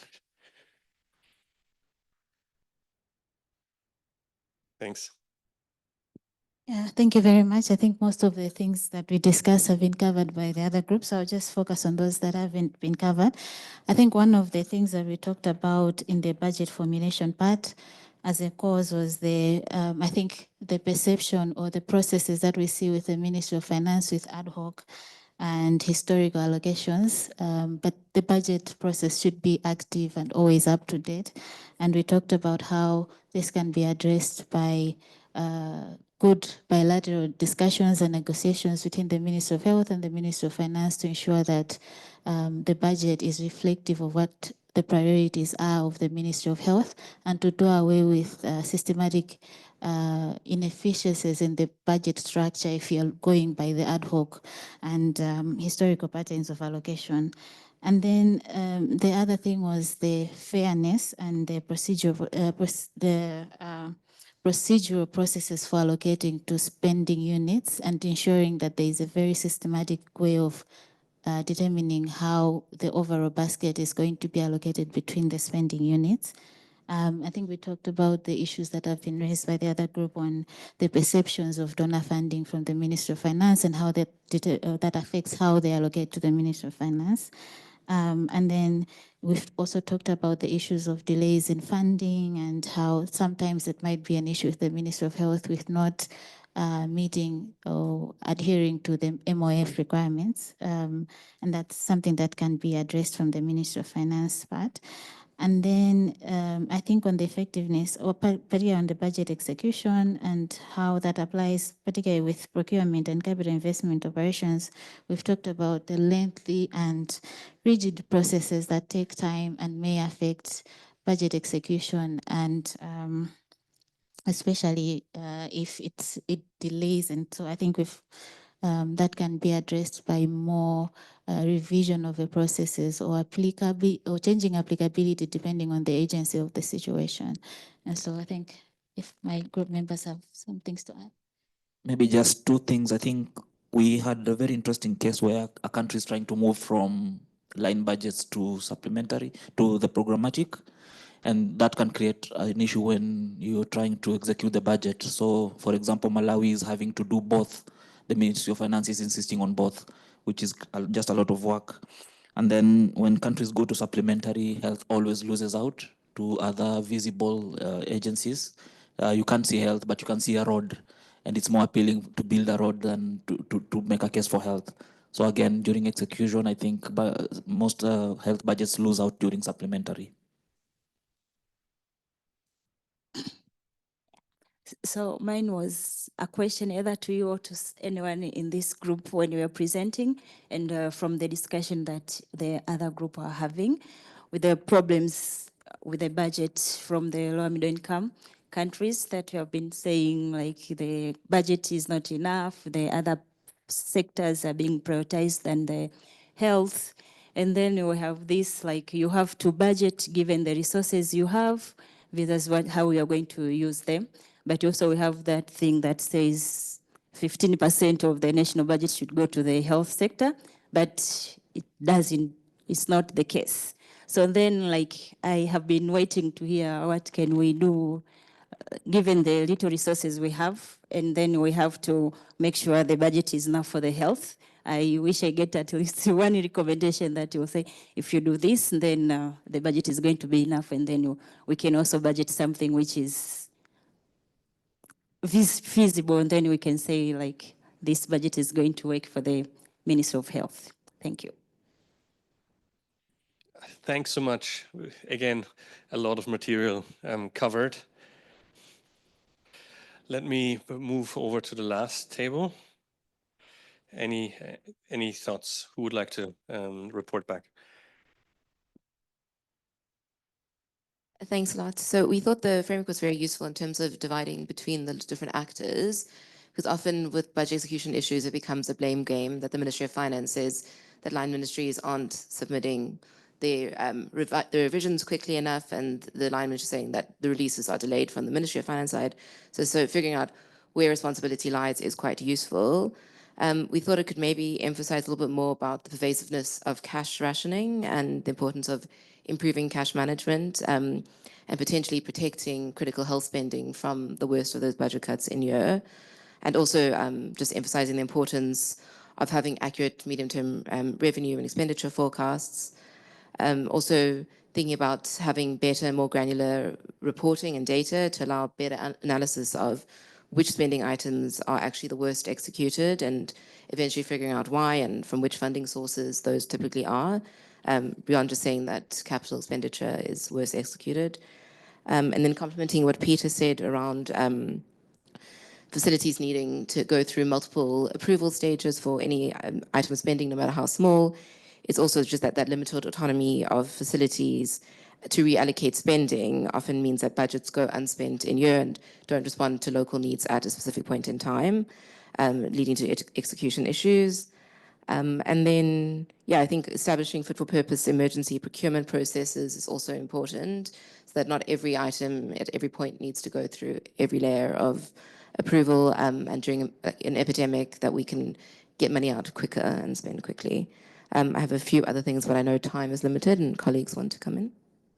All right, thank you very much. So a lot of people have already talked about the tight fiscal space as a factor affecting budget execution, but there's also one critical factor in that sometimes budgets are impractical in terms of the activities. And we've done a sort of analysis of annual operational plans in some states in Nigeria, where you have for a particular agency, almost 300 activities in a quarter. That's just a quarter, neglecting monthly activities and those that are biannual or, one-off. Now, that's impractical in terms of, the sheer number of activities would be overwhelming for the number of personnel available. So you have people scurrying from meeting to meeting, and you don't even have enough people to go around to these meetings. And how do you then get the funds for all of these things? And that's just meetings alone. There are other activities like procurement, which will typically, so you want to procure something in October, you need to have started the process in, say, June. And if you don't start the process and you wait until October, it means that the funding for that will not come out until the following year. And then you can't execute. Thank you. Yeah, thanks so much. Can I ask a follow-up question, cash rationing? Did you discuss, like, so what do you do if there is a shortage of funds? We didn't really go into it, but I think, yeah, I mean, looking at bridging financing from your debt offers, treasury bills, coming through, having better coordination between cash management, debt management. Also, I mean, I know Uganda had tried to actually, within the health sector, make sure that the health sector was not privy to the worst of the budget cuts, that it was prioritized against that. So thinking through how to negotiate that with the Ministry of Finance. I mean, obviously it's difficult because every line ministry is going to want to be protected from those budget cuts. But yeah, I mean, I think making sure that you're getting revised procurement plans, revised spending plans in a timely way, that the Ministry of Finance is actually respecting those, that they're not like just ignoring what the other line ministries are requesting when there are budget cuts. Yeah, I'm thinking through more strategically when spending needs to be cut and not just doing it ad hoc or across the board. Okay, great. Did you want to come into? Yeah, so I think essentially it's what gets measured that gets done, right? So there has to be a mechanism for also monitoring implementation of budgets to find out what particular activities are traditionally funded. Because that's one mechanism for knowing exactly what the appetite of those who would unlock the funds is. And if there's a record of that, then those kind of activities could be prioritized for budget releases. Yeah, thanks so much. So let me let me wrap up so we can go to lunch. Many things have come up, right? So a whole host of issues, and yeah, I don't want to go through these one by one, but clearly what has emerged is that but it's not just a matter of the Ministry of Health doing one thing. It's not just and the game blame, as Daniel said, is clearly not something that's useful to anyone. So so it's really a question of what is it that the Ministry of Finance can do? What is the issue? What are the causes? What are the sub-causes? What's the role of the different agencies? And then like communicating amongst the agencies to see what can be done better, and being transparent and clear around some of these issues. Right? Not just only requesting for more, but if funds are being released, making sure that they can be spent and so forth. Right? And the other thing that came out is that budget execution is not merely a question of executing the budget well, but also one of taking a holistic approach and saying, well, how's the budget being formulated in the first place, and what are the consequences of not doing that well, for example. Right? So thinking about situating the budget execution process within the broader budget cycle. Right? So with that, let me invite everyone out for lunch, and let's get back in an hour. What's the time now? It's just after 12:15. So let's try and get back at 1:15, and we're lucky to have Sarah with us from DC, and Sarah will agreed to talk about the role of PFM in the changing aid landscape. Right? So a very exciting and very timely topic for us to think through. Right? So everyone back at 1:15, please. Thanks so much. So the lunch coupons are delayed for 2 minutes. I hope they are being brought now. Are those lunch coupons? So we'll wait a few minutes to get our lunch coupons. And as we wait for the lunch coupons, in case you have any question based on the session, you could use the time. I know we are all looking forward to lunch, so let's prepare for lunchtime. So the coupons are coming, and you'll be picking them from the door, from the exit. So thanks very much, and clap for yourselves for being very focused this morning. And you can also clap for Moritz for the session.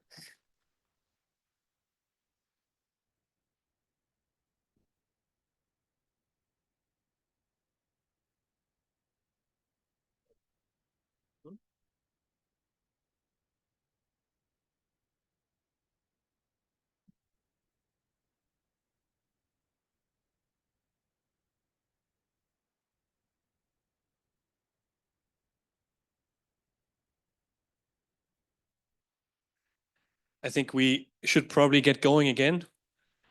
We're running a little late.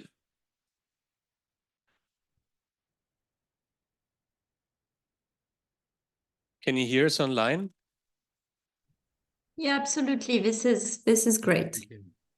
Yeah, thanks. People are just very slow with coming back. So just another minute, but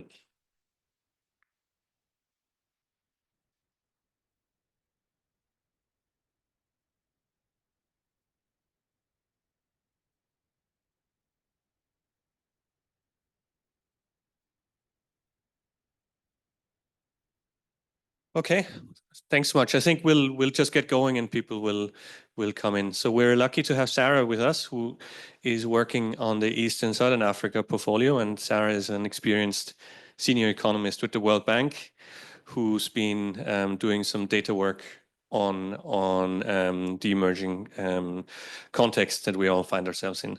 Over to you, Sarah. Thanks, Moritz. It's a pleasure to be here.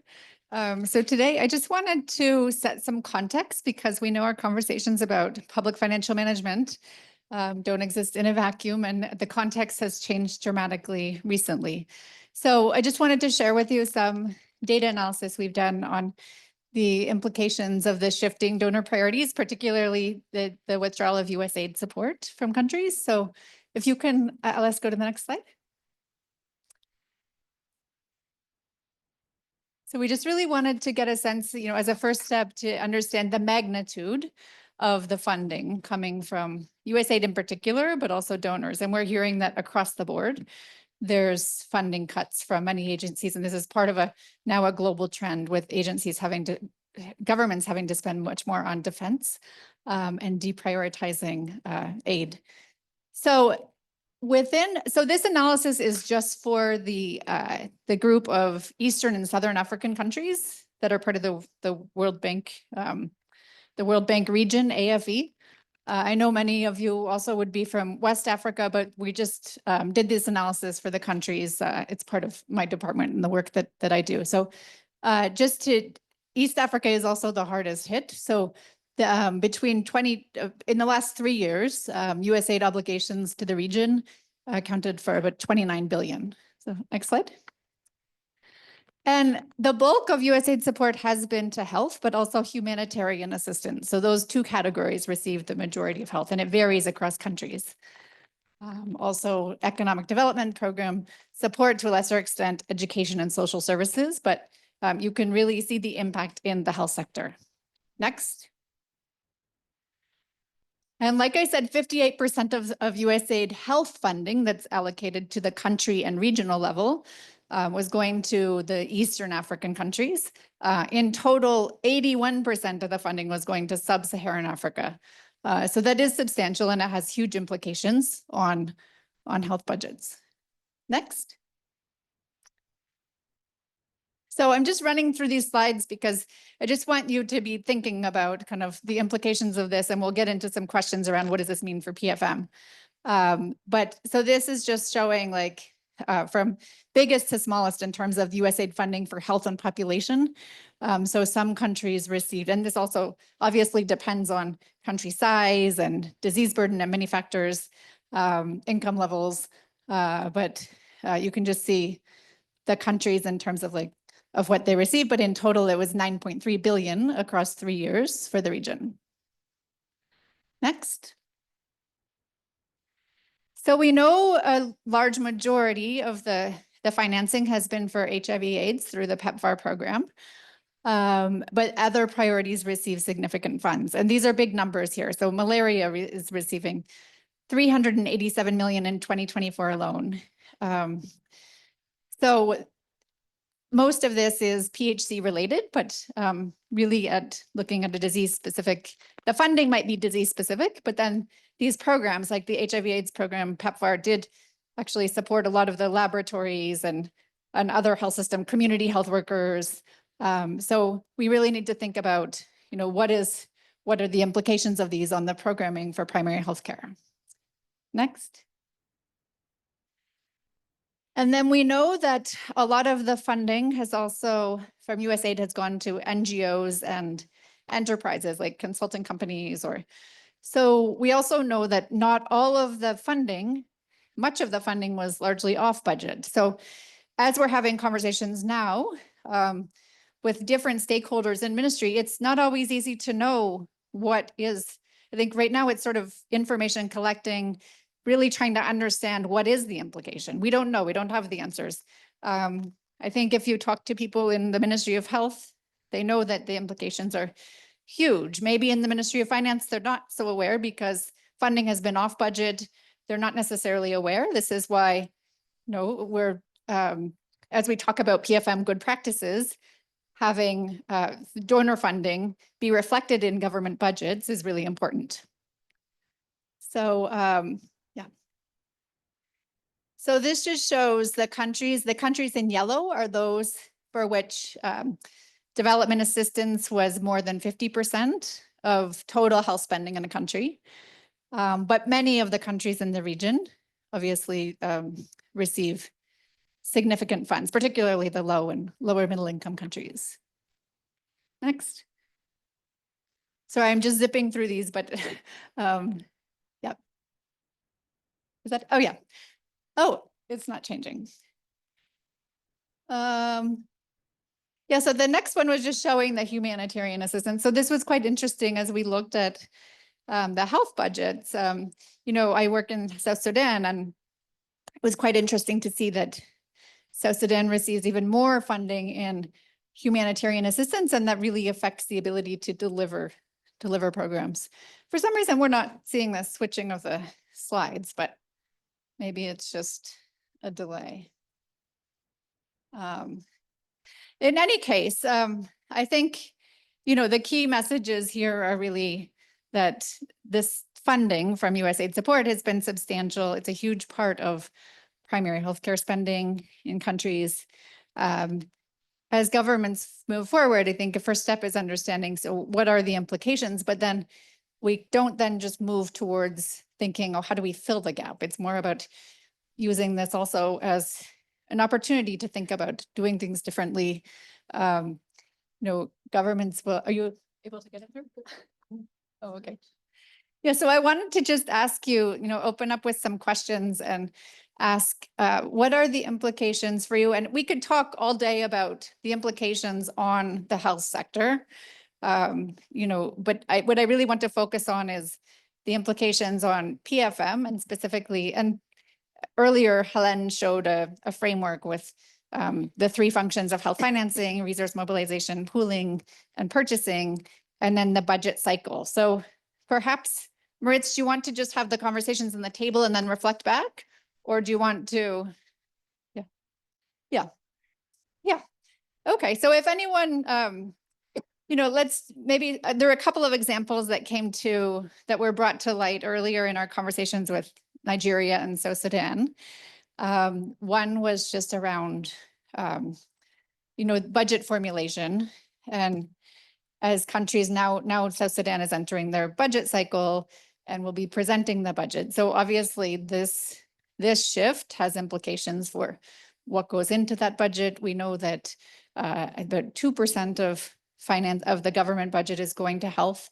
Within health in South Sudan, much of it is going to secondary and tertiary care because donors are providing the support for primary health care. So there has been quite good alignment in South Sudan around donors coordinating together across in line with government priorities, but government has not really had to prioritize the secondary and tertiary care. So there's potential implications then in the budgeting process.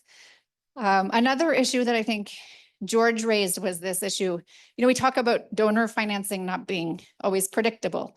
But then there's also the flip side of that where donor financing might be the predictable funding that facilities have. So he talked a little bit about mixing sources of financing. And if you have, say, government budgets not executed, you might then have donor financing, which you can use as sort of a stopgap measure. So those are also, some of the implications. You can, is it moving? Yeah. Okay. Wait, can you go to the next? Oh, okay. And then I think just skip this because we covered it a little bit. Yeah, so as you're thinking in your groups, or we can just, take, if people have reflections now in the big group, we'll just maybe stay in the big group. What are some of the kind of the questions you're asking in country, or maybe you want to reflect a little about what's happening in your country as it pertains to PFM. Is that clear, or does anyone want to start?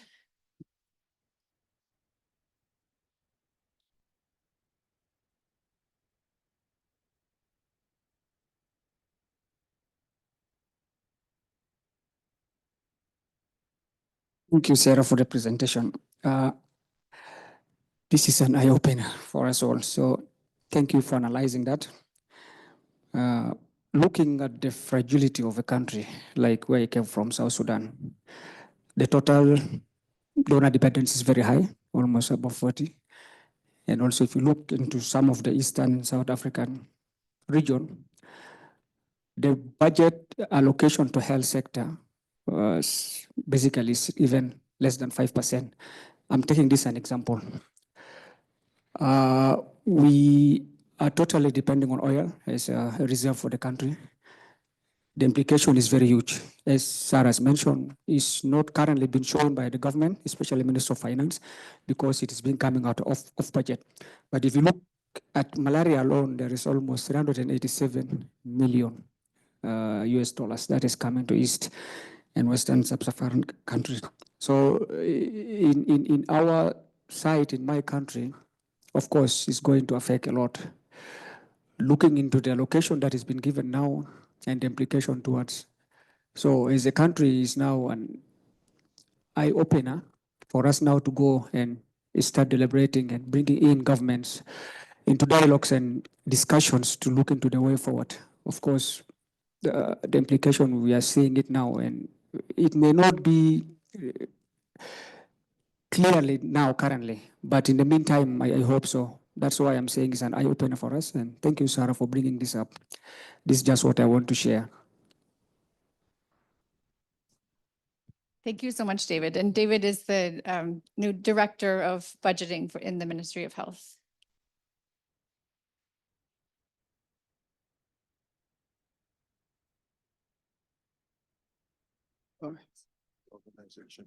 So my name is Joseph Putsubengo. I'm currently working as the Director for Health Economics and Policy Unit, a joint unit between Cameroon University of Health Sciences and MOH, Ministry of Health, and the University of York. University of York, a Center of Health Economics. So I just wanted to comment on that. Last week already the donor group, I'm coming from Malawi, where already 64% of Ministry of Health funding comes from the donor. There was a meeting, emergency meeting, World Bank, all the donors plus the ministry to discuss the implications. So they have already commissioned a study to look at the implication, because at 64% is people are here facing a lot of uncertainties to say where direction, where do you save, what kind of efficiency can you introduce? So I think this is timely. Any assistance in this, there will be a think tank meeting at the end of this month. I would have liked also this kind of presentation to invite somebody to present either through Zoom, where we're talking about health financing strategy. Where should we move?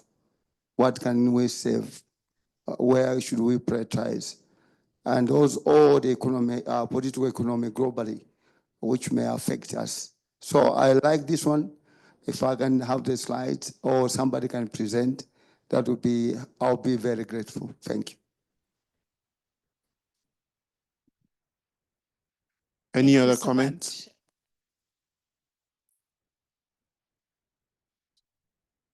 Okay. Thank you. My name is Lelis Afkado. I'm from Ethiopia, working on MSH. Mainly, as you mentioned, it has a lot of implication.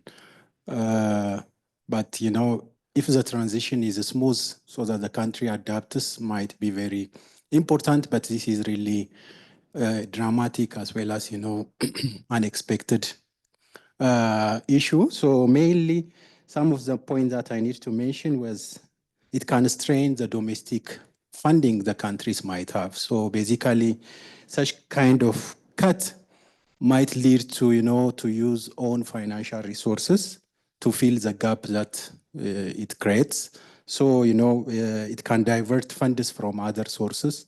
So it has big implication in terms of, you know, funding other critical service that the government is doing. So that is one of the implication in terms of resource mobilization. So it can decrease the physical space that the countries might have, because, you know, previously some of the physical space they have was financed by, you know, USAID budget, but now, you know, they need to strain that physical space. That is mainly one issue. And the other one is it has impact on, you know, budget execution, monitoring, and tracking. So mainly, they have built a lot of capacities in terms of budget monitoring, execution, and the capacities at country level. So I think now, when the cut is there, there are different implications in terms of human resource capacity. People are not around. So, the country's resilience might be very weak at the moment. So I think it might have implications on that aspect as well. Thank you.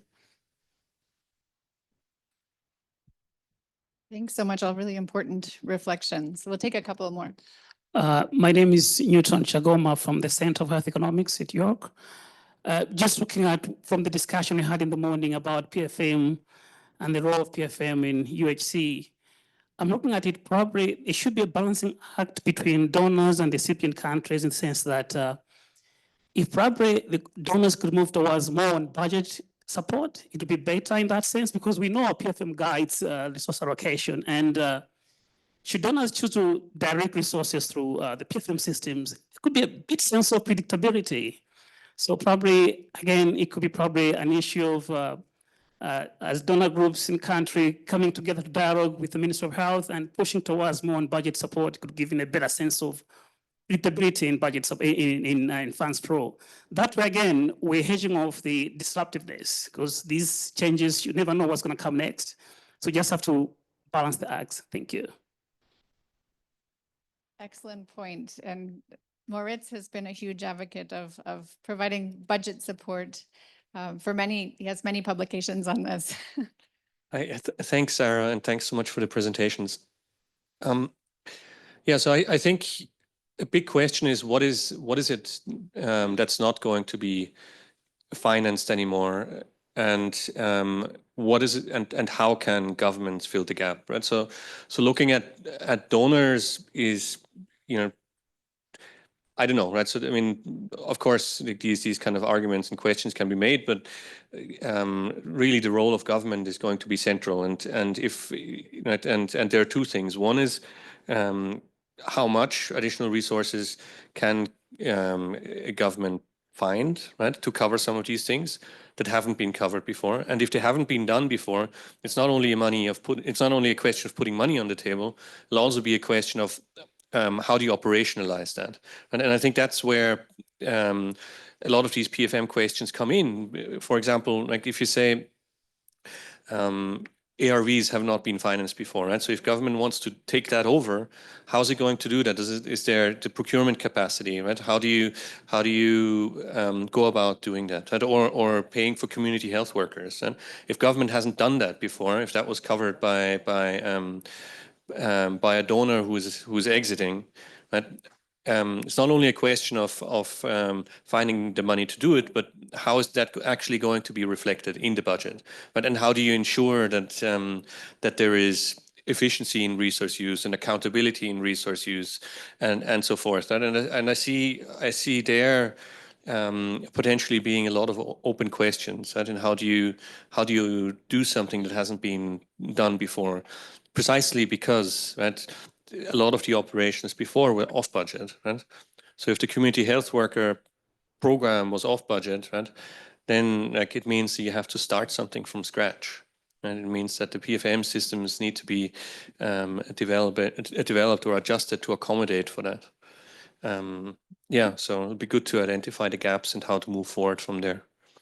I think that's a really good point, Moritz, and maybe just specifically on, so the example of South Sudan, because we were talking about it earlier, but if the government of South Sudan has not to date really budgeted for the primary healthcare programs because they're funded through donors, then, as Moritz is saying, it's not, it's very difficult then to just begin doing it. So there's a line item budget. Can you maybe elaborate on, what the options could be, or I think it's something that we all need to sort of think through. So we'll get to that in a session in the afternoon, but it's a really relevant question. If government hasn't paid for primary care, in the past it was covered by donors, then it's a matter of figuring this out urgently, right? Through the existing PFM systems. It's new, right? It's new work, right? And there needs to be capacity in terms of the people, in terms of the facilities, so there's so much work that needs to be done urgently that it's a lot to think through. Not only, right? It's not only a money question; it's a how-to question. Yeah, really, and all the work that many of us have collectively been doing on the transition from development assistance, and we always thought it would be much of a longer time horizon. There was always kind of recognition that it's not about financing. It is one part of it is about financing, but also the programmatic aspects are really important. And even thinking through how do you necessarily either replace or integrate or decide to substitute or drop certain functions that have been carried out by donors, like the pooled procurement mechanisms and the data system. So donors provide a lot more than just the financing, the technical assistance around data as well. So our colleague from Malawi mentioned the importance of data, and actually you can pull out, I do have a country profile on Malawi. I'm happy to share that with you, but you can also pull out this data yourself on, I've put the website on the slides, but it's foreignassistance.gov, and it's a nice dashboard with everything that USAID has supported. So, but yeah, thanks for raising the importance of data also to raise awareness to different stakeholders within government, particularly ministers of finance who may not be aware of the implications because this funding hasn't been reflected in the budget. Another question here?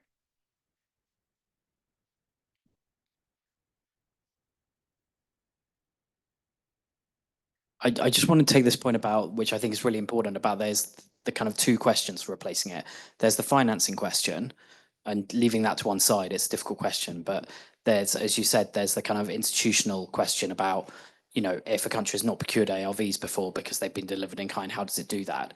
And I wanted to, one of the things that I've always, found a bit odd, I think, in the global health side is that these donor interventions all came bundled together. Like you either got the grant funding and the pool procurement, or you didn't get any of it. And are there conversations going on so that, UNICEF tends to procure on behalf of Gavi, the Global Fund procures. If countries are able to put up the money, but they obviously, no government can develop these capabilities at 1 month's notice or less. Are there discussions about governments being able to pay in their funding to some of these pool procurement mechanisms and then receive the goods back? Because that should maintain the economies of scale. It should maintain all the expertise on product selection and quality assurance and so on. So I'd like to hear if those discussions are going on, and if they're not going on, what do people think the barriers or challenges to that are? Thank you. No, I think it's a really important question, and maybe I'll ask other particularly country colleagues to reflect on that. George, you put up your hand. Is that in response?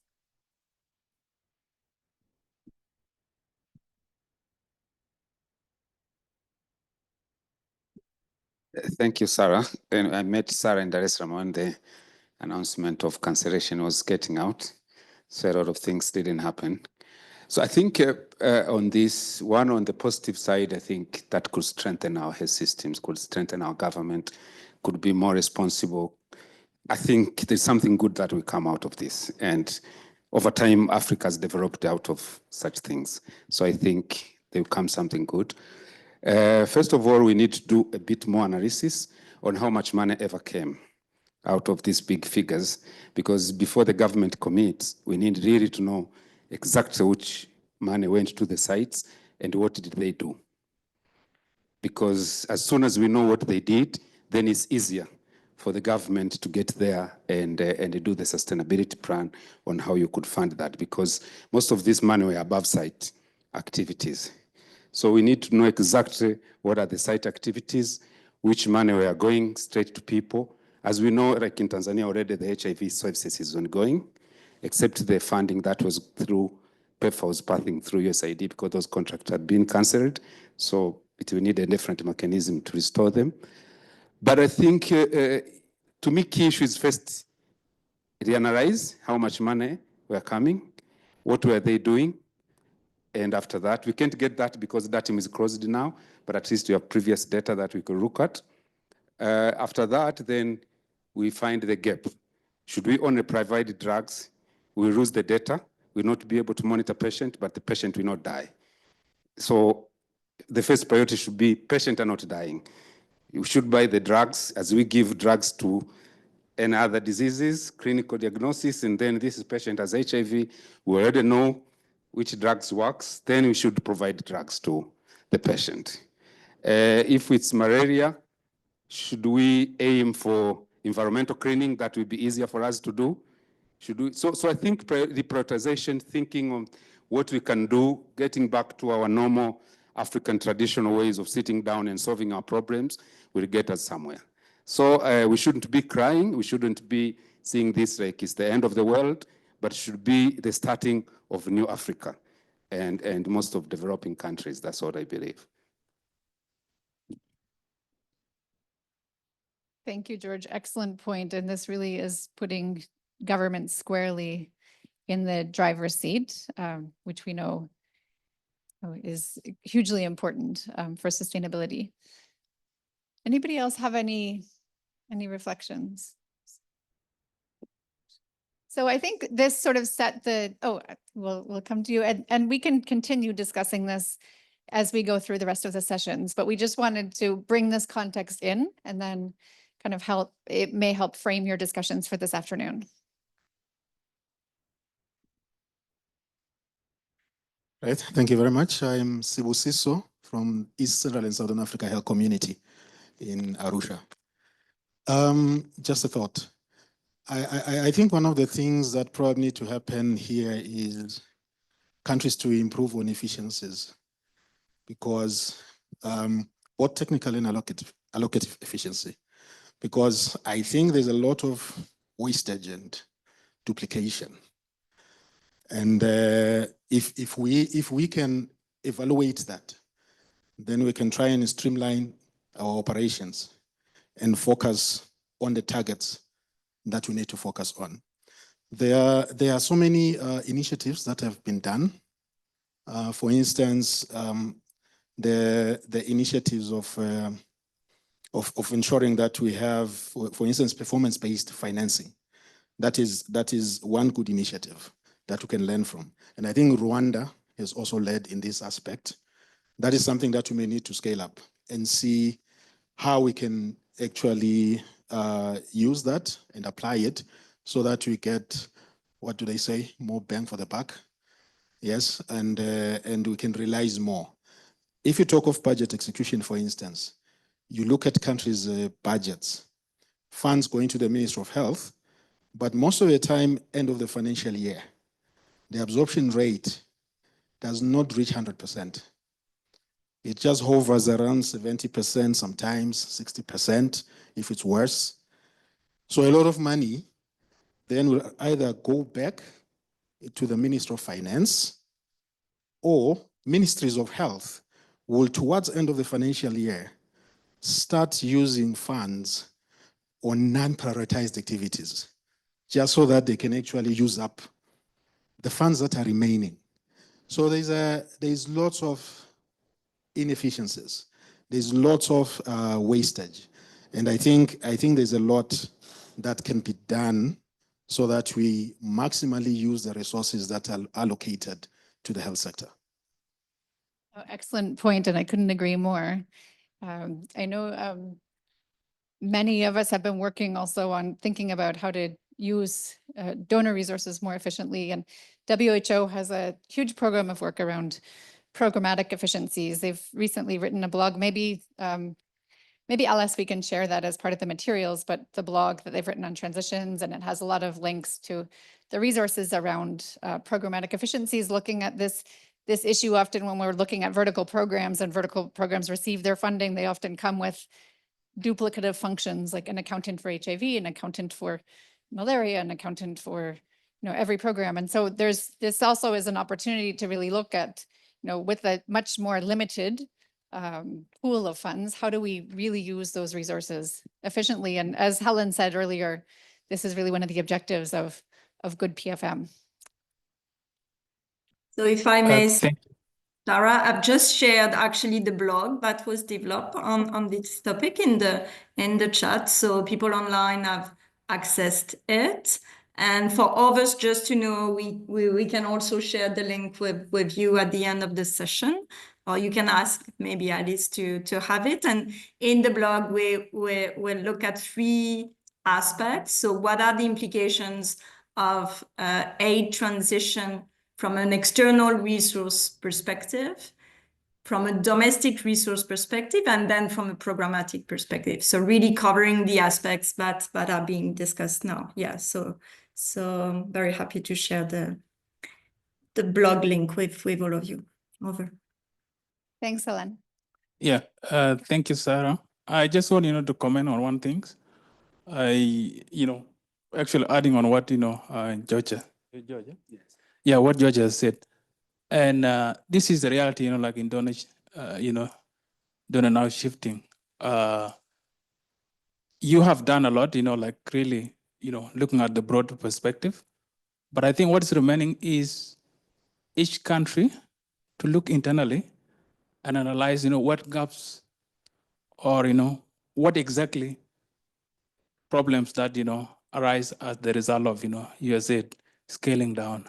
I think these are the new realities that, we really, there has to be that, open conversations, in between the stakeholders that are really, like funding different health, activities. So the openness, to discuss the real challenges that are facing as a result of what we are seeing.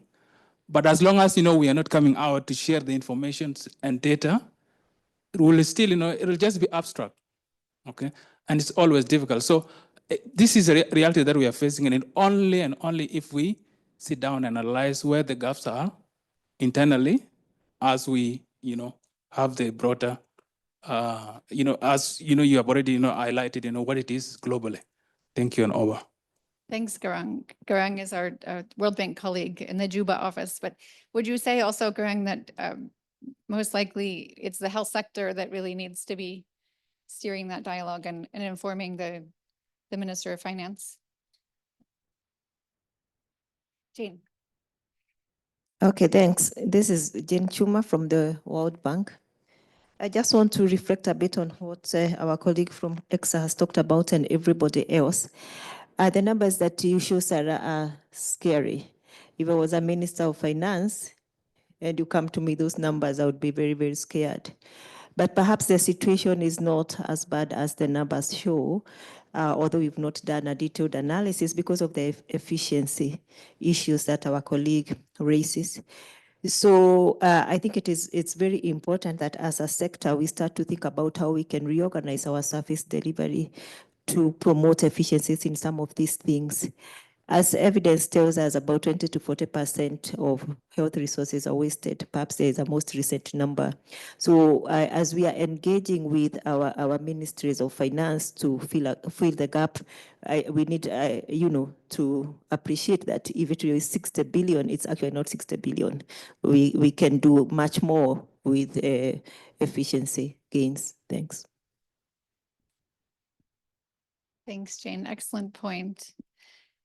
So I think we need to probably quickly move on, Moritz. But like I said, we can continue these discussions and bring it in as a theme as we go through the rest. But key takeaway is really the value of data and communication and sharing this information, particularly with ministers of finance, and then the efficiency issue. I think there's many opportunities to look at the programs and think how do we replace resources, but really how do we use resources more efficiently to achieve the same health outcomes and sustain that progress that has been made with all of this donor assistance. And then I guess finally, really the role of government leadership. It's the governments that are really in the driver's seat and need to be the ones,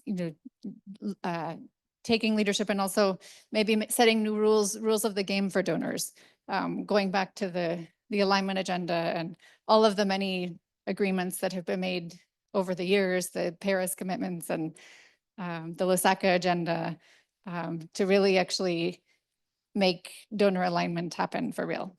So with that, I'll pass it back to Moritz, and thanks so much.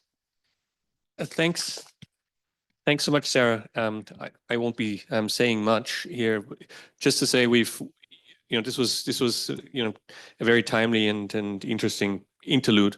So we've covered budget formulation and budget execution in the morning. And now Brendan has kindly agreed to put together some materials on how to think about the accountability and side of things, right? So highly relevant, especially in this day and age. Brendan, welcome. We're looking forward to hearing from you. Thanks very much. And I have, this is the last technical session for the afternoon. So I have an assignment, first of all, and importantly, keep you awake. I think that's my first priority. Then once you are awake, I'll get to now create a linkage between what we had in the morning around how to allocate the budget, how to use it, and now how to demonstrate the results from the budget. I think most of the last discussions was talking to that point, so I'm happy that I will be leading you into that. And as usual, whenever I come here, the internet gets distracted. So I hope I'm not the cause. So as we wait for the internet connection, just one point to emphasize, there are these sheets of paper on the table. I know some of you colleagues have been asking for the materials. So one of the ways we can be able to deliver them to you is if we get your details. So please make sure that you fill these sheets of paper on the table. Okay, looks like I've been able to make it in the connection. So again, emphasizing, as I mentioned in the morning, that oftentimes when we begin these presentations, we always say, oh, it's an opportune time for us to be discussing this. But I think from Sarah's presentation, we know that this is a time to have this discussion. This is a time to make our government budgets work better for health. So in this session, I'll be giving an overview of budget monitoring and accountability in terms of how the health sector can be able to demonstrate results from the allocations that they receive. So in terms of the content, we'll do a bit of background in terms of definitions and why it matters, some key principles to keep at the back of our mind, and some of these will be a repetition of what was already emphasized by both Helen and Moritz. Mechanisms of accountability, actors and their roles, and also a bit of touching on the information systems. I think this is a theme that has been recurrent in most of the sessions. So I'll also talk a bit to that, and then we'll conclude with a list of challenges.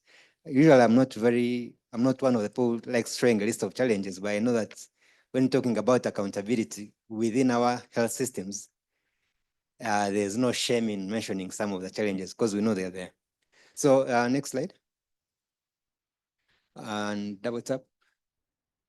So I remember in the morning when Helen was introducing the key concepts, he had a 4-cycle PFM. Do you remember who was in the room in the morning? This is part of me keeping you awake. So CJ was in the room. You were in the room in the morning. So she had a 4-cycle definition, and this is a 3-cycle, but you see it still covers everything. So first we understand how budgets are formed in terms of defining spending priorities and how they are allocated. Then we get into the depth of how they are spent, and that's what Moritz took us through. And for this session, I'll be taking you through how spending is accounted for. So this is not a change of concepts, it's similar, but just a different way it is presented. So in terms of, next slide. So in terms of background, budget monitoring, and you could use budget oversight, is meant to demonstrate whether resources were used for the intended purpose. So first of all, it requires that you comply with the laws and regulations. And if you remember the definition in the concepts that Helen stated, seem to talk mostly to that point, because audit usually looks at compliance. Did you comply with this law? So implementing good financial practices with reliable financial reports, internal controls, and audits. So it has the component of reporting, but also ensuring that you adhere to the controls. But importantly, I think for us in the room, because most of us in the room are sector actors, it's ensuring that we achieve the spending objectives, including equity, efficiency, and the sustainability goal. Again, talking to a few of the points that we are emphasizing in the last discussions. So through budget monitoring, you then have an opportunity to know when and how to react early. So if systems are flexible, then they're able to give you an opportunity to react. Inform planning and budgeting. You're supposed to learn from what went wrong to be able to improve within the cycle. And also complement or complete elements of reforms that may be ongoing. I think we had lots of talk about, for instance, concurrent implementation of budget structure reforms, issues around DFF, but people fearing the money, meaning DFF would lose the intent. So if you're doing budget monitoring, then you're able to know what you need to address for it to achieve the objectives. Next slide.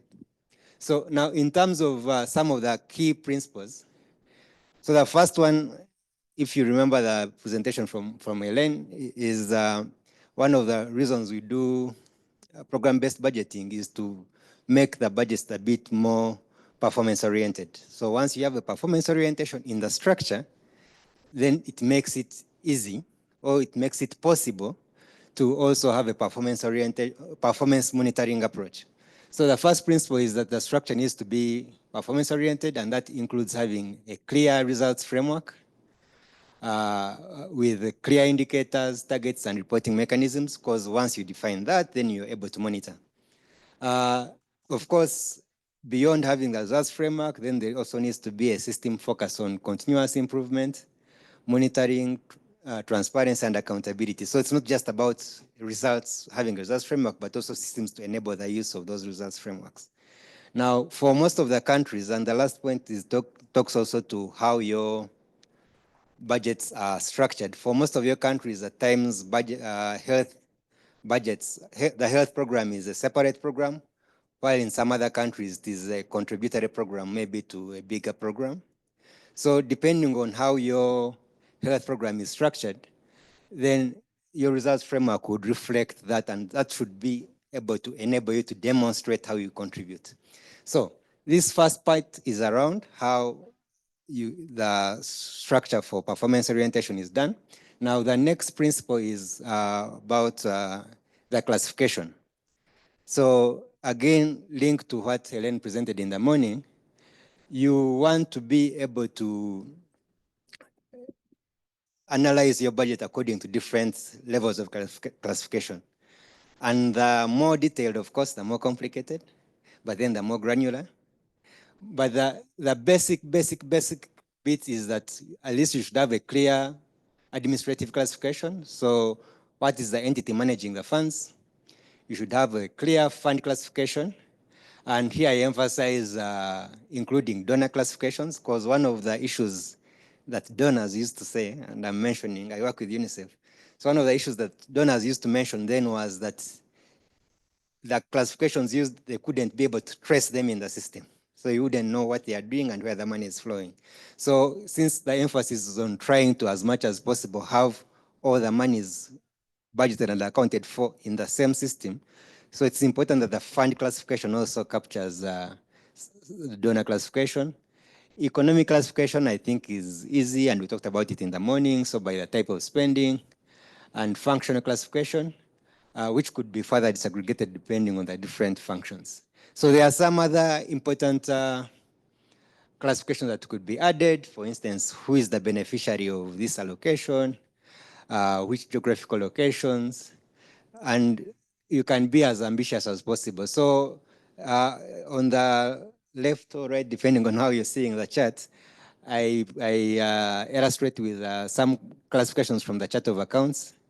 And you can be as granular as possible, but then, of course, it depends on the system that you have. So the chart of accounts is a system that governments use to inform classifying, recording, and reporting. And it can, like for some of the countries, they have a lot of details, while others have little. But I think it's usually progressive in terms of how much you're able to get. Next slide, we're no longer seeing the slides. Again, it is me and the internet, but it gives me time to make sure everyone is awake. So beyond the classification, once you have the classification, then you're able to report, because you already know what your system can give you. So important bits of reporting is financial reporting, like what your financial report will give you. But then that financial report, we need to be in position to say that with this 100 million we spent, we bought 2 chairs. But we don't start from there because remember I was talking about having a clear results framework. So you're saying, I need to get chairs, that's your target. You're stating what you need to do to get there. And then once you spend, you need to demonstrate whether you achieved the result or whether you deviated from the results. Now, the usual reports we know from health is, and linked to the previous sessions, is I spent 90% of what I was allocated. And that is counted as a good result, right? Right? Is that how we account in our countries? So I had a very good budget performance. I spent 90%. That's the usual discussion, right? But then we forget about the chair that was in the discussion when we were framing it. So once we, Alice, you can move to the next slide. So once we have clear result orientation and we have the classifications which are supposed to give us the information we want, then that should lead us into the reporting. And I know reporting was key component of the definition because you can't do oversight without reporting. But it's not just about the report. So here I try to illustrate from one of the countries, and this is a federal country, meaning has national and state level. So this is their health budget at national level with programs, sub-programs. They show absorption rates, and you can see the amounts low. But linked to it is also the non-financial performance by the same programs. I know for the programs I had covered all of them, but for the non-financial I covered just the 3 programs. So in ideal sense, you need to basically to be able to link the money with what you aim at achieving. Now, in these discussions, and I think it came up in some of the groups in the morning when we were discussing budget execution issues, there are many groups within the countries that are producing budget monitoring reports. And I'm saying groups in quotes because there are some institutions which are mandated by the law to produce them. But then, for instance, either we call them like controllers of budget or budget monitoring authorities, that they have that mandate. So they need to have, at bare minimum, such kind of information. But then beyond that, there are other actors involved in budget monitoring. So Alice, next slide.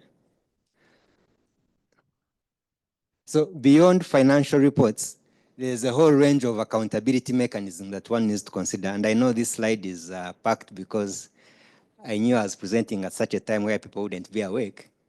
So I want them to pretend to be trying to read it.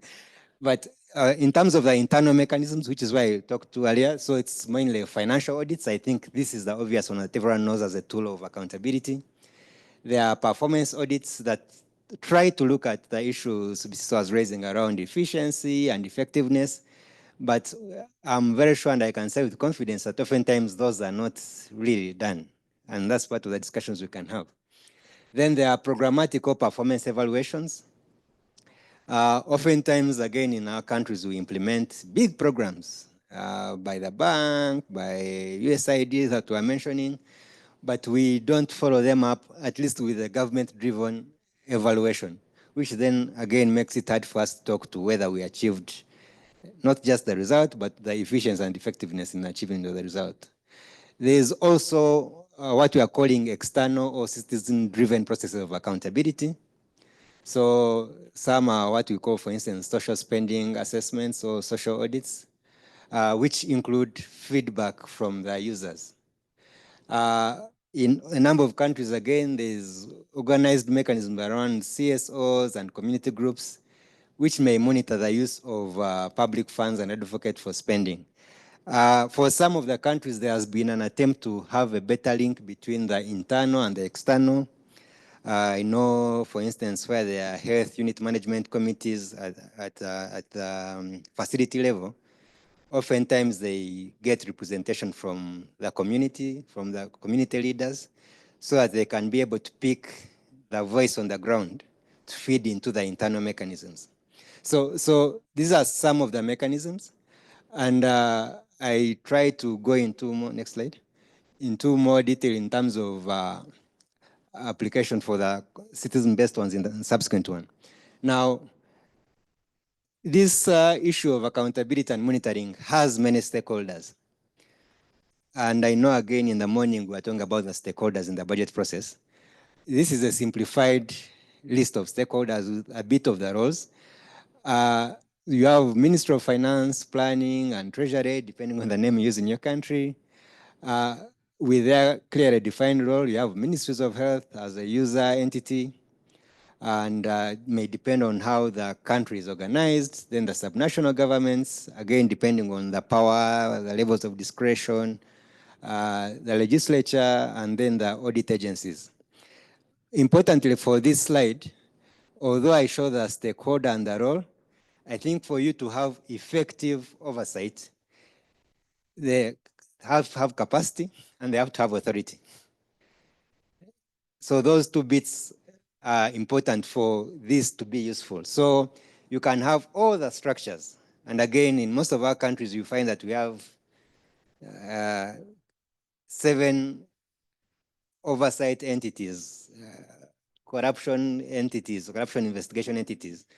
But as long as there's no capacity and maybe the authority is somewhere else, then it is potentially another inefficiency in trying to reduce inefficiency. So I think for this, I emphasize the issue of capacity and authority. Alice, next slide. Next slide. Here I try to demonstrate in terms of the citizen and community engagement structures. Here, what I present are some of the tools we have in our UNICEF Public Finance Toolkit. I know they are not only UNICEF tools, but these are meant to enable engagement of communities in providing feedback. So first is a citizen's budget, which is intended to communicate the budget in a language that citizens can understand. Because again, oftentimes these are discussions we have in boardrooms, which the community cannot engage with, relate to, and hence end up not caring about. And I'm using the not caring about in quotes because they are oftentimes the victim of the poor service delivery.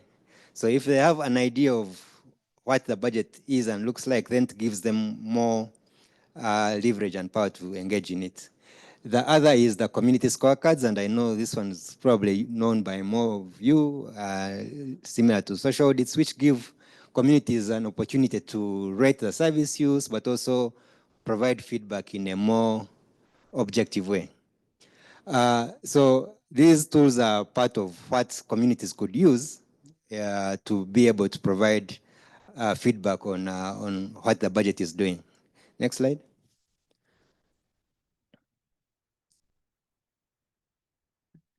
And that's me on the internet again.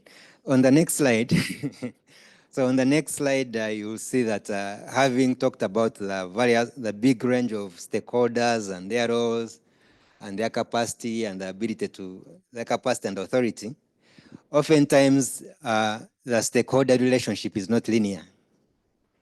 So even when you have clear stakeholders with clear roles, with capacity cannot be perfect. So with good capacity and sensible authority, oftentimes the accountability environment itself is a complex environment. So there are multiple relationships, oftentimes dependent on how the governance arrangement is structured. Now that itself may compromise the ability for accountability to be effective.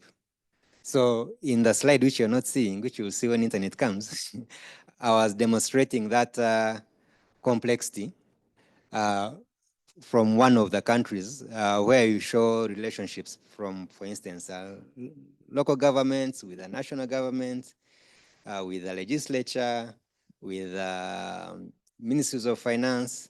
So it's a complex environment and a complex relationship. And even with the best of intentions, oftentimes the accountability may not happen as intended. Let me confirm that the connection is improving. So you tell me in 1 second, you'll be able to see what I'm talking about. But I hope what I'm talking to talks to some of your countries. So this is what I was referring to. So in such an environment, and because I have a quote, people may know which country it is from. So there's clarity around which stakeholders, and their roles are clear. The roles are indicated by the arrows, so I won't explain them. But then the engagement is quite, you can see there's so many interactions that there could potentially be a challenge in having effectiveness in terms of the overall accountability. And I'm sure your countries are similar. I know there are many countries in the room. So even with the good intentions around ensuring that the stakeholders play their roles and are capacitated to do the right things and they have authority, such a complex environment may compromise effectiveness. You can go to the next slide. So I apologized before that this was going to be a very long slide. And the reason I made it a very long slide is because I wanted you, first of all, to keep awake so that you can also add to this very long list. So in terms of some of the challenges within this region, the African region, so the first one is linked to my first point around performance orientation. So oftentimes there's a misalignment between the budget structure, expenditure management, and reporting. And that's the example I was giving with, we want to buy chairs, we have been allocated money, but oftentimes we just report on, I bought chairs, I used the money. No one is very bothered about how many chairs, how did you buy them, where did you buy them, which is what really we want from the oversight and monitoring. Linked to the point I'm talking, so reports are often used to, limited to execution. Then health sector managers often lack full visibility of all financial information. And that's, for instance, I know there's people from like Kenya, Nigeria, in the decentralized settings where maybe they may be either resource capture, I'm using capture in quotes, or discretion may be taken away from you as a facility manager to do some of the things. So you just interact with whatever you receive as opposed to the financials allocated. There's also for the donor-dependent countries. I know again the session by Sarah was good framing. Oftentimes there are complex monitoring and reporting requirements across donors. And these may weaken the government reporting and monitoring system. In fact, at the lower levels, because they are interacting with the donor monies, they may even spend more of the energies doing donor reporting more than the government reporting. So that's also a reality we face. I talked to the issue of digital solutions as an opportunity, but here I bring it as a challenge in that in most of our countries, these are coexisting with paper-based systems, and this is continuing to even worsen the fragmentation and limit reliability and accessibility and use of data for decision-making. I've mentioned decentralization a lot in my presentation. I know, again, our countries have different levels of decentralization, but I know even with that variation in how decentralization is being implemented in our region, these are common challenges around inconsistent and unavailable data, but also multiple and conflicting at times accountability mechanisms that I'm reporting and accountability mechanisms that I may have mentioned earlier. My second last slide is on the opportunity for digitization. I present it as an opportunity just after presenting it as a challenge, because I know that even in the countries which have tried to embrace, it is still growth pains. So most of the countries, as they try to embrace, they know what it can offer, but they may be more discouraged than encouraged because either there's limited use, there are multiple platforms, they are not linked. So there are still challenges, but we know there's an opportunity in embracing digitization, in improving accountability and reporting. So one of the ways that we can address some of those growth pains that we know are happening as countries embrace digitization is ensuring unified information systems, to limit fragmentation of business processes. I know we are emphasizing how we can monitor the government budgets, but as we said earlier, there are many flaws that are contributing to the services we have. So if there's an opportunity for getting visibility of all the flaws, which that would be a very good way of being able to account wholesomely as a system. So this issue of interoperability is important. Then, of course, I could say with some level of confidence that the information systems for programmatic reporting have improved a bit. Of course, there's a challenge now that a lot of them are being supported with USAID, but there's improvement in the programmatic information systems, and there's growing improvement in the financial information systems.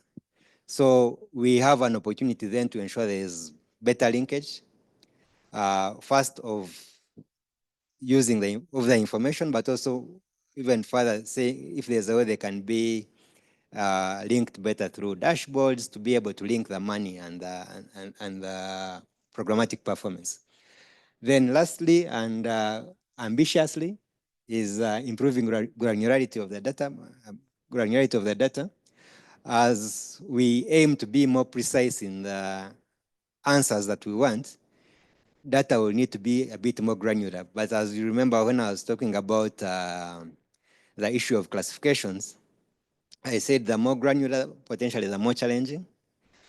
So it is important that once our policymakers start setting more granular needs, then we are able to reflect that in the information systems. Now, this is my last slide. I know I tried to rush through it so that you can keep awake, and almost everyone was awake apart from one person. Make sure you're not that one person. So if you're that one person who was not awake, you should ask the first question at least. So any questions and clarifications? At least someone can help me with the mic. So we take a few questions and clarifications. Okay. Just let me share a slide. Okay. So any questions? Let me switch it on for you. Okay. All right. Thank you very much for the presentation. Firstly, I would like to ask, in terms of, you said we should link performance with allocation for better financing. But you see cases like where you have allocated fund for a particular activity or program, and at the end of the day, that activity is not conducted. For example, the facility was allocated a certain sum of money for fixing maybe the roof of the facility or buying an inverter or something, and they end up spending the money to buy medicines because of stockouts. And then you go to that facility and say, we are not going to allocate funds to you because we wanted you to do this and you didn't do that. At the end of the day, who gets to suffer? You get clients get to suffer because you're no longer allocating funds to that facility. So that's one question. How would you think we go through that? Secondly, in terms of digital reporting and accountability, we noticed that in my country, the rural facilities, you hear challenges like network connectivity. You send in platforms to say, okay, use this platform to report based off of, you have your business plan, you've done this, report that I did this and did that. But they tell you, oh, there's no network. And then you notice that most of those people, like the OICs, they tell you, we don't have the capacity to do this, then you train them. After a few years, they're transferred, you have a gap also.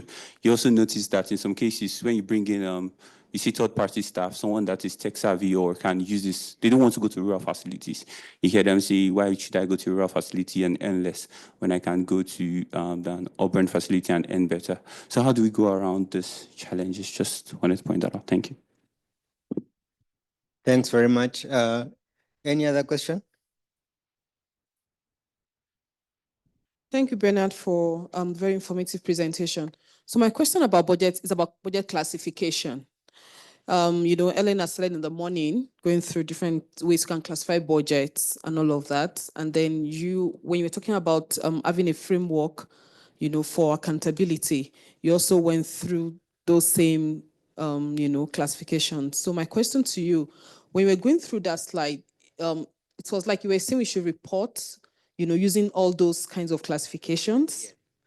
And I also wanted to ask, tied to Ellen's presentation, that sometimes can a country actually have, two different types of classification running concurrently? Because in Nigeria, we, like you said, try to adopt program-based budgeting, and like Ellen said, is the best one that countries should adopt. But I've also seen the functional classification, where you have classification of functions of government.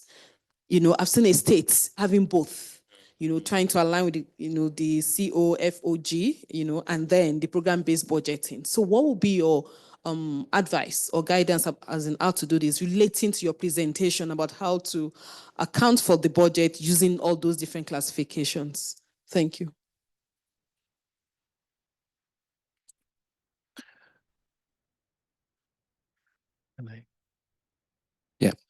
Yeah, thanks for that presentation. I have just two follow-up questions for you. One is a practical one. Do we have good examples across the continent of countries that have done well in linking performance data with in the budgeting process, so that there's clear link between what you may call non-financial and the financial data, right? And the second question is a little bit of a political economy one. While there is a clear benefit for arguing for, program-based budgeting, as it were, most of our parliaments, and I'm from Kenya, so I speak for Kenya, for instance, parliamentarians who play an important accountability role love to see budgets presented as line items. And because they get away with also all manner of things, they want to insert their own interest and make sure that their citizens, their electorates are taken care of. Again here, are there good examples of practice how to overcome this challenge so that the focus on accountability does not become the enemy, for ensuring that budgets and funds are properly linked? Next. Thank you. My name is Eric Musenyimana from Rwanda, the Ministry of Health. I would like to know how we, the manager of financial data, are we controlling budget allocation and budget performance to ensure the efficiency and effectiveness? Whereas we see we as a continent, Africa, we are much relying on external, while we are importing our medical equipments, consumables, and drugs. Whereas we don't have any or sufficient plan to implement these drugs, these consumables, these medical products within Africa or within our specific countries, to ensure that even available resources, be it government resources or donor resources, are being used efficiently by allowing us to acquire these medical products being produced or consumables being produced within our countries, because it is where even our people may get jobs throughout the production of those facilities. Thank you. Thanks. Should we first take the first round, or we can have your last one here? I know the questions are very many, but there's one which is missing, so I'm hoping it's coming from here. Okay, yeah, this is going to be very simple. So I imagine that results frameworks for linking budgets to programmatic performance will be quite complex. Could you point us in any well-established direction where that has been done and has been done successfully? Thank you. Thanks very much. So the one question I was expecting people to ask and they didn't ask, I'm kind of happy they didn't, because they have the answer. So I didn't hear anything about corruption. Am I in the right continent? So let me talk to some of the questions we received. So the first one I think is on the classifications. So if you noted in my slide, I was talking at the bare minimum, and the bare minimum I was talking about the administrative unit, like the entity spending, like that's bare minimum. That's the ministry. Talking about the program, bare minimum. So to answer your question quickly, I think there's no, for reporting purposes, there's no contradiction, because once you have a program budget, you can still report by the line item. And I think even talks to the question from my colleague from Kenya. I know previously we were asking questions by giving our names. So once you have the classifications, then the reporting is you're able to address the needs of very many people. So that's what I'm talking about, some of the bare minimum classifications that you may need to have to be able to report fully. And that first is linked to also the question. So let me start your questions from the second one, because it is linked to his question. So your question was on some people, politicians, preferring to have a look, to see line items more than the programmatic. I think in the morning, one of the sessions we had planned, and I think it happened a bit, but not in detail, was for colleagues to discuss the advantage or the pros and cons for line item versus programmatic. So from most of the people seated in the room, we know we are health people. So we want to speak the program language. We want to be able to demonstrate that our spending achieved this. Like that's why we are passionate about the program-based. But then we also know that we need to be able to account on how much was spent on fuel, how much was spent on inland travel. Like usually in your newspapers, the amount the stories you see is statewide spent 60% of their budget on inland travel. State Z spent 30% on international travel. So I think, again, because once you have the right system, you're able to provide information needs for both. Because yes, you need to be able to demonstrate programmatic progress, but also for accountants and auditors, control is easily achieved with line items because it's the language they understand. You can't say, like, they are less comfortable with the programmatic language, but the programmatic language is what is able to demonstrate what we've been able to do. I know colleagues also have some additions, so I'll try and talk to them and then share. On your question around around any countries that has been able to link performance data with financial data, oftentimes when I'm in a regional global meeting, I oftentimes attempt, I never try to give specific countries as success stories, but because you said you're from Kenya, I can say right now, once you look at the reports from the control of budget, there is an attempt, and actually the slide I used was from Kenya, though I didn't label it. There's an attempt to show financial performance and programmatic performance. But, and I have so many buts, meaning I'm not saying, so they are doing that. But then there are many issues in terms of source of indicators, and to go to his question, source of indicators, whether the actual programmers are the ones who informed the results framework that is being used, how that is linked with the annual performance reporting of the ministries. So in terms of structure, there's an attempt, but it's not yet perfect. And usually it's hard to give a perfect country because some have structures, but they are not moved towards perfection. So Kenya has something. Even Uganda has a structure, so they have a budget monitoring and accountability unit, which again tries to follow up to see what the money did in terms of beyond the execution.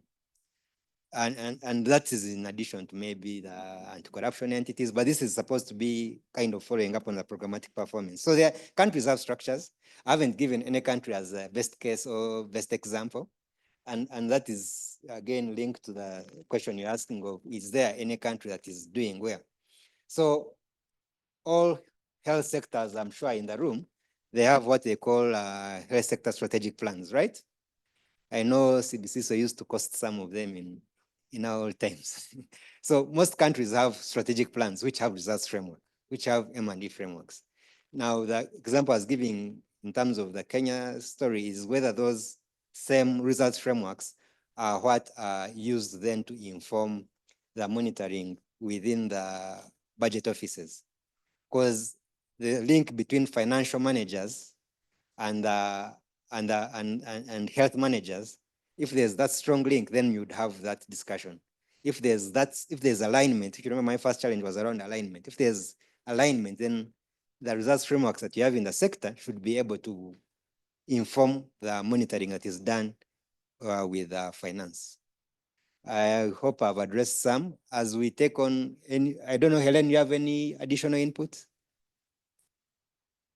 Yeah, no, Brandon, I think you've provided really excellent responses. Maybe just two quick thoughts. So one is to say that in the PFM doctrine, you allocate in one way, you execute in the same way, and then you should also report and account in the same way. So meaning that there is really an alignment in terms of the 3 stages of the budget cycle. So that is to say that then if your dominant classification to allocate resources and to allocate expenditure is, let's say, the programmatic classification that we saw this morning, then it means that in principle, you have to implement by program, and then you have also to account, report, and track by program, right? So that's really one of the core principles that we have in PFM.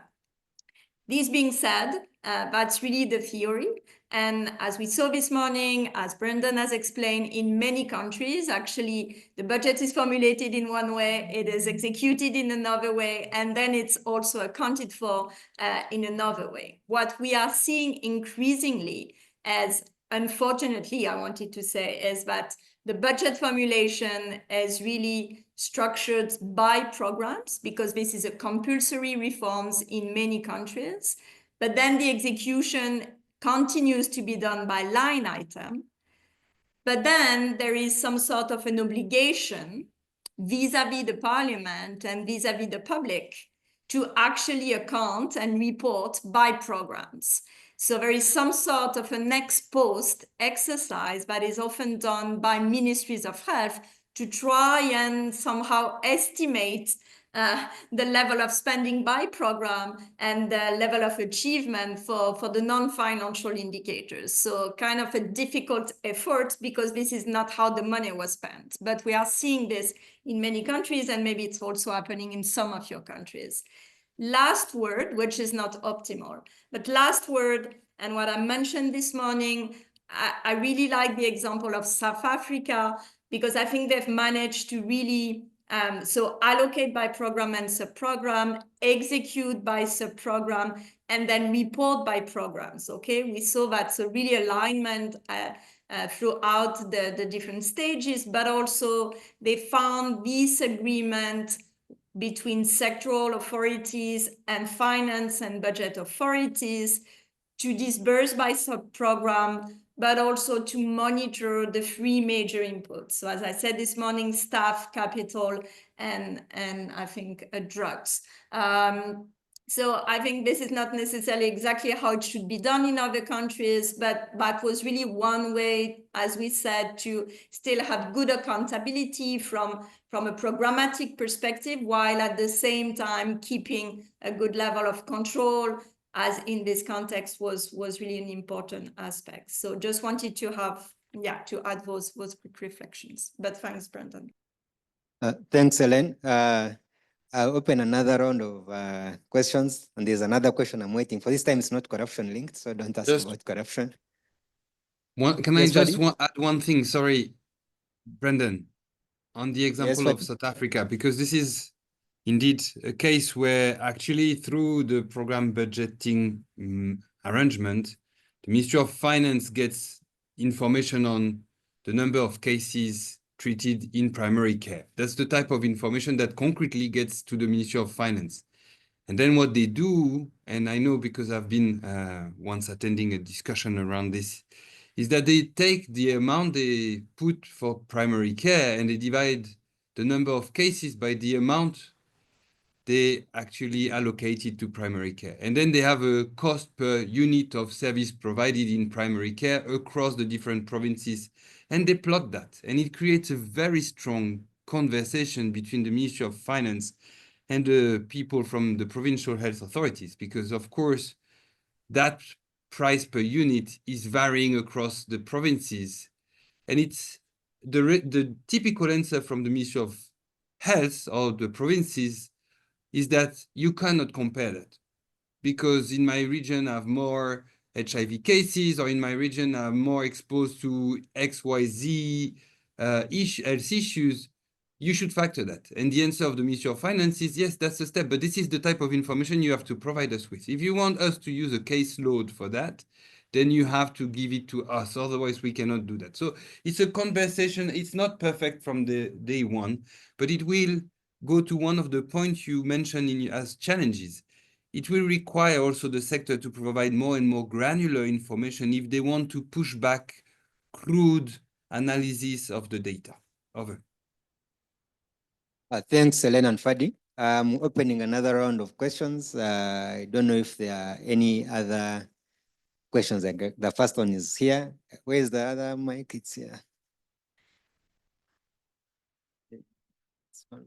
All right, I can go ahead. Yes, yes. Okay, sorry, I don't want to plug up the question space, but I'm very interested in what he said about the cost of primary care for children, and what constitutes, what are the cost elements? I'm curious.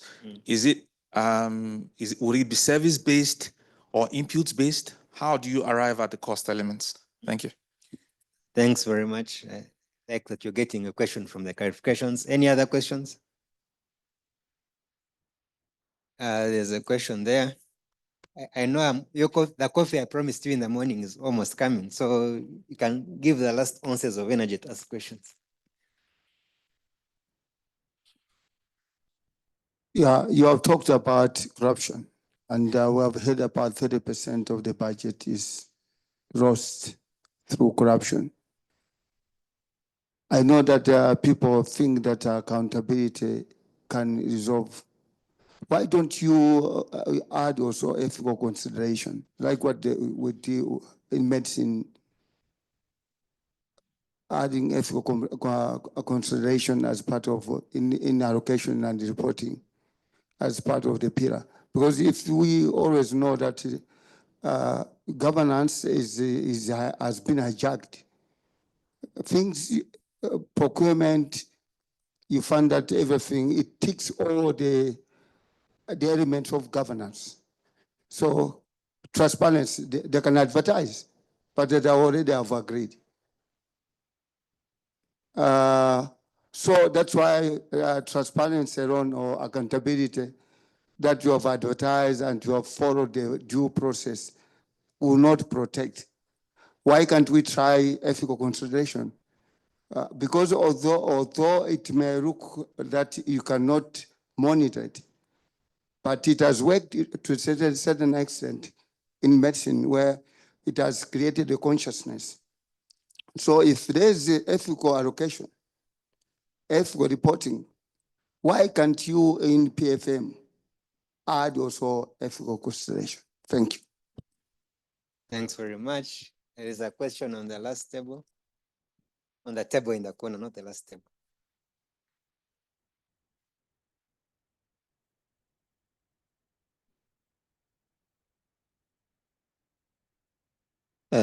Thank you very much, Brendan, for the nice presentation and the detail about monitoring and accountability. I'm trying to bring in the issue of autonomy within this function of accountability and monitoring. Just to think on how best could be a way to strike a balance between financial autonomy vis-a-vis monitoring and accountability. Because at some stage, we could see the need of having that better monitoring and accountability, but in other view, you can see as a mechanism of limiting or disincentivize spending agent to have that autonomy in terms of spending, especially in the health sector.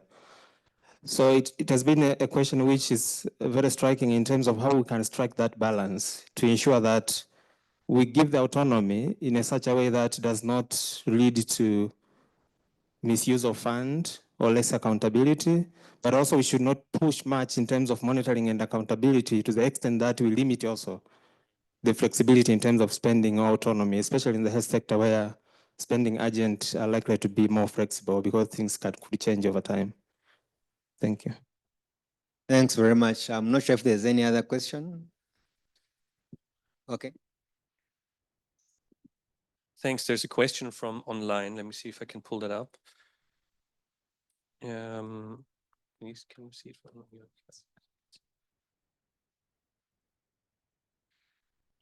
So Daniel from online asked, during your presentation, you talked about the implications of decentralization. Could you elaborate on that? Thank you. I think let me take these questions, and then I can we can break off for coffee. I'll have to step out for a second now. Just to say, we can come back at past on the primary care session. Yeah. So after these responses, we'll take a coffee break and get back at past. Because I was supposed to offer you standing while I present, but I've seen people have got a bit tired. So we take coffee and refresh and be back at past.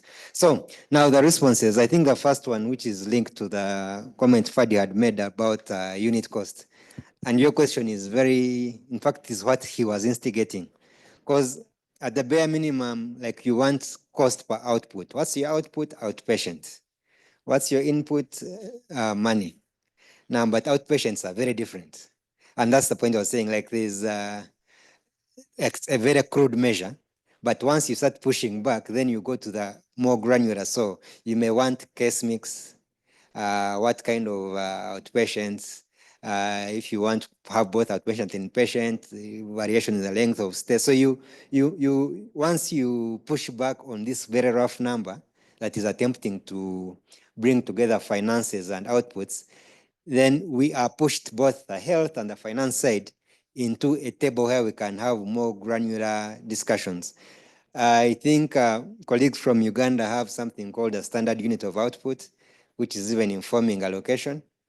It is not the cleanest of indices, but is agreeable and working. So it's kind of it contains various indicators, which then is the basis for allocation for resources. So once you get into such a question, then it means you've attempted to start using both financial and output data. I like the question of ethics, not the question of corruption. And I know I'm the one who instigated it, because oftentimes, as I was saying, we have all the structures, we have all the stakeholders, we have put in place, or we have worked to have the capacity there.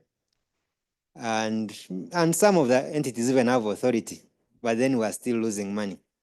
So my response to it, and I know your answer had a question in it. Your suggestion in your question was that we need to have ethics as part of the PFM framework. And I don't disagree much with you. I know the ease of value for money ideally should also have ethics, because what we're talking about here is essentially value for money. So other than saying effective, equity, efficient, because was the money spent on the right thing, in the right way? Did it reach the right people? Maybe in the right way, we may also have to have an ethical dimension. But I know structurally what we have, so things like public PPDA, like the procurement system, the legal system, is meant to make sure, because they know that human beings are not perfect, is meant to make sure that we follow some of the laws. But what you're implying means that we look inwards as human beings. That's why I was very scared of the corruption question, because it is not a system question. It is an inward-looking question. It is about the person doing the work. Of course, we can improve the controls. We can have more oversight. But I think even we as the people, because we are the people in these offices, we also have to take an effort to ensure that we do the right things the right way. And the right things the right way in the value for money is efficient, effective, but then I think you're emphasizing that even ethical should be a key component. So I agree with you in terms of us as a people being able to reflect that. But now, because this is both a scientific and a policy conference, my response is more policy facing, so the academic actors will tell us eventually how the frameworks can be shaped to ensure that we have ethics in the structuring. Very good question, Peter, and a very good question, I think, okay, I thought it was the last one. So very good question around autonomy, around flexibility versus control. Because as a manager in Muhimbiri facility or in Infakara, you want to be able to treat your people. I know someone here gave an example of medicines run out, I want to buy them. The facility is dirty, I want to clean it. Like, you want flexibility to do things. On the other side, the finance people want you to make sure you spend the money the right way. So there's the right balance, and the right balance is, again, answering like an economist, is based on some of the opportunity costs of, there are some things for which you can allow a lot of flexibility. I know I wanted almost directly to Maurice because he has a good slide which shows that most of the facility procurements for the basic things are very low value. So you won't lose much as a health system. If you've already, take a typical health system, if you have already paid for health workers and you've already paid for medicines, what percentage of the facility cost structure are you remaining with? Very minimum. So the discussion around flexibility and control first should basically be based on understanding the function of the facility. That's why you see like the very big tertiary ones, they operate like a company, like they have full flexibility. While the low ones, which have lower capacity for accountabilities, then have flexibility on some and not the others. But now in the context of also the presentations we had, the issue of flexibility and control is also addressed in terms of both the structure of the budget, but also the accountability.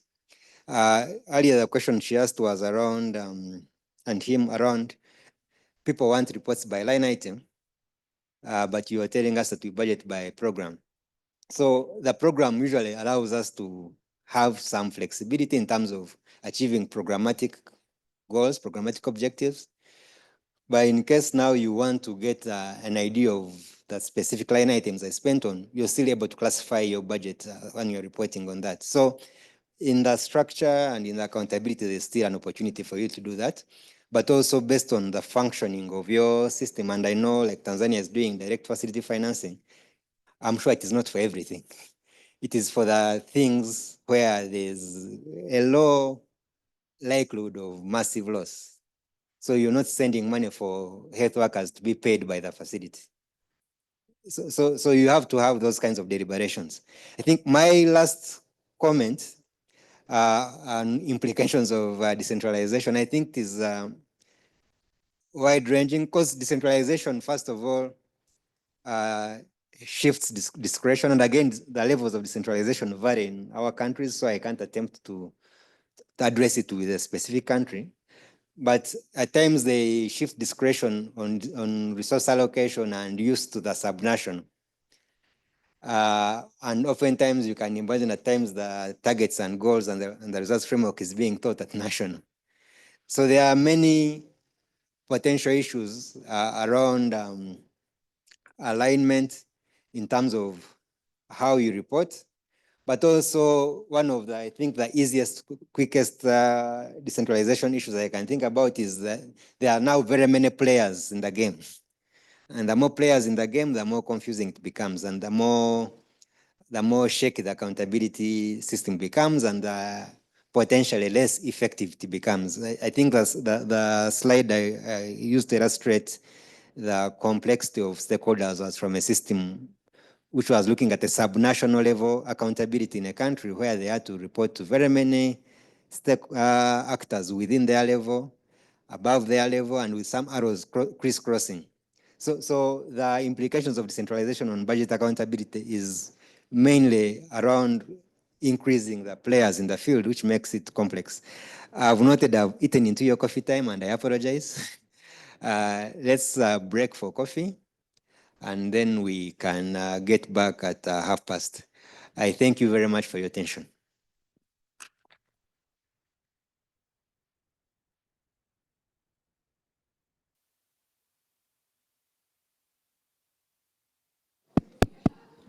Hi, everybody. Can we get going again? We'll close the door.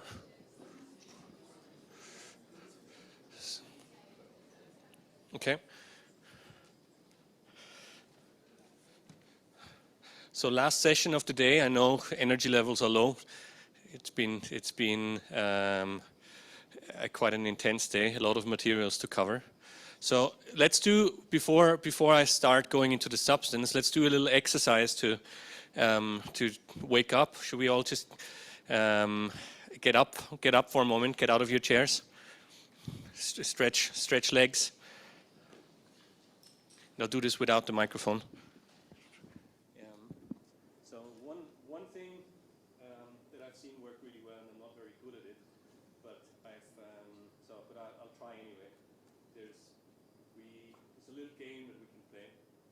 It's to imagine yourself sitting in a room and you can hear the wind outside, and you rub your hands and you can hear the wind blowing outside, and the wind is getting stronger.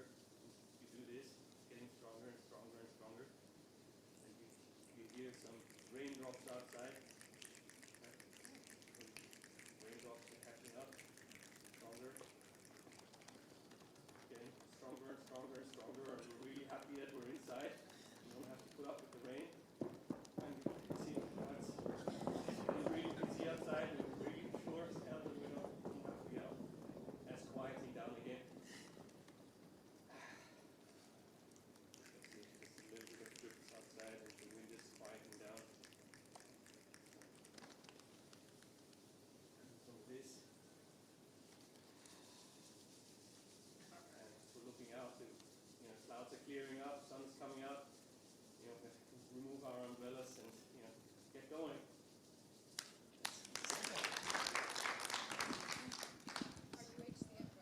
Yeah, exactly. All right, so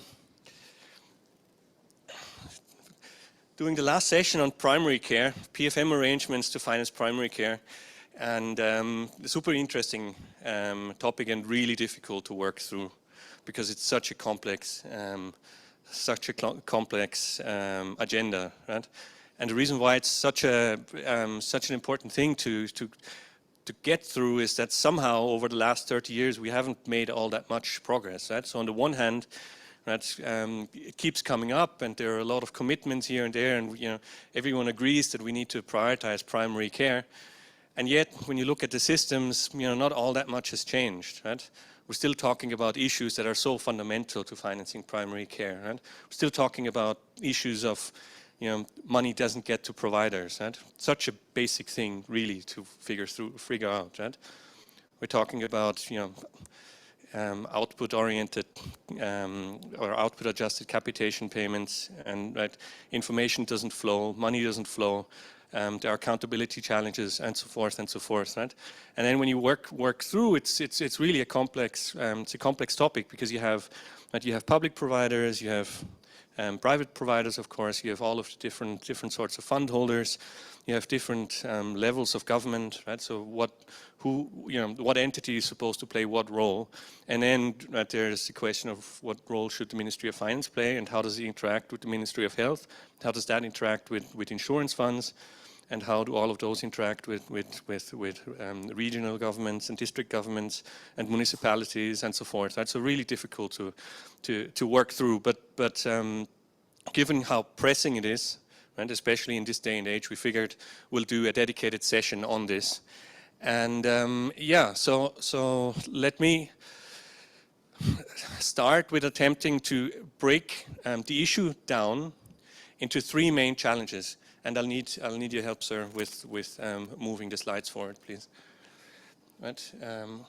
2 more. Not this one. Next. Next. Yeah. So three challenges that I'd like to go through, right? And the first, and they're all interrelated, right? So the first one really relates to, what is the mechanism, right, to pay the primary care provider, and here we talk about this issue of money not going there. So what is it, right? And here I don't want to talk about kind of high-level things, right? I don't want to talk about do we allocate money to primary care or do we not, or kind of is there a primary care program? I want to talk about, like, what is the relationship between the fund holder and the actual provider, right? And what can be done to make this relationship explicit. So then the second is relates to the information needs. So what is the type of information that would actually be required, right? And how does information flow between the provider? What information is being captured? How does information flow from the provider to the fund holder? And how could that potentially inform any purchasing decisions? And the last is, like, is the fund holder adequately resourced? And I purposefully say fund holder and not Ministry of Health, and I don't say insurance fund, and I don't say local government, because there are so many different permutations, and so many different types of fund holders, so many different types of providers, and once you start mapping things out, it just becomes chaos. Right, so that's why we've broken those down into 3 specific challenges, and then I can go through those one by one. And then at the end we can do a short question and answer and maybe a little exercise and see whether we can get a good conversation flowing. So next slide, please. Okay, on the first challenge, what are the options to get money from the fund holder to the actual provider, right? To say to the building, right? If there is a building. Right? So the 4 options that I want to walk through is, one, that the primary care provider is a spending unit. Right? That'll typically only work if it is a public provider. And then the spending unit, I'll go into details in a moment, right? So I don't cover that now. The second is the provider receives a grant, right? So there can be a transfer between one level of government and the public provider, and that could be public or private, of course, the recipient. The third is if the provider is entered as a vendor in the system, right? And here, so the same way you can have a vendor that sells electricity or that sells chewing gum or that sells any other cleaning services, you can also have a vendor in the system that sells healthcare services, right? And that would be an option. You pay someone for a service that was delivered. And the last is that they receive, that they are budget holders in the system, and they receive funds through an advance, through advance payments, right? That then needs to be adjusted, which is a system that's in place in many countries today, but doesn't, is beset with all sorts of problems. So those are the main 4 options. So I'll spend a little bit of time going through those now. Yeah. No. Yeah, I've left user fees out purposefully, but we can discuss user fees during later if needed. It's complex enough as is. Okay, can we next slide, please?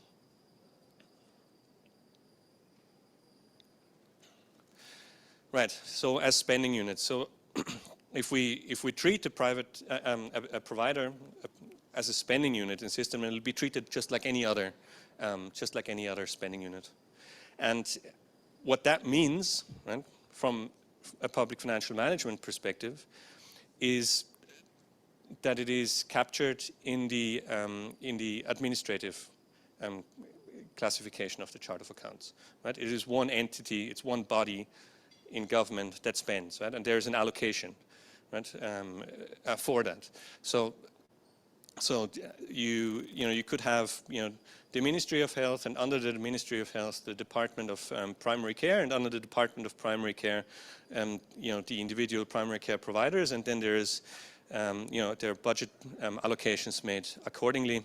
Should we maybe close the door so that, or so it gets a little busy?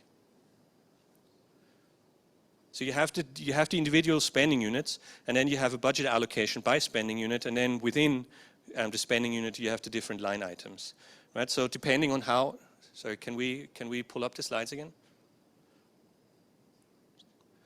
So depending on how the appropriation is made, either you have an allocation directly at the spending unit level, right, and then they can spend, or you have the appropriation by line item within the spending unit level, right, and then you have all of these issues. And in the slide we lined out some of the advantages and disadvantages, and we have some examples pulled out.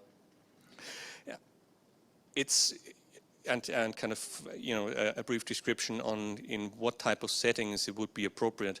We have, of course, but then the spending unit becomes a spending unit like any other spending unit in government, and the benefit of that is that you have the standard accountability mechanisms, right? That's a strength, right? That you know how to treat this, you know how to deal with it. But on the downside, it's really difficult to manage, especially if these spending units are in remote settings. It requires a lot of capacity. It requires financial management staff. If there is no financial management information system in place, then typically requires giving in advance for them to operate and account. So it can be quite difficult to manage. And a lot of us are familiar with the Tanzania system, where they have invested quite significantly into like the plan rep and the FAR system, so that you have the ICT infrastructure in place, right? And then you have to invest into the standard financial management capacity, so that the accounting and reporting can be done. So it's certainly an option, right? But it's by no means obvious that is necessarily the best option that's available, right? So one needs to think through, what does it take, what does it require, what's the context, and is that what we really want? And on the downside, right? So on the upside you have the accountability. On the downside, it can come with a lot of the input-based rigidities that Elaine's been talking about, right? Because if the appropriation happens at the spending unit level and at the economic line item level, right, then you naturally start instilling quite a lot of rigidities, and the total budgetary envelope is not particularly high anyway, right? But then if you're at least locked into your wages, typically your drug budget, and other goods and services. And how are we doing on the slides? Okay, great. So can we move 2 up? This is not, yeah, a few slides up. Yeah, option 2, go 1 up. Yeah, perfect. So the primary care, so the next option of getting money from the fund holder to the provider entity relates to giving a grant. And giving a grant is fundamentally different from the spending unit, because the grant will not be captured in the administrative classification, right? What Elaine talked about earlier, right? You have the classification, but it'll be captured in the economic classification, right? And then you budget for a grant payment, and then the grant payment is going to get paid out, right? And from a financial management perspective, that's reasonably straightforward, right? So and it's something that can provide quite a lot of reliability, because you can kind of execute a set amount, right, on a monthly or on a quarterly basis. The accountability needs are met from the higher levels perspective, right? Because a grant is recorded as a grant, right? You don't need a whole lot else. And then at the provider level, right, the grant is being received as revenue. So then the situation there changes entirely. It's not a budget allocation, but it's revenue, right? And then you can have a separate set of systems in place that govern how this revenue is going to be treated, Right? So you don't necessarily need to have the same practices in place as you do for other spending items. Right? I mean, you still, of course, need to account for how money is being spent. You still need to report upwards, but perhaps the information systems don't have to be the same. Right? So many of us have been in conversations around whether you need to have the IFMIS decentralized to, the lowest level spending unit in remote places, and that's a very difficult thing to do. If you have a grant payment system, you can have different information systems in place, right? And that doesn't then cause challenges. Then, of course, right, the thing is, if it is treated as revenue, then you need to be you need to be able to treat it as such, right? And facilities also then need to be, separate rules and practices need to be in place, and you can have, for example, a set of positive rules of what you're allowed to spend money on, and a set of negative rules of what you're not allowed to spend money on. But this input, so there's a way of treating the input-based rigidities, line item rigidities, right? So where you have a different set of rules that relate to facilities. And this, by the way, right, can operate within a line item budget system. Right? The grant is a line item. Right? So the grant is going to get paid out of the Ministry of Finance, or can get paid out of a directorate within the Ministry of Health, or it can get paid out of a local government budget, but it is being paid out as a line item and will be reflected as such, right, in the higher level financial management systems. Yeah? So then the third option,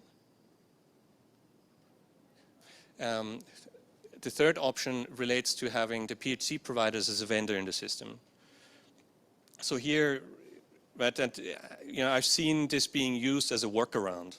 Right, we say, well, we're having trouble dealing with output-based payments in an input-based budgeting system. How do we deal with that? And then they say, well, why don't we just treat them as an entity that sells us something, right?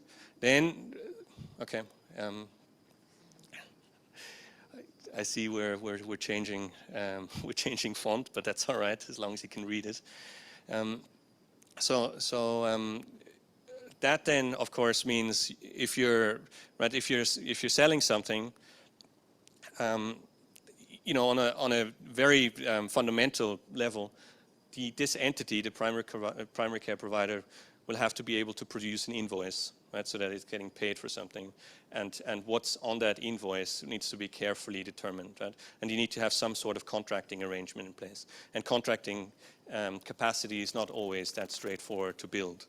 And right, and there needs to be a recognition from the finance point of view that they're not going to get the input-based reports, right, on what's being spent at the lower levels of government, but that they're going to get a bill presented, right, and they won't necessarily be able to track line item by line item on what's being spent for. Then, if they are public providers, right, so the other complication here is that there might be a conflict of interest, right? Because if you're right, so you're, say, local government, and this entity actually belongs to you, but they're selling you a service, then you have to figure out on how that's going to work, right? This type of arrangement would naturally lend itself quite well if you're a private provider, of course, right? But that's then a different story. The other issue relates to cost containment, right? So there is the chance that you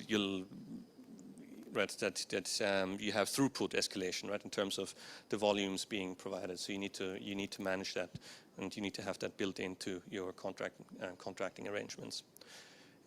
But certainly an option that's out there, right? And again, you need to figure out when and in what context is it appropriate. Next slide, please. And you can choose whatever font you like. So the last slide, okay. The last slide relates to an advance, right? So and in many countries that I've worked in, you have those where you have a spending unit, right? Or they are supposed to be a spending entity, right? But funds go say to the district level or to the municipality level, and the clinic is, or the service provider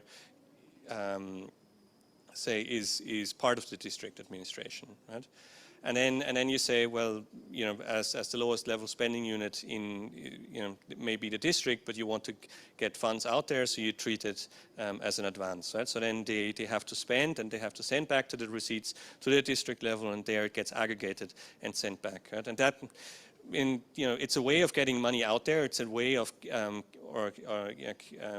facilitating some liquidity, so to speak. But it really complicates the accountability arrangements, right? So, you know, and then you have a report, for example, on how much gasoline's been spent at the district level or at the municipality level, because all of the receipts have been sent back, but really you don't know what happened at the facility level. And it's very difficult to connect the services that were being produced with the type, with how much has been spent. Right? So those are the four main mechanisms. Then, like, there might be permutations of such, right? You can have an advance payment to an entity that's a spending unit, or you can have an advance payment to that's something that's not a spending unit. You can have systems where you have the IFMIS, you have systems where you don't have the IFMIS. But by and large, I think it helps to kind of think about these four things. Right? Is it a spending unit? Yes or not? Does that make sense for us? Yes or not? Right? Do we want to use a grant system, right, in the economic classification? Yes or not? Right? Do we want to treat them as a vendor? Right? What would that look like? What are the complications? What would be required? Right? And lastly, like, if all fails, can we just deal with an advanced type system? Right? So the four main things. Next slide, please. So now, a whole lot of cross-cutting issues, right, that are easy enough to ignore when you speak about these things, but that really determine how well any of these systems work. So, right, one is the human resources question, right? At what point do you have to deal with them? And depending on how this all, like, what kind of system you work, where would human resources be reflected? Right? So, for example, if you send out the grant, would the facility be allowed to at least hire contractual staff, right? Or if you have a spending unit, would the human resources be actually mapped to the individual spending unit, and what kind of authority does the facility in charge have over the people that work there? The next is, how do you deal with drugs and medical supplies? Right? What comes from a central medical stores? Are there kind of emergency drugs that you're allowed to buy there, and so forth? Right? So again, something to think through at the facility level, and that's definitely going to complicate the way that you think about, you know, the relationship of the fund holder. You know, some idea around strategic purchasing, right, or output-based payments, and what actually happens at the facility level. How is infrastructure managed? Right? Is there, right? Are you allowed to spend up to, you know, X amount of at the facility level? Higher level things are being purchased. Are you allowed to buy a CT scanner? You know, at the primary care level, you know, maybe that's not a good idea. You know, those sorts of questions need to be reflected. They can go into, but they'll drive all of this. Then the type of arrangement that one may wish to think through is, you know, what's the combination? What are the types of providers that you're actually working with? Right? Are they public? Are they owned by the district or the municipality? Do you want to engage private providers? Are they faith-based providers? Does one, right? Is there a network of providers, and one may wish to engage with those, right? And then there's going to be a difference probably in I don't know, by context. So do you want to work in, like, if you're working in a place like Somalia where you have large, you know, NGOs that are delivering services, how, you know, the way you engage is probably going to be different from, you know, the way you engage with a faith-based provider in Malawi or Lesotho, and so on. And then lastly, right, all of this then will drive the extent to which one can pursue some sort of an output-oriented payment system through PFM mechanisms. Right? So I think these are, in essence, the variables that one has to consider, and one needs to think about how they all interact with one another. Can we move on to the next slide? So if you remember, I talked about 3 challenges. Right? The first is the mechanism between the fund holder and the facility. Right? So the second here is the question around data. And I don't want to spend too much time on this because I'm not an expert on it, first of all, and it might show quickly. But also there's kind of limited time and so forth. So there's the question of what data will inform your payment decisions. Right? What can you collect? To what extent can you have confidence that the data that you collect has integrity and hasn't been tampered with? Right? And how do you manage enrollment data? So how do you know who's actually enrolled, and how does that change over time? Right? So if you're talking about capitation and you want to make the payment to the facility on an ex ante basis, right? Contingent on the number of people that are enrolled in your catchment area, then those are things that need to be considered. Right? One needs to have confidence in that data and how it's being collected and how it is being communicated back to the fund holder. Then becomes a really important question. And at the choice of the type of system that one may wish to pursue should then in part reflect on the type of data that one can confidently collect, right? Collect and manage and analyze. So that's the second set of issues, right? And again, those are all of the variables that need to go into this decision-making process. And the third set of challenges, right? If we go on to the next slide, please, relates to who the fund holder actually is, right? And how do we, how does one, yeah, can you move on to the next slide, or are we still hamstrung? Okay, so and how does one make sure that this entity is well enough resourced, right? So one could, like Elaine talked about earlier, about the having a primary care program or sub-program, right? So to me, so a very relevant question, and to me that question belongs into that bucket of issues to think through.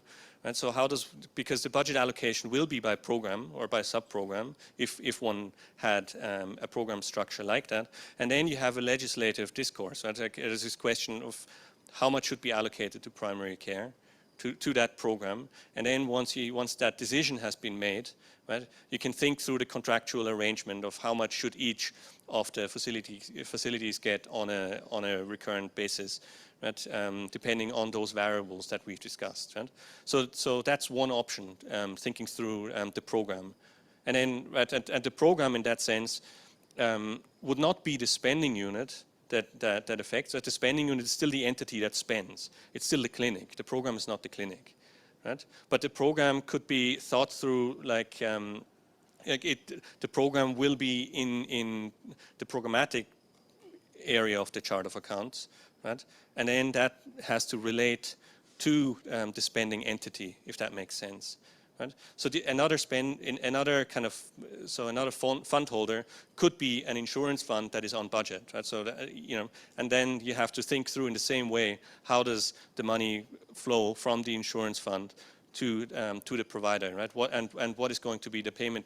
What are going to be the data flows, right? And what is going to be the PFM mechanism to actually execute the stuff. Right? So you have the insurance fund, it could be on budget. You have the program, it could be a department for primary care, but we also again have to make this explicit choice. But all of these things, right, need to be there needs to be an explicit relationship between a decision, right, of how much to allocate, and an entity that can receive, right? So if you have, for example, a district that deals with all sorts of things, including primary care, right, and you make this allocation towards the district, but then you don't know what happens at the district level, right? They may deal with water investments, they may deal with education, they may deal with health, they may deal with agriculture. Then you're creating kind of an accountability problem, because you don't, right? Because there's an allocation, right, based on an idea of decentralization, but then you don't know But then the fund holders mandate is much broader than the primary care mandate. Right? Versus if you have kind of a dedicated program, you create a pretty straightforward relationship, and the accountability structures are then going to be a lot clearer. Yeah, and then there is the question around, so there's always, right, so when we talk about how do you make sure that they're adequately resourced, right, it has to relate to the type of system that you want in place and the type of mandate and the package that's supposed to be delivered, right? So, and in that sense, the data flows and the mandate has to relate to this question of the fund holder being adequately resourced. And here this point, the third bullet point, right, this question around negotiated budgets versus rules-based budget, is a question of, right, where you say, right, you can have a negotiated budget where there is a discussion around, you know, how much on a quarterly basis should go into this fund holder, and which can be limiting in a sense, right? Because you have this negotiation, and it tends to happen on historical increments, and a rules-based budget, on the other hand, is something where you say, well, you know, we're going to pay according, you know, to capitation, according to needs, according to number of services provided, and that has other issues, right? There can be overpay and there can be inefficiencies, but that's one of the things that one needs to consider, right? When it comes to making sure that the fund holders are adequately resourced. And then, can we move on to the next slide? I think we're wrapping up here soon. So, you know, just to summarize, right? One, we need clarity on the mechanism from fund holder to provider, right? And then, kind of just taking the provider as kind of the unit of interest, right? What is how is it actually going to work, right? Thinking through that. The second is one needs to have ability to collect and manage data, right? Because you're going to, you know, make this transfer from the fund holder to the provider based on something, right? And you want it to be more than just a historical increment. So right, so one needs to have kind of a reasonable idea of what services were provided, right? What's the catchment population, and so forth and so forth. Right? So that's the second challenge. And the third is, right, what's the role? Who is actually this fund holder that we're talking about? Is there a place for such a fund holder in the PFM system? And if there is, how do you make sure that during the budget appropriation stage, it is sufficiently resourced so that everything else that follows, right, can actually take place, right? So there can actually be, you know, these purchasing decisions can actually be made. And then, right, some of the other, the last bullet point I have here before I go into the kind of the other things to consider is the accountability structures. So again, to have clarity. So there can be an accountability gap if there is a disconnect between the entity that delivers services, right, and the entity that does the financial management side of things. Right?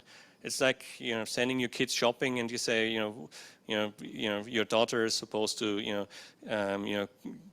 come back with the receipt, and your son is supposed to, come back with the groceries, and there may very well be a mismatch at the end. But right. So what I'm trying to say is, somehow, it helps to have clear lines of responsibilities in all of this. So items to consider, right, to wrap up, your decentralization arrangements, right? What is the role of that, and how does it all fit in?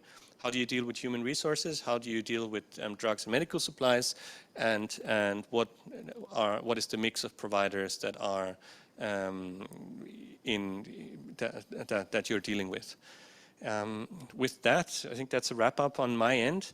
It'd be great to receive some questions, and then we also have a little case study that we can do before all going home.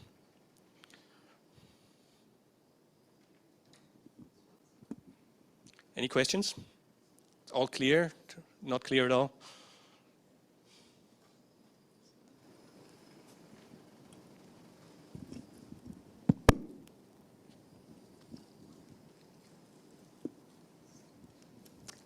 Hi, thank you. That's really interesting. Just a very simple question. for the past 30 years, you said we haven't made a huge amount of progress in terms of primary healthcare and health outcomes, or, you know, maybe not shifted the dial as much as we should. Given that there is, as you present, a relatively limited number of choices of ways in which you can do things, why do you think we haven't really come down on the side of one system or another? Is that just simply a lack of research, or is, you know, is the group of countries that we're focusing on is just so heterogeneous that we just cannot say anything? Or I just wonder whether there have been, when you present these kind of different mechanisms, do you feel there are ones that are better and less good, or is it really a case that there is no best one? And the same with some of the other kind of questions. Like, is there any, has the, as a you know, as a PFM research group, have you moved closer to any one side or another? Thanks. If you get my question. Yeah, sure. Should we take some more questions, or I mean, I think it's a very interesting question. Thanks for asking. So in just a quick response on that, while you think through others maybe. I mean, I don't think, right, context will matter always, of course, right? And I don't think it's always clear that one type of system is better than another. But I think what we do have established are certain principles to think through, right? Where you say, right, so for example, that there should be clear lines of accountability, and if you look at systems that don't have that, you see that that is then related to performance questions and incentives, and potentially incentives problems and accountability problems, right? Then, you know, we also know, you know, that an advanced type system is not ideal because of some of these things, right? So it creates some of these issues. Why we haven't made much more progress? I mean, I think we have, like, in terms of outcomes, there's clearly been a lot of progress, right? But in terms of how the PFM systems are structured, yeah, it's a good question. And, you know, why is it that countries haven't made more progress? I can give you hypotheses, but they wouldn't be kind of founded in rigorous research. Anyone else? So if there are no other questions, is there any questions from online? So if there are no other questions, we do have a case study. So if there's any energy left in your system, I'd encourage you to go through those quickly, just to get a conversation going, to think through what some of these options are. Right? So the case study lines out kind of a typical example of what we see in the region. And then kind of asks those three questions, right? So with regards to those challenges, what is it that one could do if there's reform momentum in the country? Okay, so why don't you take just a couple of minutes to read through those? It's just a couple of paragraphs. And then discuss potential reform actions with regards to those challenges over the next 15 minutes, and we'll come around and kind of facilitate the conversation, and then we can do a brief wrap up and reporting back.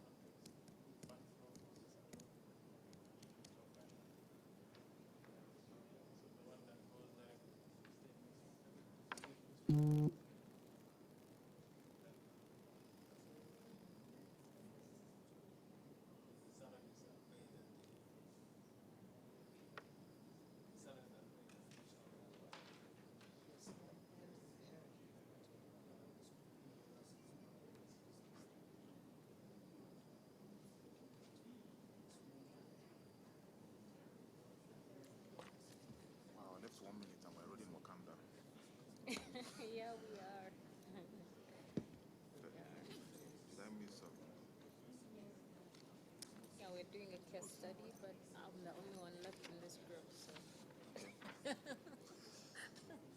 Don't worry, I got you now. It's very short. Why? Thank you.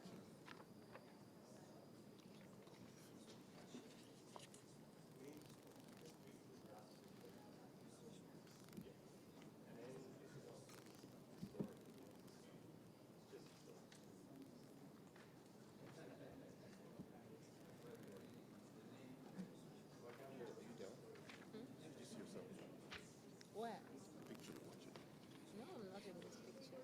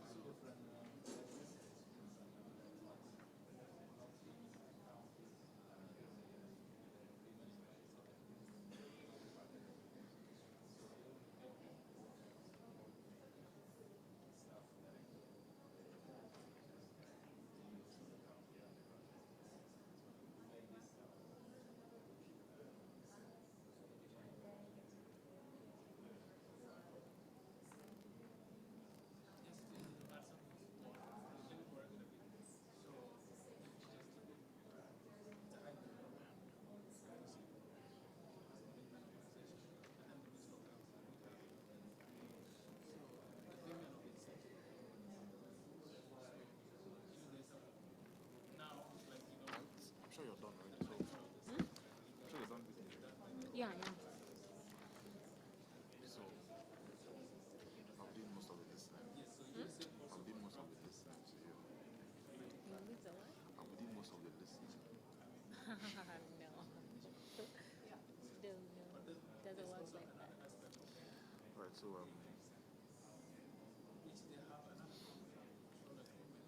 What kind of policy reform would you recommend?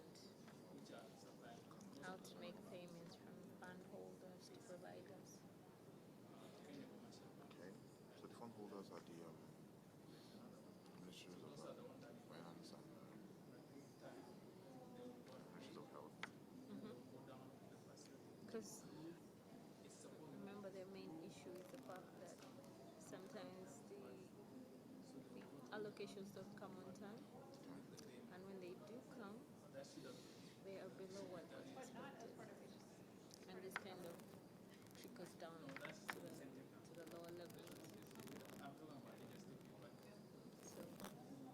So, what kind of payment would solve that kind of problem? I think from what the case studies already said, the new government has already come in and is working on a performance-based output adjusted payment mechanism, which is really some sort of incentive, right? So I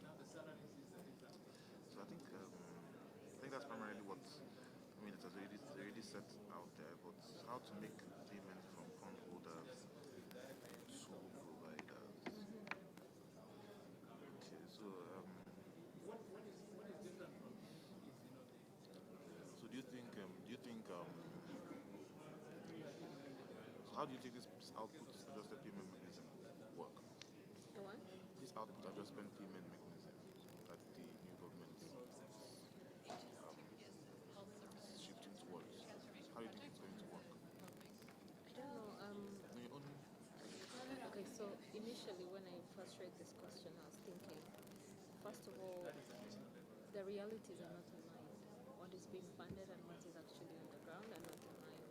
So maybe they need to shift to performance-based budgeting, and that would definitely guide the kind of resource allocation they're going to have from the central government based on what is actually being implemented or what the priorities are within the district, and then also improve service delivery if they're paying based on performance. So that was my initial thought. Okay. So I think let's move to the second question. Maybe to give us clarity on number one. So the second question is, what type of information do we need to collect to inform payment? So coming to the providers, what kind of information do we need to get from the providers? Right? Are we going to ask for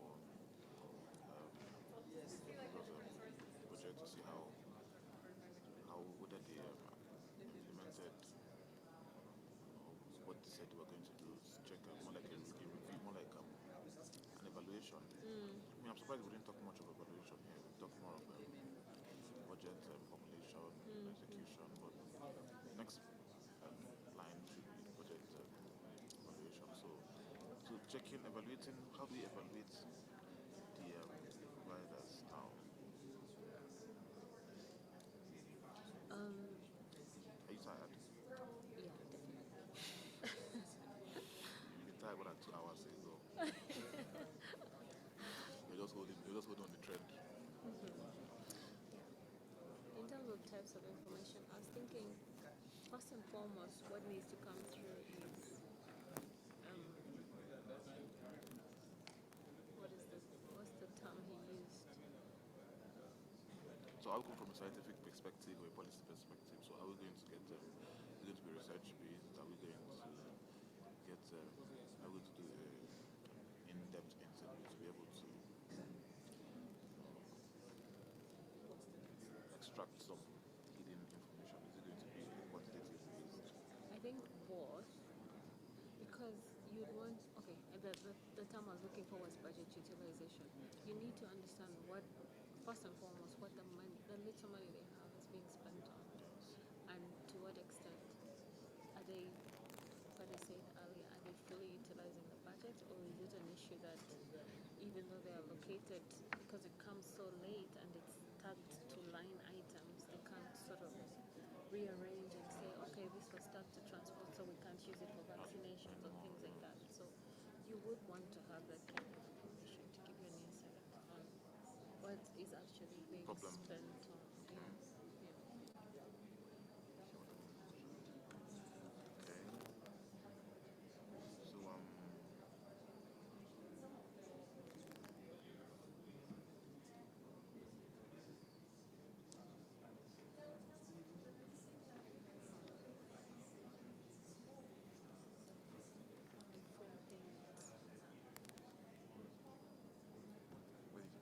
Where are you looking at?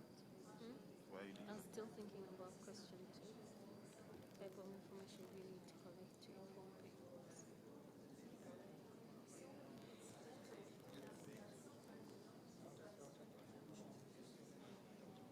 You made a two-people group.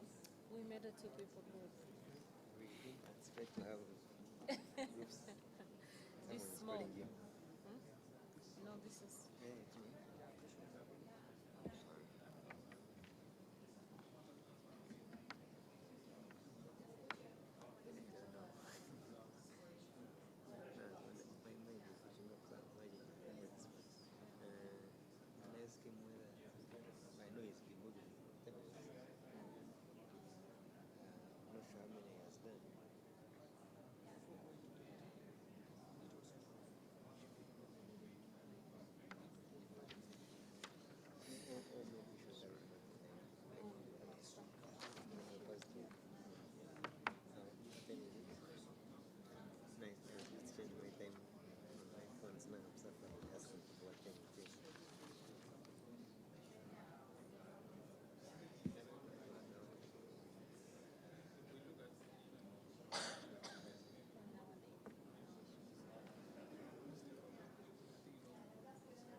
So I think another thing we should look at is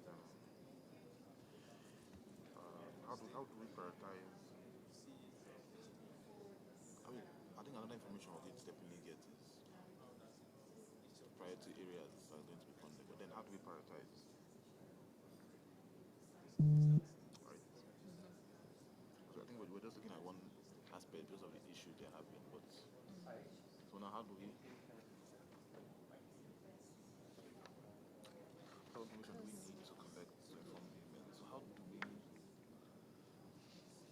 maybe looking back at what they've done before, I think both of us have fatigue of brain. I see the biggest issue is service delivery.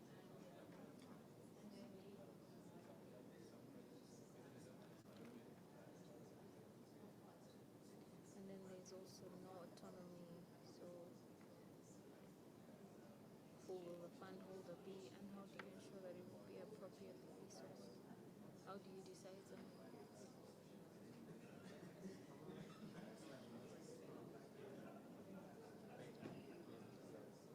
So is it? I think who would the fund holder be, and how do we ensure it's going to be appropriately resourced? To ensure that it's going to be resourced appropriately, I think one thing that will be set in motion is social accountability. Where the community-based accountability, where the people living within the PHC, depending on like in Nigeria, the PHC system has something called the Facility Health Committee, which is a mix of both the workers of the health facility, primary health care centers, and community leaders. So that alone is already some sort of social accountability mechanism. I think that's another way to checkmate, to ensure that these things are appropriately resourced. Because people that are in charge of people that require these things being done for them need to hold the fund holders accountable. Another thing is, who would the fund holders be? Probably because it's far off in the Ministry of Health and Ministry of Finance. Maybe it should be further decentralized. Yeah. So the primary care level, you get to the local government. Yeah. Right. The government should be in charge of that, so that it's easier to hold someone accountable, because bureaucracy will probably kill. Bureaucratic bottlenecks make it difficult to even get this thing. Yeah, and that also gives them the leeway to budget and plan for their own needs, incentivize the staff instead of waiting. Exactly. So I think to function better from the bottom to top approach, because they understand what need.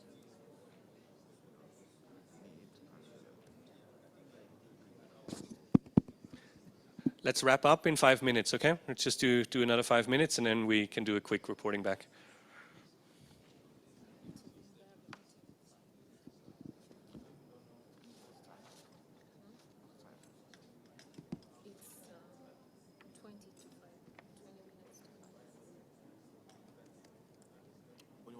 now?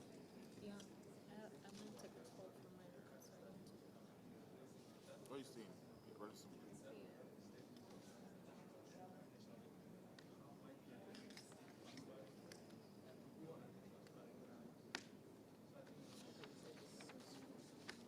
It's so slow.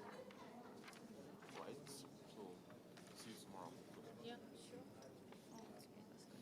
I mean, I'll probably do your comment. And what? Link. They asked you to share Marion. a screenshot of option 1 to 3. I was trying to do that, but I lost connection. Yeah. So what's the LinkedIn name? All of them. Yeah, all of them. MMA and MMA fighter. But I think that's kind of, I think for the first time I'm kind of, Alright. I'm happy with the way I'm almost right behind you.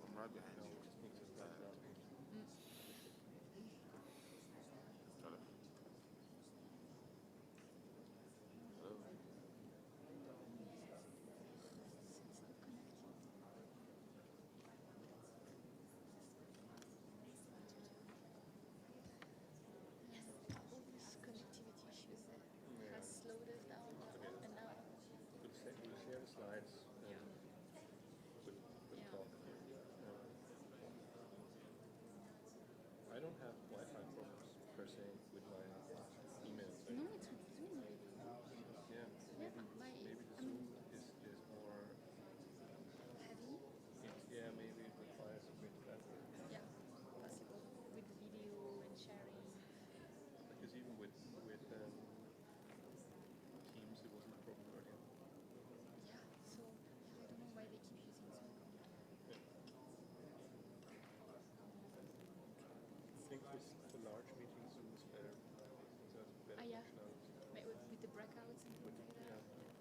Breakout rooms and all of those things that we can make ourselves. Yeah, it was not even possible to do breakouts today, but technically it should be fine. Okay, should we wrap up? Who would like to volunteer to start? Any tables? There are no right and wrong answers, just a walkthrough about your, what you discussed on your table. How about we start back here on the left?